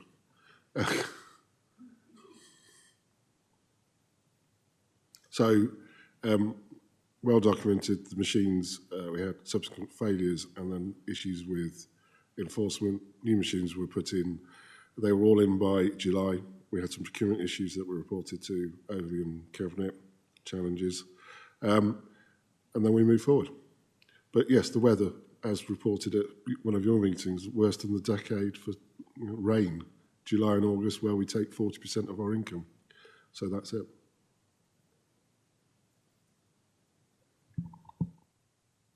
Thank you. As I say, it wasn't actually listed out in that paper, just for the benefit of the public, the members. It's good to get that quantified. And my last one on page 44 at 19.36. It makes a comment about what's meant by what is meant by not applying the required increase of 0.6 million. Why was it not increased, and what was it? Was this down to the nighttime charging that we didn't take up, or could I just have an understanding around that, please? Thank you. So this is a sort of a slightly technical point. So one of our budget assumptions for next financial year is that all income and charges will increase by 5%. What this bullet point B is essentially saying is that charges, given the feedback we've had, charges in car parking will not be generally going up next year, and therefore we've made an adjustment in the car parking budget to compensate for the not increasing the expectations by 5%. Okay, thank you for that. Does any member have any other clarification they want within the report? Councillor Canning. Yes, a question for the portfolio holder. With your other hat on, your environmental hat on, One of the problems at the moment, I think, is that lack of public confidence in the signs that show empty spaces in the car parks, which often seem to be wrong. Is there any programme to investigate that and look at this to correct them? Because at the moment, what happens is people that, because they don't have confidence in the signs, tend to drive around looking for spaces. Whereas if they knew the signs were accurate, they would hopefully go straight to where their spaces are. Sorry, Councillor, if I may answer. There is a problem, and we do recognise that, and my team has investigated what the problems are, particularly in Dorchester. So I will come back to you on that, and I know the Town Council have raised it as well. It's a technology issue, so could you please bear with me and I will come back to you on that. I don't have that in Wimble. It's to run on steam power in Wimble. We don't have car park signage to tell you what the space is. Okay, members. So, as I say, this is going to come back to scrutiny. So, are we content with what's written in the report there? What we've seen so far? We're happy with that. Yeah. Yeah. Okay. Thank you. Thank you, Mr. Piles, again for your report, and thank you for the portfolio order for their input as well, Councillor Bryant. So, if we move to funding for Dorset, and it's Mr. Stephen Ford, Corporate Director, to give a overview of funding for Dorset, and he's joining us online. Mr. Ford, thank you. Yeah, thank you, Chair, and apologies that I can't be there today. Unfortunately, I've got COVID, so I didn't want to come and share that around. That's for sure. But thank you for that. I think what we've heard a lot about today are how different services are grappling with some of the internal challenges, but I think there's a commonality of theme as well in terms of some of the national positions that lots of local authorities are finding themselves in. The example, for instance, on SEND transport, it's not something that's specific to Dorset, and there's lots of other areas where other local authorities are grappling with these issues. And I think it's really important that Dorset Council keeps showing the leadership to understand what is happening nationally, and keeps positioning both the council and Dorset at the heart of national considerations, and keeps the lines of communication open to challenge either policy areas or funding areas which in some instances might be detrimental to some of the service delivery issues that you've been hearing about today. And there's a lot of active work going on, a lot of channels being worked through by Councillor Flower and other members as well on a range of issues. So it's just to set a little bit of context on some of the work that we've been doing. As you can see from the slide, hopefully, there's some really distinct challenges for local authorities working in rural areas. If rural areas in England were treated as a distinct region, if you're looking at it through the prism of levelling up, then the need for levelling up would be greater than any other region, and that's the context within which Dorset Council is operating. As you can see by the second bullet point as well, in terms of rurality and the challenges that we're facing along with other local authorities as well, we receive significantly less in terms of the settlement funding assessments than our urban counterparts, and pay a significantly higher level of council tax as well. Again, these are issues that are linked to rurality, and they're issues that we're having to deal with across Dorset Council services as well. So the fact that we're in a relatively good position, I think, is testament to the work that's been done. But those challenges are there nevertheless, and that has impacts on our level of discretionary spending that we can do vis-a-vis urban authorities. And the latest stats suggest that London's getting around £236 million a year more in government grant than the formula says it should. So again, some real challenges that we're working towards, and we're cognizant of that, and we keep being conscious of how we can actively challenge some of these issues as well. And what that also sets in train is sometimes the formula for decisions, whether it's on funding and sometimes on policy as well, can be detrimental or miss key stats and challenges that Dorset is facing up to. I mean, you can see there, for instance, that along with lots of rural areas, we have issues around access to services which you would expect with dispersed settlement patterns, but we also have, according to the Social Mobility Commission, the parliamentary constituency with the lowest level of social mobility as well. And again, these are stats that sometimes get missed out when some of the funding programmes are coming forward. So it's really important that we as a council are very sharp on how we ensure that Dorset's voice is being heard, and that some of these funding challenges over time can be overcome. There's a lot of work that's been done, led by members which we've been supporting in terms of developing a fairer funding position for Dorset. We've been working very closely with our MPs on that as well. We're also working with a lot of networks, including the district council network, the county councils network, the LGA, Solace and Rural Services Network, and a number of others as well, to make sure that our voice is being heard. And we've also been feeding in directly into parliamentary briefings, working with our MPs, as I've said, and ministerial briefings as well. And there's been some good successes with Councillor Bryan feeding into a Transport Select Committee on some of the issues around rural transport, Councillor Flower meeting with Michael Gove to discuss the issue of revenue support grants and a whole range of other local authority fundings as well. So really big strategic challenges that we are working hard on in terms of some of our lobbying and positioning as well, but also service specific ones around areas such as the local housing allowance, SEND transport, as I've also mentioned, electricity grid, waste and a whole host of others as well.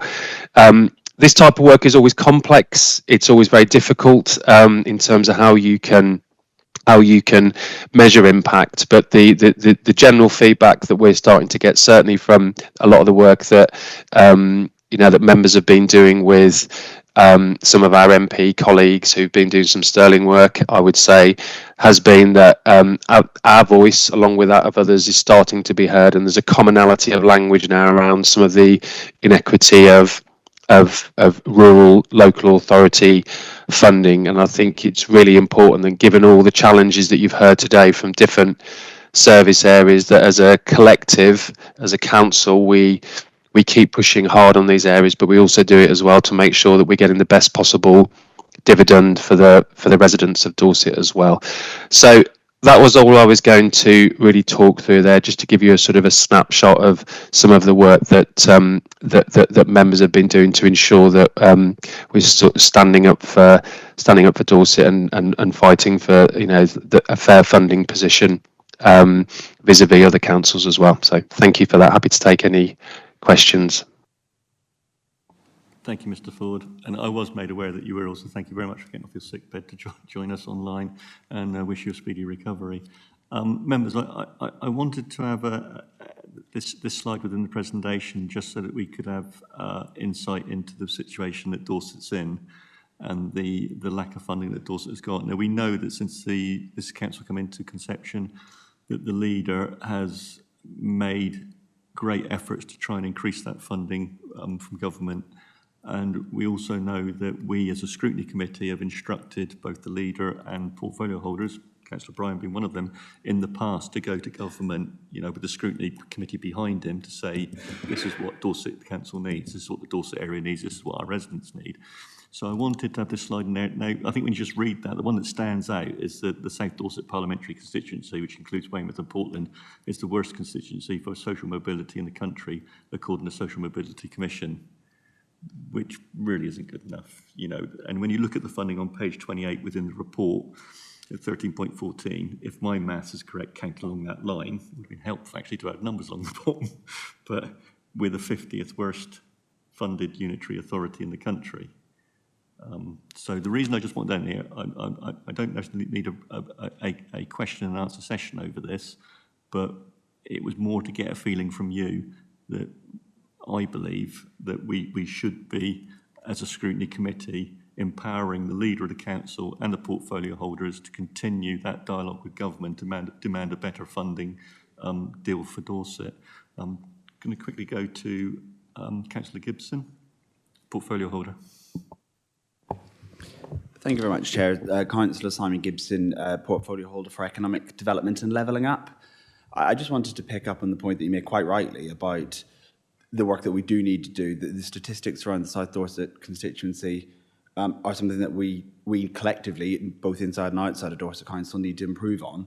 It's why things like the levelling up bid are so important, and the reason I want to highlight it because Stephen Ford does a brilliant job of highlighting what we do and what funding we can bring in and what we're doing to try and bring more funding in, and we do need more funding. Perhaps another bit that's missing from it is the sheer amount of partnership working that we're now doing outside of the council, which does have a resource element to it. It is relevant to the budget. Stephen has done a lot of great work with me on trying to get some additional funding into Dorset through bodies like the Great Southwest that we're on. You know, these sort of strategic outside of our own council area bodies have the real potential to help plug some of these financial challenges that we do face, because they can, if we can get the right projects and if we can put the case forward for why Dorset should benefit from them, it's really, really important to trying to top up the funding that we don't get annually from government.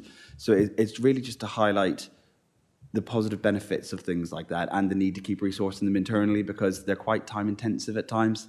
And I think perhaps the next relevant one for us as members is when we pick up again soon the discussion around devolution, because that's got the real potential to provide a platform for us to bring that funding that we know we need into Dorset. Thank you, Councillor Gibson. Does any members wish to make a comment? Or ask a question? No? You're content? So are we happy that we wish to relate back to Cabinet that we wish the leader and the portfolio holders to continue that demand from government? I think it's perfectly acceptable, put it that strongly, that Dorset gets a better funding deal. Yeah. We're happy with that? Okay, thank you. You captured that? Yep. Okay, thank you. So I'll move on to commercial strategy. So it's back to you, Mr. Dunn. Thank you. Thank you. So we go on to commercial strategy. Now, I'm not sure how much time you want to spend exploring this. So I've just got one slide that you may be familiar with. Hopefully you are familiar with, because the commercial strategy has come to the Scrutiny Committee over the last year, and then we've had 2 follow-up meetings looking at the aspects, particular aspects.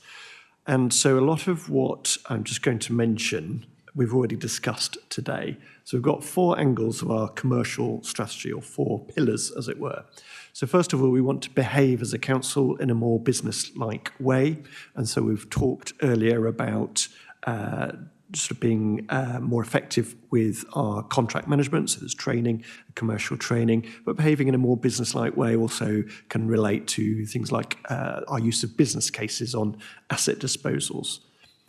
Second dimension of our commercial strategy is about being business friendly. How can we promote local investment? So as one of the largest spenders as an organisation in Dorset, what can we do to retain the Dorset pound within Dorset by making for example, our procurements as local friendly as possible whilst complying with procurement regulations? We've touched on commissioning as one council, so this is about us trying to be sort of sophisticated in our understanding of the markets and market provisions. And I think it was excellent to hear from Gemma earlier as she described part of the waste industry and some of the how that market works, but also we've talked about bus operators as well. So we're operating in a number of markets and we want to be smart about the way we commission. And finally, making money, doing things that generate a surplus, generate a profit. So making money ranges from our income approach, And I think the figure we're looking to generate in next year's budget is around about £175 million through fees and charges. That's what the budget proposals are. But increasingly, we could be looking to explore some of the areas we started to touch on earlier about investments and return on those investments as well. So the strategy is there. You've looked at it as a committee. And I just wanted to use this as a placeholder to see if there's any aspects of the budget paper that you've seen that you'd like to explore through the prism, through the lens of commercialism. Okay, so if there's any, suspect to you, is it, Councillor Gibson? Does this come back to you as portfolio holder? No? No? Okay, so if there's any non-committee members that have any questions? And I'm not seeing any online, so we'll move to any questions from members of the committee. We have looked at this before, so if members are happy with it. Councillor Took. Just a brief question. We've got behaving in a more business-like way. What is it that we're not doing that commercial organisations do? So how practically are we going to become a more business-like entity? Are we talking about the people that make the profit? Are they going to get paid commission, or people who are responsible for savings? Can they take a chunk of the savings in their wages? Because that's what commercial companies do. I worked in sales for many years, and a lot of my salary was based on commission. The more I sold, the more I earned. So are we taking those targets and driven behaviour as a way of becoming more commercial, or how are we going to do it? Because it's not easy for a council to emulate a company, and that's been the mantra for many years. Give it to private industry; they'll do it better. And my answer is, why should they? Why can't we do what they do?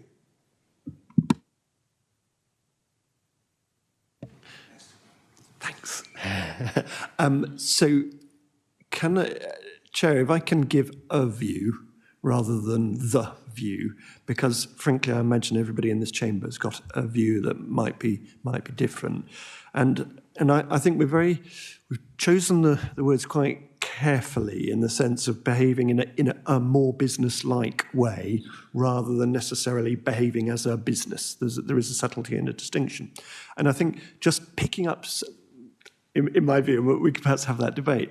I think just picking up a few comments from earlier, if we take Councillor Gray's comment when we were looking at the workforce, I mean, from Dorset Council perspective, we was sort of, Chris Matthews was talking about the number of staff that were under performance management and had left the organisation. We were sort of pleased that was relatively low. I think David Gray, from a commercial background, if I'm at risk of putting words in his mouth, the implication was, well, actually, we should be firmer on our performance management, more commercial, more business-like. And that's not necessarily in our DNA or in our culture, but it could be. And Chris Matthews spoke earlier about developing a performance framework. And I imagine, I'd like to think that would probably go up a notch, but not in the ruthless commercial that you might have experienced yourself from a sales target or you're out kind of thing. So there is a fine balance to be found there. I think one of the aspects behaving in a more business-like way, I mentioned earlier about the contract management, and there's a skill and an art, and we have explored this as a committee, depending on the market power that we have and the market awareness. Sometimes I would argue that some of our staff who aren't experienced in this kind of forget the power and impact and the influence that we as Dorset Council have, and it's something that we should make best use of to get the best deal for Dorset Council on behalf of our residents. On the other hand, we also have to recognise when we don't have any influence, and we've spoken before about the pricing policy for Microsoft. Dorset Council can't influence that. I think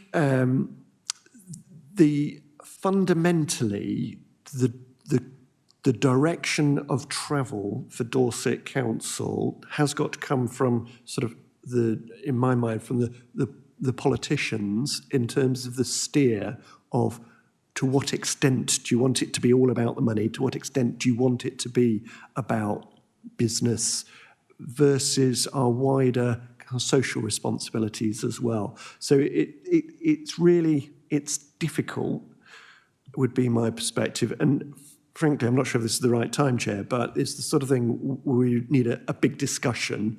And in a way, this, in my mind, is part of the conversation about our future council. And it comes back to what sort of council do we want to be? Do we want to be at the more extreme end of commercial? Or do we want to be, where does the community fit? Because we have over the last decade or so seen various almost experimental councils, some of the London boroughs going very extreme, easy council, and have rowed back from that. Others are very much insourced, whereas we've got that balance. So it's quite a complex view, a complex debate. I think there's areas where we can move the dial, do more of this, less of that. But also we need a political steer, what's right for Dorset as well. Thank you. And I think surrounding that also is the central government put so much restrictions on what the council can do, which makes it difficult to how far we can go down that commercial road. Would that be a fair comment? Yeah, thank you. Did you wish to come back, David? Sorry. I think that was, I appreciate the reply. I said earlier, I quite like specifics. And whilst I get the general thrust of what you're saying, and I think that's fine, that's good. I would like at some point to understand what specifics are going to go in to make us more commercial. Are we talking simply education of officers and drag them into a room and say, this is how you can negotiate, do some sales training with them, do some purchasing training with them. We can do it. But are there any incentives for people or the council to operate profitably? And I take the point, what sort of council are we? Are we one that's simply focused on making money? Clearly we can't be. We're a council, we have to provide services. And we provide services to people who can't afford them. But we have to take a fairly commercially minded view when we're dealing with suppliers, when we're disposing of assets or whatever. And I'm just not sure how we're going to get that. Rather, I'm not suggesting we should drink champagne and wear red braces, as I remember from the 80s. But I think we need to do something more specific than just good intentions, if that's not being unfair to you. We sort of started that journey with the procurement training and establishing better contractual negotiations. In part, is that story, is that trip down the road, and then it's how far, as you say, Councillor, we want to expand that and take that further. So. If I could just sort of chuckling about the thought of the 80s and that lunches for wimps, and I thought the chair was going to sort of say that earlier. We should keep going. So just some specifics. So at one level, increasing the commercial awareness of our of contract managers by training. It's good, it's worthwhile, but actually, what one could do is recruit and buy in a ruthlessly commercial team, and that's sort of we haven't done that, we haven't explored that. What would be the merits of that would be one perspective. I think if it's all about the money, then the conversation about assets and the community use of those assets goes in a different direction. If it was entirely all about the money, then it gives absolute clarity of where we're going on our assets, as opposed to, are we trying to build sort of community capital? So I think, and then performance-related pay would be another example, and it's not something that we use as a council at the moment. It could be something we could explore as part of the performance framework. Once again, there's pros and cons to it. So I just use those as three examples of things that we could do but we're not actively exploring it in this space at the moment. It could be a recommendation that the committee wishes to make. Councillor Canning. Yes, this exactly follows on from what you were just saying there. I think there's a huge scope for looking into this and some very key, important and political decisions. And as such, I'd therefore like to propose that we should recommend a task and finish group be set up after May to look into this matter. And whoever is in charge, the council, can give a political steer and we'll actually turn it into something and get some decisions and actually make some concrete ideas. Because at the moment it's a bit too airy-fairy, I think. There's not enough real meat in there yet.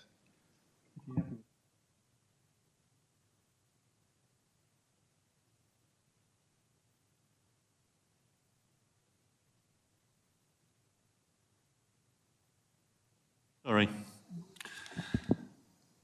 So the committee have confirmed that, yeah, we'll take that approach as suggested by Councillor Canning. Does any other member wish to speak to this, or can we move on? We're happy to move on? Yeah? Okay.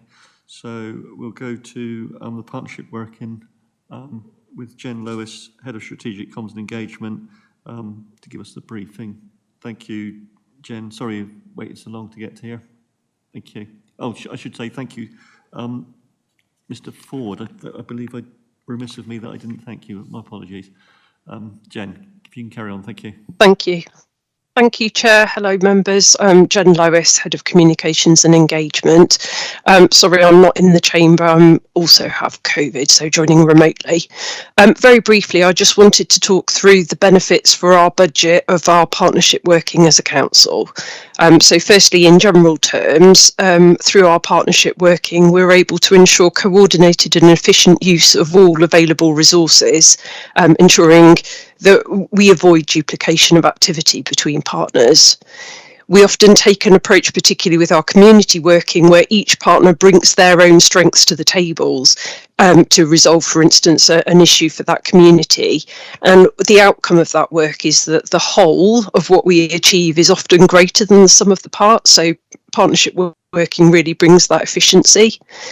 Partnership working makes a huge contribution to our early intervention and prevention work, particularly within communities, and this, where we've got strong and self-reliant communities, that helps reduce pressure on some of our statutory services. And this is a really important issue for our future council, which has been mentioned several times today. Again, it's about the kind of council that we want to be in future, how we want to work. But partnership working can play such an essential role in achieving better outcomes for our residents, but with greater value for money. So just a few examples to run through. And it's quite interesting following the debate this afternoon about our assets and the commercial debate. So there's a refresh of our community asset transfer policy that's coming to Cabinet on the 30th of January, just updating it, but making it somewhat more streamlined for us to transfer certain assets to community organisations and town and parish councils. We do an enormous amount of work with our town and parish councils, and DAPTC, the Dorset Association of Parish and Town Councils, is really helpful for that work.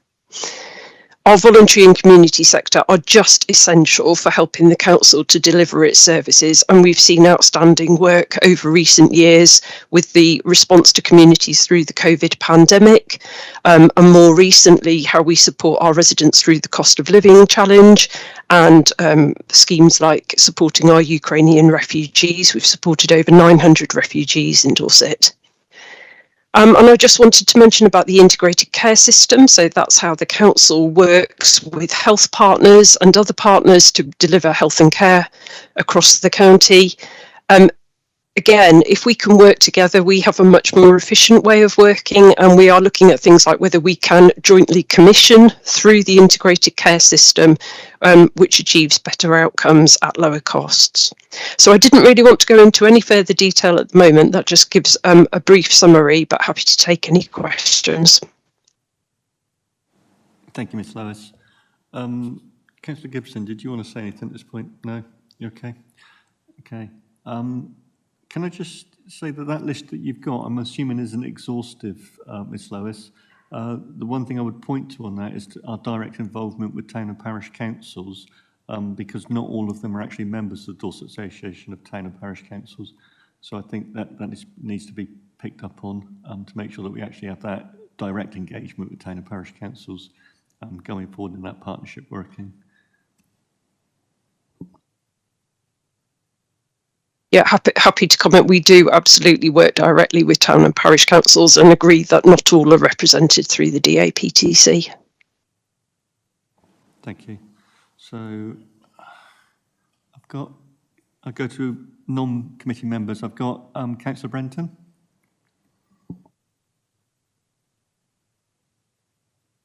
Hi. Sorry, I thought I'd been missed again. I would like to take up the point that Councillor Bartlett's just brought up, which is communication to parish and town councils. Although Dorset has been doing an awful lot on publicity and communications, there does still seem to be a feeling at many parish and town council levels that Dorset does not communicate to them. It pushes out messages to the public, but not necessarily to the people who are already engaged in local politics. And they can often feel a bit neglected, bearing in mind they are an essential part of the government machine, local government machine. What are your plans, and what is it more expensive to send communications direct to parish or town chairs rather than just a sort of round one to all the clerks, or how does it work? I'm happy to respond to that, Chair. So we do quite a lot of tailored communications to town and parish councils. We do a weekly e-newsletter with tailored messaging for them. And through the DAPTC, we run a programme of working together webinars where we cover key topics. So one of the most popular ones is around planning issues, and they're absolutely tailored for town and parish councils, whether it's the councillors and all the clerks. Constantly trying to improve, so if there is feedback on how we could improve that, we absolutely welcome it. You happy with that, Councillor Brenton? Not entirely. I still think that the DAPTC is a very useful resource, but it can feel excluding to some parish and town councils. I'm just thinking of my own ward, where they don't bother to go to DAPTC because when they've been in the past, it always seemed irrelevant. And I am not certain that these e-newses get to councillors. Often the clerks are a bit of a filtering system, which is tricky, I know, from your point of view. You can't know everybody. So I just sort of wonder if there's we spend too much time sort of sending blank messages to the public and not perhaps to councillors, local councillors. Thank you. Thank you, Councillor Brenton. Councillor Sumper. Thank you, Chairman. Just on that last point, my parish councils seem to be very happy with the level of communication, but I guess it's different in different places. I just wanted to ask Jen, if I may, about the voluntary and community sector element and the integrated care element as well, because I think there's quite a lot of overlap.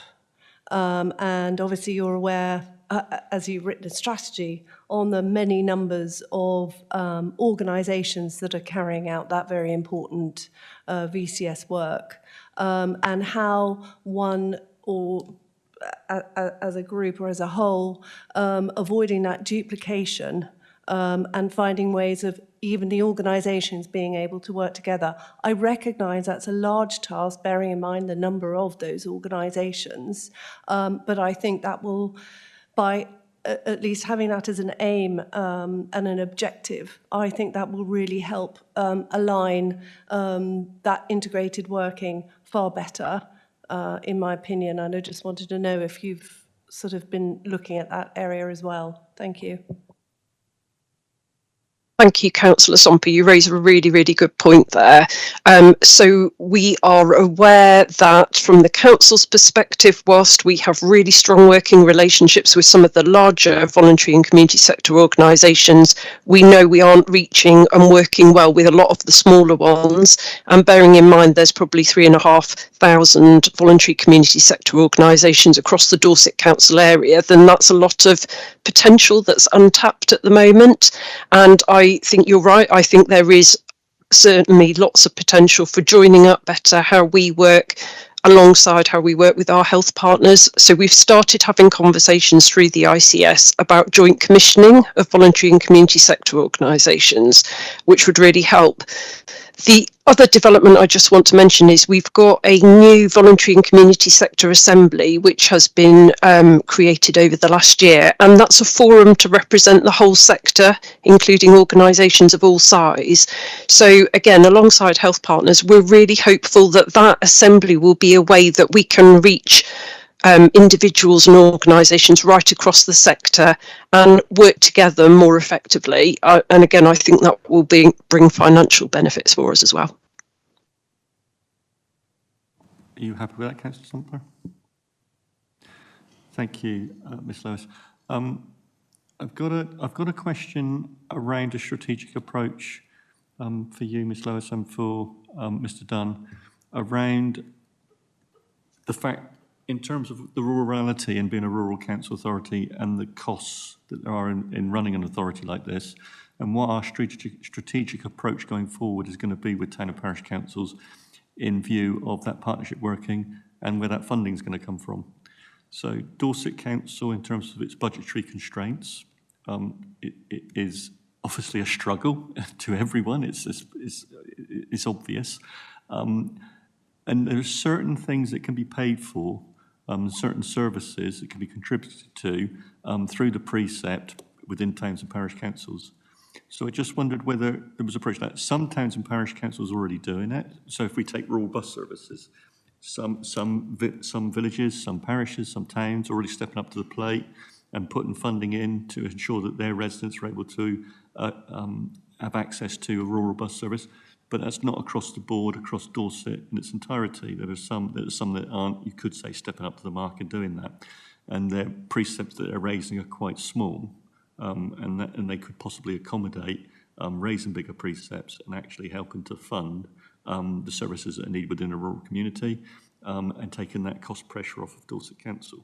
It seems there's not a level playing field across the county. Some are doing it, some aren't. So I just wondered what the strategic approach from the council was in approaching those town and parish councils and having that conversation. And if you like, it's that educational journey, isn't it? You know, the days of the upper tier authority paying for everything are gone. You know, unfortunately they are.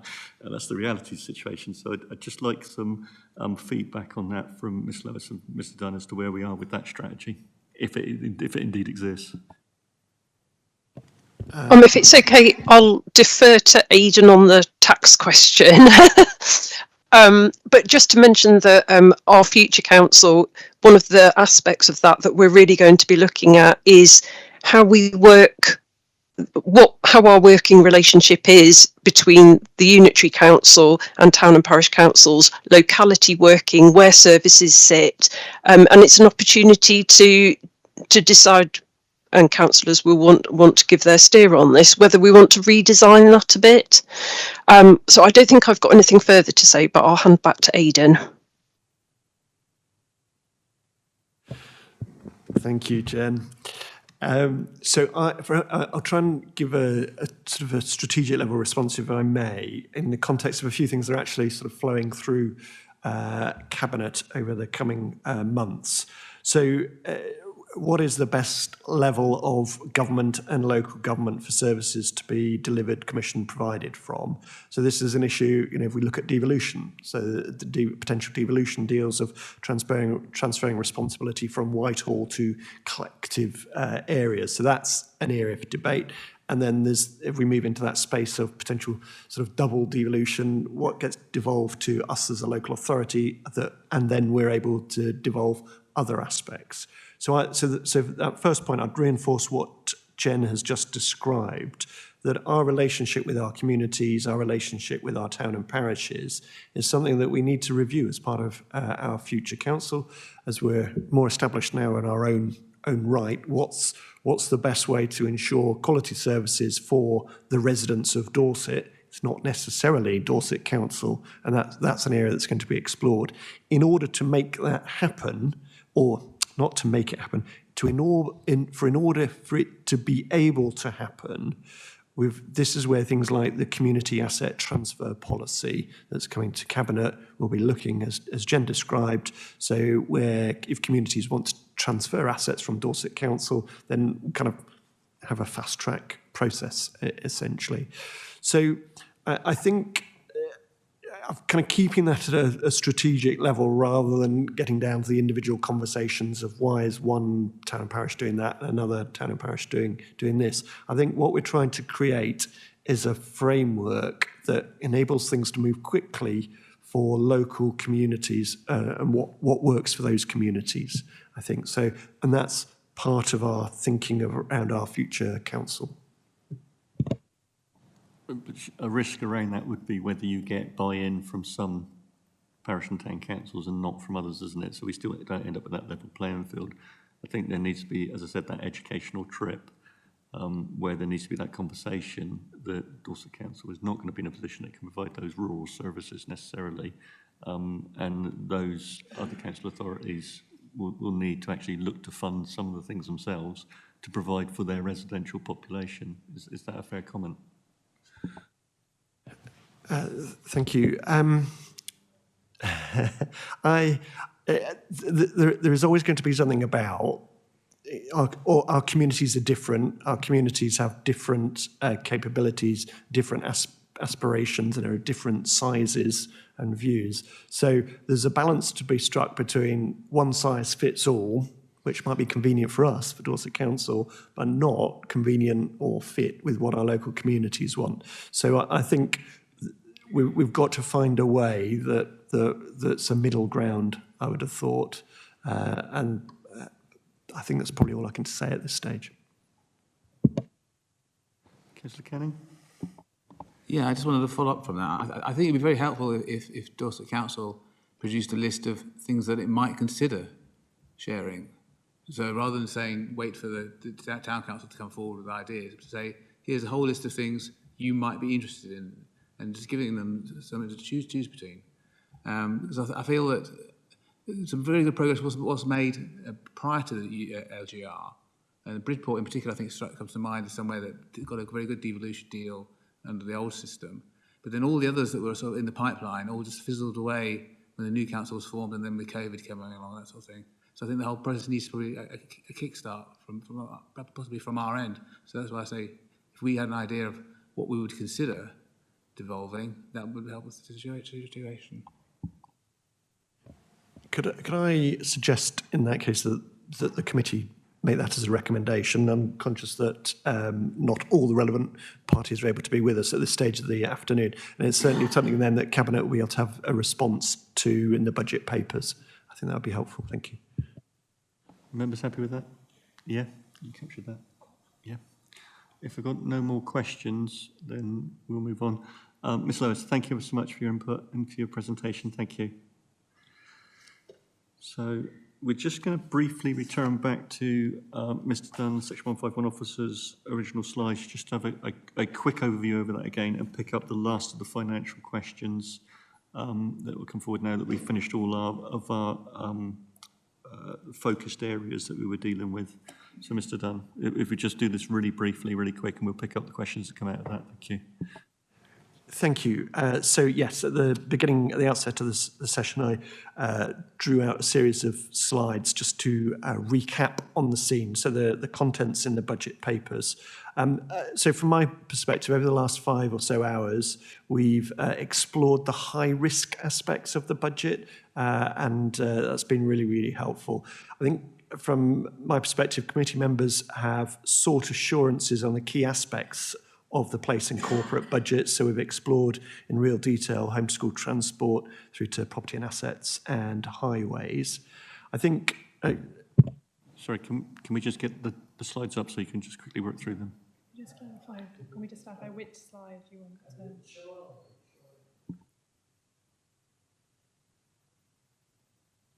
It's just you had the figures on the slides which will help members to recap.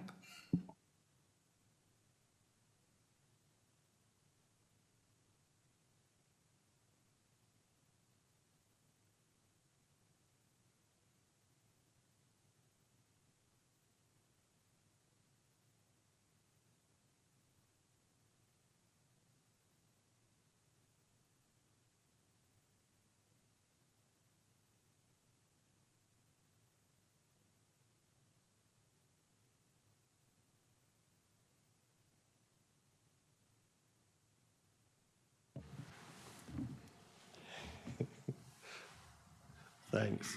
So, just to sort of recap, it's not moving, there we go. So just to recap, we looked at the financial challenges facing local government.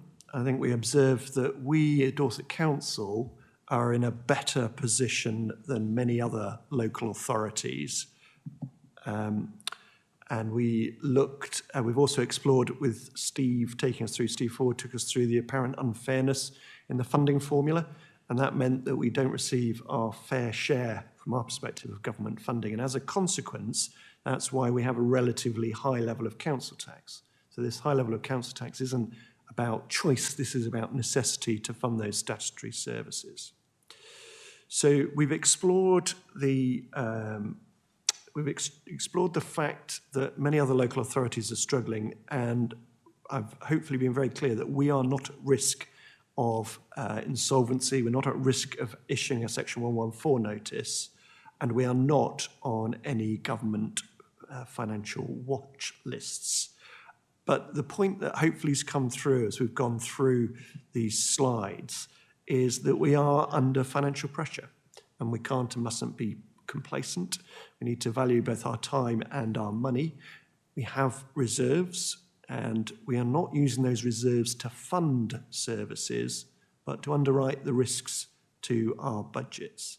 And this, when we explored our future council, emphasised the point that what we've got is time to plan and implement the next phase of the council. And I think you as a committee have been really quite helpful and got a sense of that as we've explored issues of commercialism, income generation, asset usage and devolution as well.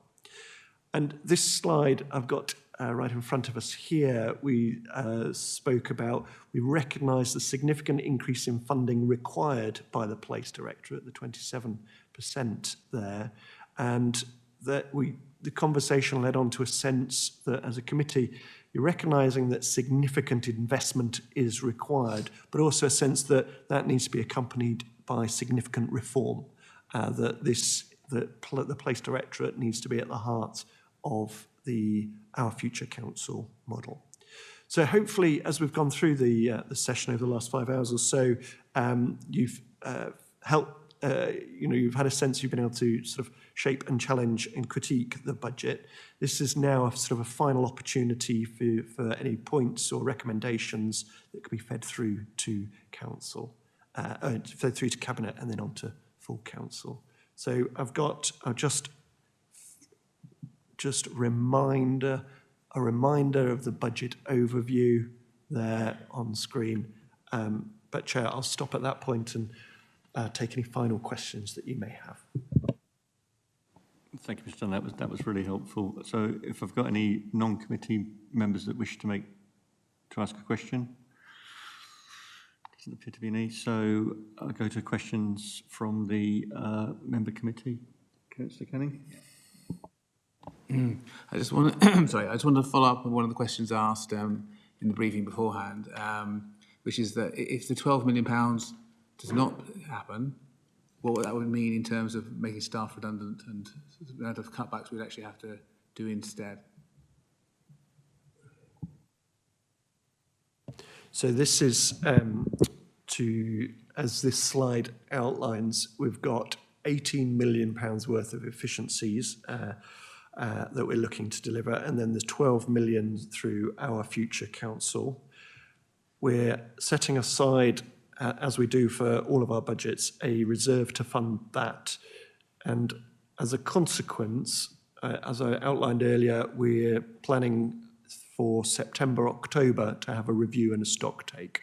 So what we've got no plans for wholesale redundancy programs at all based on the plans we've got in front of us, no plans for wholesale redundancy programs associated with our future council.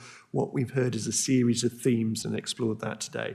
When we get to September, October next year, we take stock, we have a sense of confidence or otherwise in those plans, and if we haven't got confidence, then we'll need to do something differently at that stage.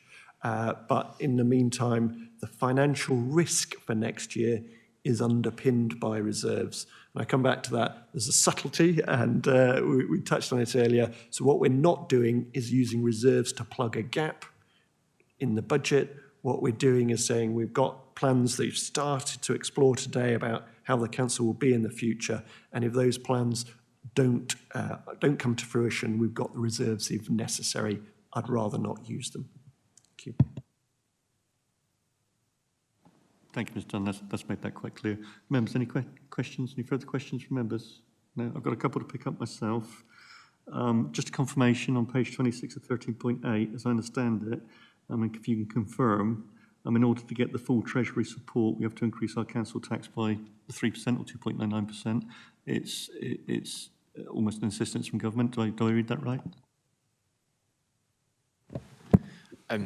Hi, so Sean Cream again, Corporate Director of Finance and Commercial. So there isn't an insistence that that we do that, as in that there's no penalty or anything like that as a result.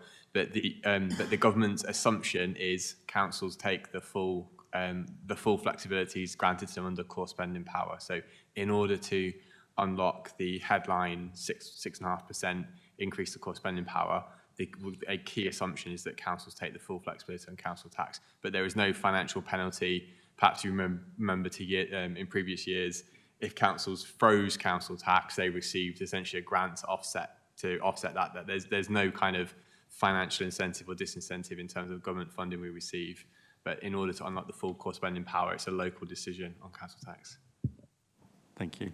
Insistence was my clumsy word, but it's just a bit cynical approach in it, I suppose. Just when I'm page 29 at 13.15 was around what percentage of business rates taxes returned to the council, and is government likely to increase this percentage retention? Have there been any discussions around that? I just added a further question to that, just to speed things along. In terms of the business rates supported by external validation from who, and I assume that's the government that we're using their figures, what assurance do we have that the figures can be trusted? What risk are we exposed to if the figure is not correct? Because that's quite a jump in it from where it was previously to where it's going to be, and it tails off again. And it doesn't feel like the economy has quite bounced back from the COVID period. So that business rates, retention of the government, I think it's the government that would take the figure, we take their algorithm or whatever you want to call it, and we work with that. How much assurance do we have that the government maths add up and that you've had to work to?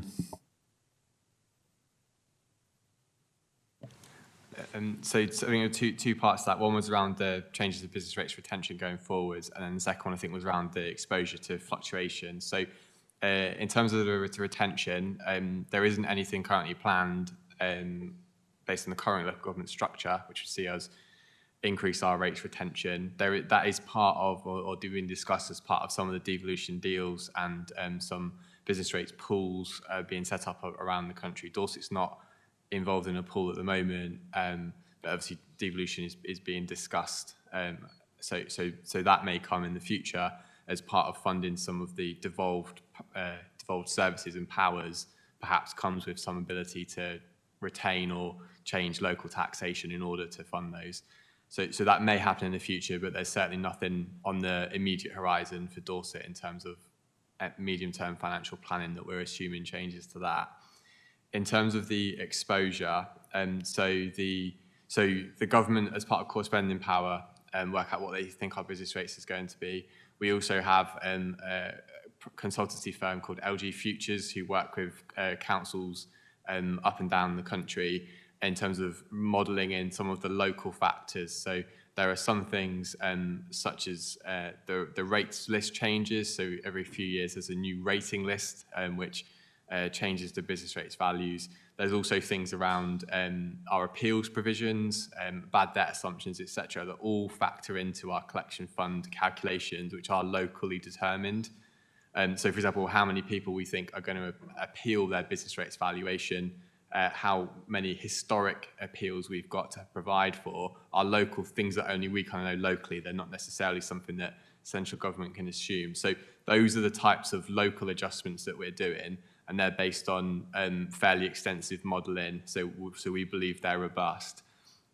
One of the subtleties around collection fund is that once you set your collection fund, that essentially is what you get in the following year. And then it would be in a future year, you would have to unwind any surplus or deficit on the collection fund. So in terms of setting that as our collection fund for 24-25, it's essentially as secure as things can be in the kind of modern times. And it would be in future years we would have to deal with any kind of variation to that. So as part of said in the 25-26 and 26-27 budget, we would then need to adjust for any deficit on collection fund. But hopefully that it's a truly one of the most complicated parts of our role. So hopefully that provides a little bit of assurance. We can perhaps have a conversation follow up if needed. I haven't immediately got the page to hand, but it was certainly a significant proportion of the future council budget will be made up from that business rates retention. Just off the top of the head, for transparency, do you know what the business rates total collection is in Dorset, or is projected to be, and then how much we actually retain? If you haven't got that immediately in hand, I appreciate. You can always ask the question in cabinet. If you haven't got it immediately to hand, it's fine. Yeah, is it okay if I just confirm that afterwards? It's okay. Okay, if it's okay if I confirm that at cabinet. Yeah, thanks.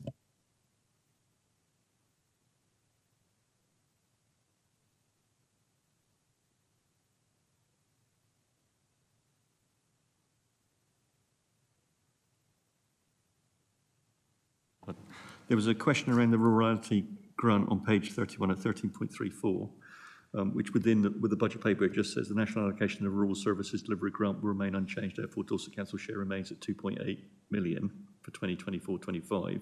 And we've already had in-depth discussions about the difficulty with a rural council and how costly that is to run and to finance.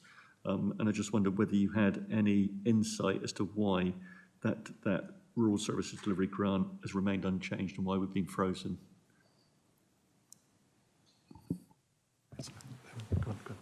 And I'm not sure exactly on the details of why it's frozen, albeit I can probably confirm that as part of the government's core spending power allocation, Dorset Council's received, one of the other lines in that table is the minimum funding guarantee. So in the event that we did receive a little bit more money through one of the other grant lines, we would then see that minimum funding guarantee be reduced to the kind of equal and opposite balance. So I could perhaps circulate some detail as to what goes into the calculation methodology for the rural services delivery grant. But for the purposes of setting the budget, even if it did fluctuate, we would be unlikely to see any change because we're already at the minimum funding guarantee level. Thank you. This is the joys of central government, given one hand and taken from the other, and I don't expect an answer on that. It's what it is, unfortunately. Members, one more, the rebasing of the budget lines, you're confident you've done sufficient modelling around that? Yeah, okay, thank you. It's all right. So members, is there any more questions? No? It's been a marathon, I know.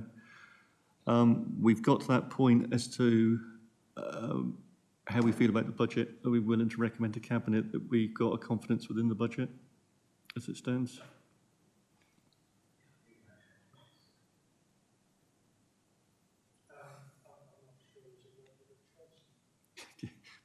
Yeah. Well put, Councillor Took. Councillor Heatley? You're not sure? I mean, one issue that does still concern me is inflation, which we have much less touched on today. But it's not under the control of the government or anybody else, really. It's really down to events in the Middle East. But one could easily see the inflation ticking up being a bit higher than we were expecting. So that could be a threat to the overall budget position. From that, yeah, I think looking at the Middle East, at Ukraine, at the recent election in Taiwan with China and the friction between Taiwan and China, these global events, as you say, Councillor Cannon, are going to have an impact within the global economies, and that's something that Dorset Council has no control over, obviously. But we still have to pay for it. But we still have to pay for it. Personally, from the chair, I'm minded to accept the budget as it is going to Cabinet. I think, as Councillor Took says, I don't think there is a lot of choice. I think we've scrutinised it to the 5th degree today, and I don't recall anything through the meeting that bore out any major concerns.